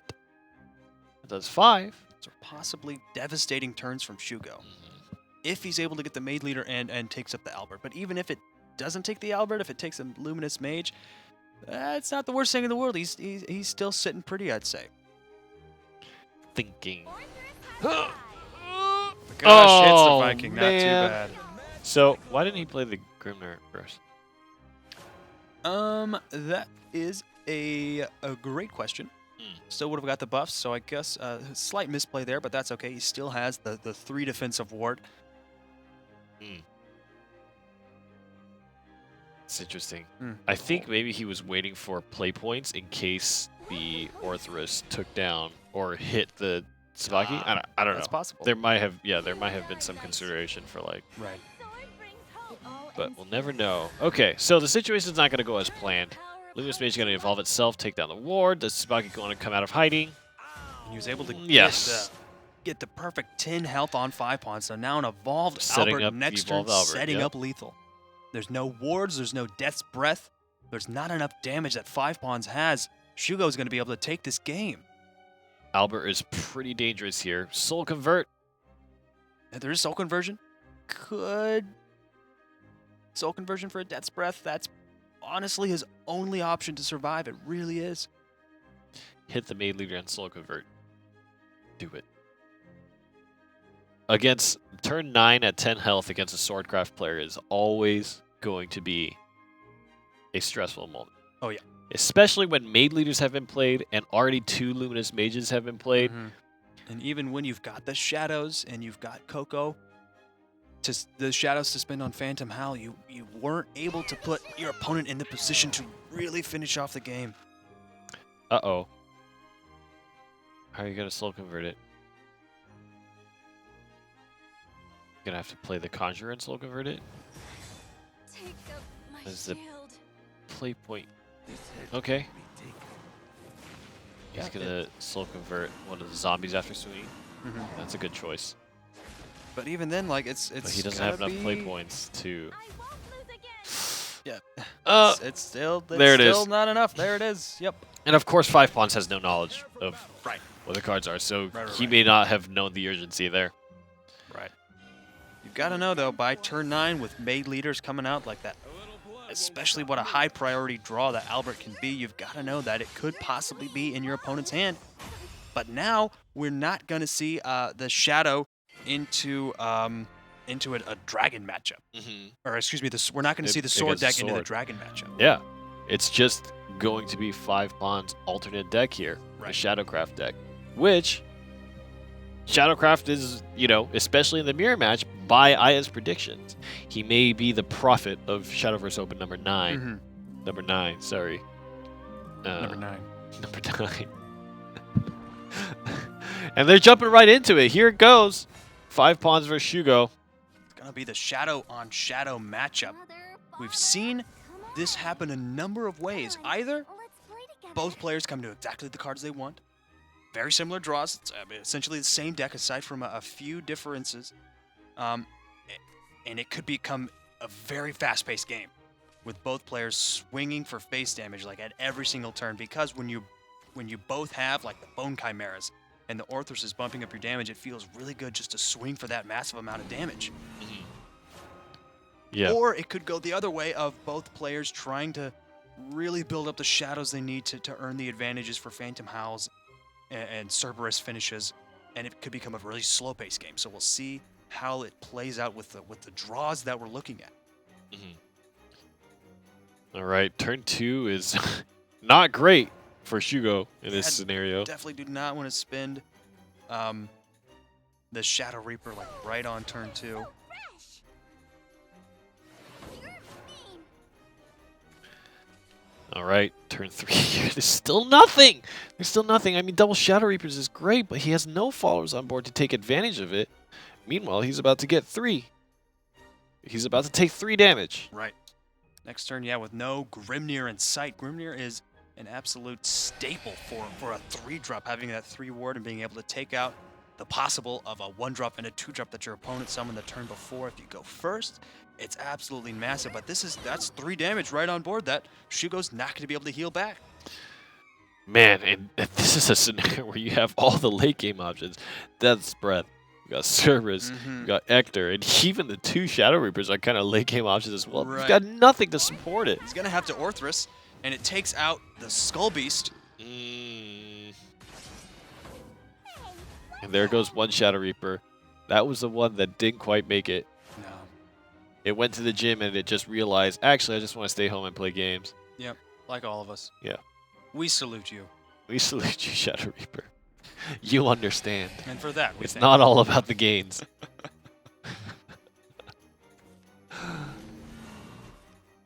And choosing to get rid of both of the Skull Beasts. I like that play. You've seen that Shugo was kind of forced to trade such a high value card, the Shadow Reaper, into a Soul Squasher. He must be low on options. He must be low on options. But is he? He's got the Cerberus evolved this turn. Was it a bluff? Was it a bluff? Da, da, da, da, da, da, da. You've been dead for 40 years. What? What? We're having too much fun. That's not allowed. Fun is never allowed in esports. What are you talking about? Cerberus evolved. Love that play. Getting Coco and Mimi, and he's got the Ector, he's got the Death's Breath next turn as well. He's going to be building up the options, but is the board that 5 Pawns has going to be too much, especially with his own Cerberus coming up next turn as well? Oh, God. He's going to be able to trade the Skull Beast and the Bone Chimera into Cerberus, buffing up the Shadow Reaper even more. Oh my gosh, this is... 5 Pawns could run away with this in a snap, but I think he is. That's exactly what we're seeing. Oh god, and he's installed his own Cerberus as well. A But- 4 damage Shadow Reaper. But that could be it. He's only got Grimnir on turn 6 next, and Lyrial Archer that could ping for 1, and there's the Zombie Party. Not enough damage to take out the Shadow Reaper. I don't think Shugo has enough protection in this scenario. No, he's gonna have to Death's Breath evolve and then take out the Shadow Reaper, but that's still just more damage that he's gonna be taking next turn. 5 pawns could. Well, even if he does, you've got the 3, 4, 5, 7, 11. You're Mhm. dead. Yeah. If you only take out the Shadow Reaper, you're dead.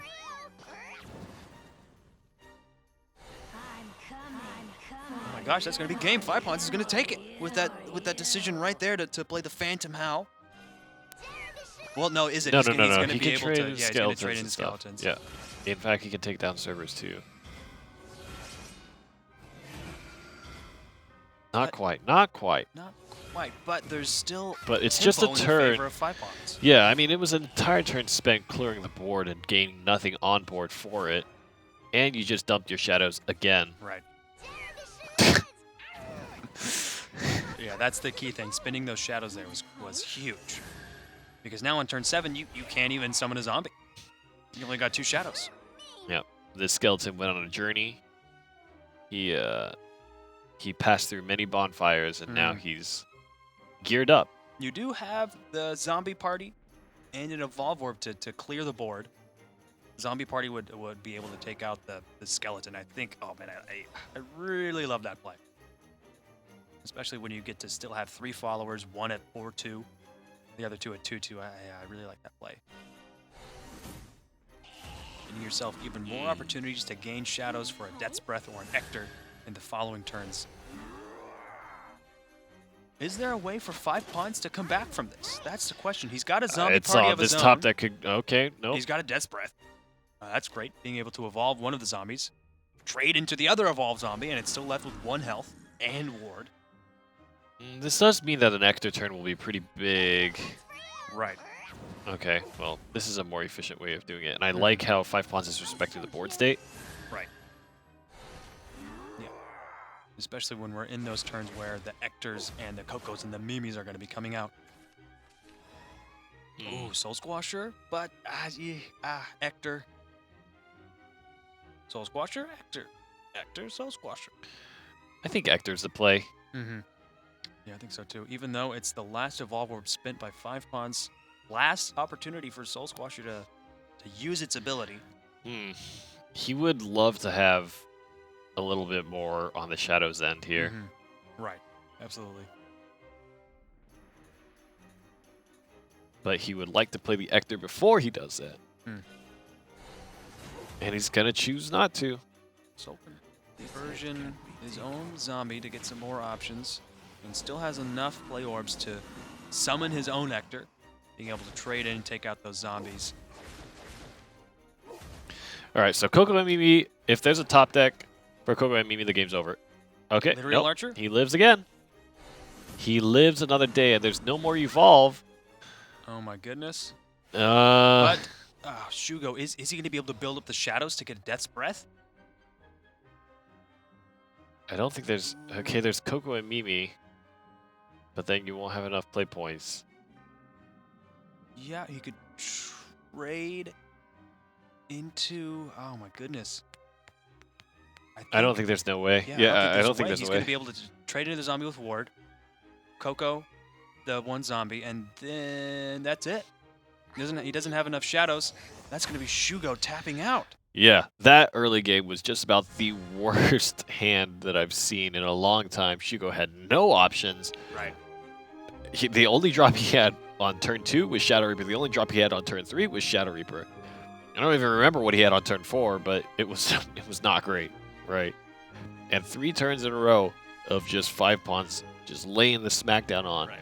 Especially going second. You're so strong because not only do you have the board and tempo advantage, but you also have the evolution orbs in your hand He too. was able to come back for a little bit, but 5 pawns was able to really close out the game in spectacular fashion there, bringing it to 1-1 in the finals of the NGE Shadowverse Open Week 9. It's going to be Dragon on Shadow. The Battle of the Ages, the two most dominant archetypes that we've seen in the tournament so far across all of these 9 my weeks. god, what a hand. Double Ouroboros and Israfil. Get rid of all that. Ugh, Oh, god. God. Oh, I just like threw up in my mouth a little bit. Well, Luriel's there. Lariel's there, but I mean, compared to this hand from Shugo, 1, 2, 3. That is, oh man, that's absolutely perfect. Skip, a hop, and a jump away for each of these players to take the tournament win here. They're tied up 1-1. We'll see if Five Pawns is able to come and get the options that he needs to ramp up, to heal up, to survive until he's able to play the Genesis Dragon and the Sahak Wheel and the Zeus that he has in his hand as well, because Shugo is laying on the pressure. He's got the hand. He's going for damage. The Salamander is going to be an interesting card for this scenario. He could clear the board here, trade the Lyriel into Skull Beast, and then Breath of Salamander, the Conjurer. But that's one high-value card that you would want to have for board clear in the later stages of the game that you won't have. But I mean, because of the way the tempo is in favor of Shugo, you've got to spend those 2 points. You've got to get rid of that card to earn yourself a living in this game. To get some board presence and also some damage as well. Keeping the Lyriel Archer on the field ensures that Shugo's going to have to trade into it. Yep. And with Tenacious Ghost coming up next turn, possibly Ector even. But I like, because he's got Orthrus in his hand, I like playing the Tenacious Ghost because it can't be targeted. It guarantees that you're going to have a follower on board to be able to be buffed up by Orthrus. When you're going second and you can evolve the Orthrus and trade into whatever war that they've got, whether that's if that's a Grimnir, possibly. And we're talking about all this like 2 health compared to 3 health too, and Breath of the Salamander is another one of that. Right. Tenacious Ghost can't be targeted by Breath of the Salamander because it's an ambush, and so the only way you can hit it with is with the enhance effect, and since it only does 2, the Ghost survives. He's gonna commit the Breath here on Grimnir. And that's going to be... That's an expensive turn. It's a very expensive turn, and it clears the board, giving Shugo more opportunity to play the followers he needs. But Shugo doesn't have any followers on board. He's not going to be able to Orthrus. He's going to have to Tenacious Ghost and probably call that a day for the turn, turning the turn over to 5 Pawns where he's got Draconic Fervor. He's going to be able to heal up for that 3 health, mitigating all the damage that Shugo's been able to do this turn. And Shugo committed quite a few cards to that. Yeah, 5 Pawns is seeing the light at the end of the tunnel. He can make it. He can make it to the late game, even though there is still the Cerberus and the Death's Breath in the hand of Shugo as well. I actually like that. You evolve, it makes it easier for you to convert. Oh, God, these draws are... God! What is this? Goodness. Well, he's certainly going to win the late game if he ever gets there. There's about 2 more turns that Shugo has to play and make something big happen. So, and that's why I like that evolve. He's got 6 damage from the Orthrus this turn. If he wants to do that, just bring that up to 6-5. Is Cerberus the play here? Cerberus would be great. Shugo has to be wondering what 5 Pawns do. There's no way that Shugo knows exactly how disgusting this hand is on 5 Pawns side. Yeah, 5 Pawns has been able to stay alive in spectacular fashion. I mean, he's still at 20 health, despite how aggressive Shugo has been. You're going to evolve the Cerberus, that's my question. Either way, he knows he's That's not a smart choice. Target for Breath of the Salamander if that's coming out. I like the Sybil draw. You can Sybil and Pump for the double, and that's going to put Shugo in a very awkward spot. Yep. And 5 Pawns being able to ramp twice this turn, he's going to be at turn 10 next turn. Oh my goodness, that is... Golly, that's absolutely massive. And with 2 Bahamut's, a Zeus, and a Genesis Dragon. Oh my gosh, 5 Pawns has done it. He's made it to the late game. Not just the late game, but he's made it to turn 10 before Shugo is on turn 6. That is disgusting. That is crazy. And he's still at 19 health. Oh my gosh, I don't think Shugo knows what's about to hit him. He's about to get hit in the face with the train. And that train's name is Bahamut. Oh, God. Oh, God. What do you do? Oh, no. He's thinking, oh, well, I've got Death's Breath. Nope. No, you don't, Bahamut. Oh, I've got No, you don't, Bahamut. Golly. And then Zeus and Genesis Dragon as well. He literally does not have to look at what's happening. Mm-hmm. Just one card each turn. That's the goal of Dragoncraft, to make those plays happen. All right, and he's probably going to use Mimi. Yep, not a bad choice. Yep. Want to play? Being able to bring that down to 2, so it's a perfect target. Coco and Mimi. He's gonna I trade feel like Shugo knows that he needs to go fast here. Yep, absolutely. He knows next turn's turn 10. He knows it. He knows he's in a real How much tight more spot Storm right are you now. going to have?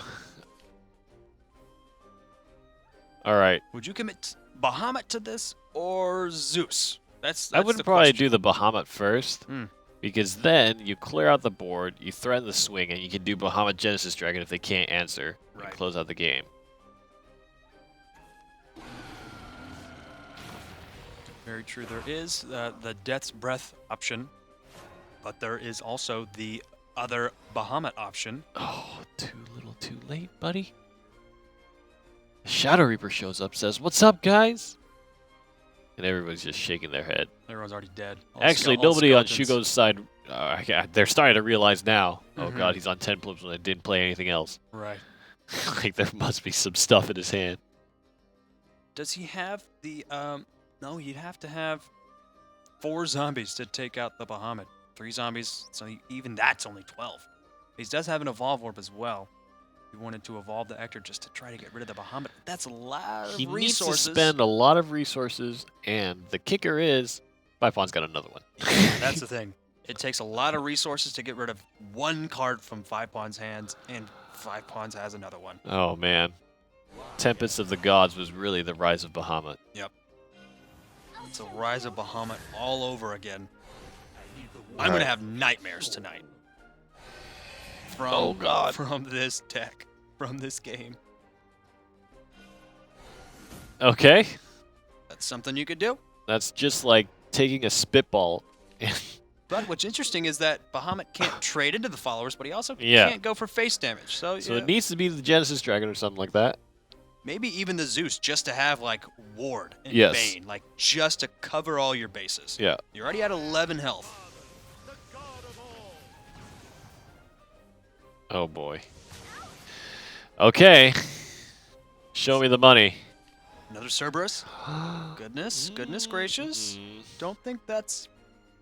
I still don't think that's enough. You've got the shadows. Ector will flood the board Right.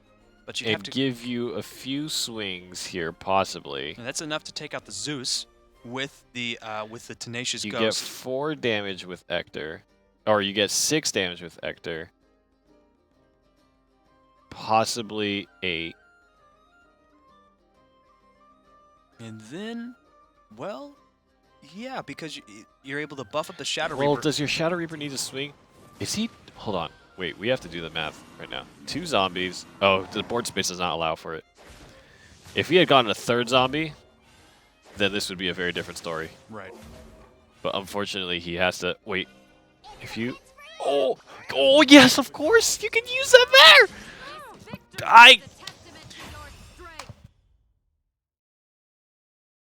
Wow! Holy crap! I was thinking all along how, oh my god! Talk about In the Shadowcraft. finals. Talk about Shadowcraft in the finals, man. Oh my gosh, 5 pawns. just is the one have who to got push hit in through- the face with the truck. And you- Golly. The Tenacious Ghost, and we were talking about Tenacious Ghost before this whole thing. The Uh-huh. value of ambush. And what is the play, right? Is it Bahamut to clear out your own Bahamut and Right. then clear out the ambush Clear out guys? the ambush guys. Maybe that probably would have saved him. That absolutely would have saved him. But I mean, it feels so bad to get rid of such a high-cost follower of your own. But man, those ambush cards absolutely coming in value there. Yeah. And really kind of that situation where the Shadow Reaper also got buffed up with the extra 2 damage, that was the kicker, right? Mhm. Because in a situation where you have to, he didn't have to swing a Shadow Reaper in, right? Because the 2 zombies lowered the ward's health enough to be taken out by Mimi. Right. And every single zombie you threw in was just buffing the Shadow Reaper up plus the Ector buff Mm-hmm. was fantastically just enough to get that 11 health points of damage. And with the resources he already committed to that previous Tenacious Ghost a few turns ago to bring him down to 11 health. I He had an cannot. Easter Fill he could have healed, but I mean Both the times. temptation to summon Bahamut and then Zeus, it was too great. Both times the Tenacious Ghost in 2 plays coming in so big for Shugo. Let's take a look at the bracket. Shugo earns the first place spot here for the NGE Shadowverse Open number 9, and in such brilliant fashion doing so. And he's going to be the 8th direct invite to the playoffs here. There's only 1 direct invite spot remaining, and that's going to be next week. 5 Pawns came really close, but had so much pressure. But unfortunately, in an impossibly difficult situation, without the information that we had in hand, and feeling like you're on cloud 9 in terms of just like, I have all the late game options. Right. There's so little that could stop him. Ends up losing. Potwasher and Auto Aim going to take 3rd and 4th. Crimson Fence are still going to be up there in terms of points, so they're still pretty set in terms of making it to the playoffs. But in terms of points, that is now Mana Surge moving ahead of EXG. Because Shugo was able to win first place, 200 points. EXG still getting that 100 points for second place with 5 Pawns, but that's more than enough points that Mana Surge needs to now be first place. So things are really shaping up for the NGE Shadowverse Open, where we're really finding out who's going to be making it to the playoffs at this point. If you want to participate in the last open entry tournament that's available for the season, go to shadowverse.nge.io, and you can find all the sign-up information there. Otherwise, you can view the leaderboard, view the broadcast schedule, view every relevant piece of information. If you want to hear those announcements on social media, @WatchNG is your place to go. Go ahead and follow that channel for any kind of crazy thing that WatchNG is tweeting about, or maybe see Sterling and I posting to that channel as well. And then make sure you sign up for the giveaway, 3,500 vials. You can win information in the Twitch panels, and Moobot's probably sitting there chirping away happily, telling you about the giveaways. Again, congratulations to Mana Surge's Shugo on an incredible finish, just barely getting away with the options that he needed. With a lot of firepower on the side of 5 Pawns, Shugo was able to eke out the win. Thank you to Aya Senpai again for joining us as the special guest. We will see you next week on the Shadowverse Open.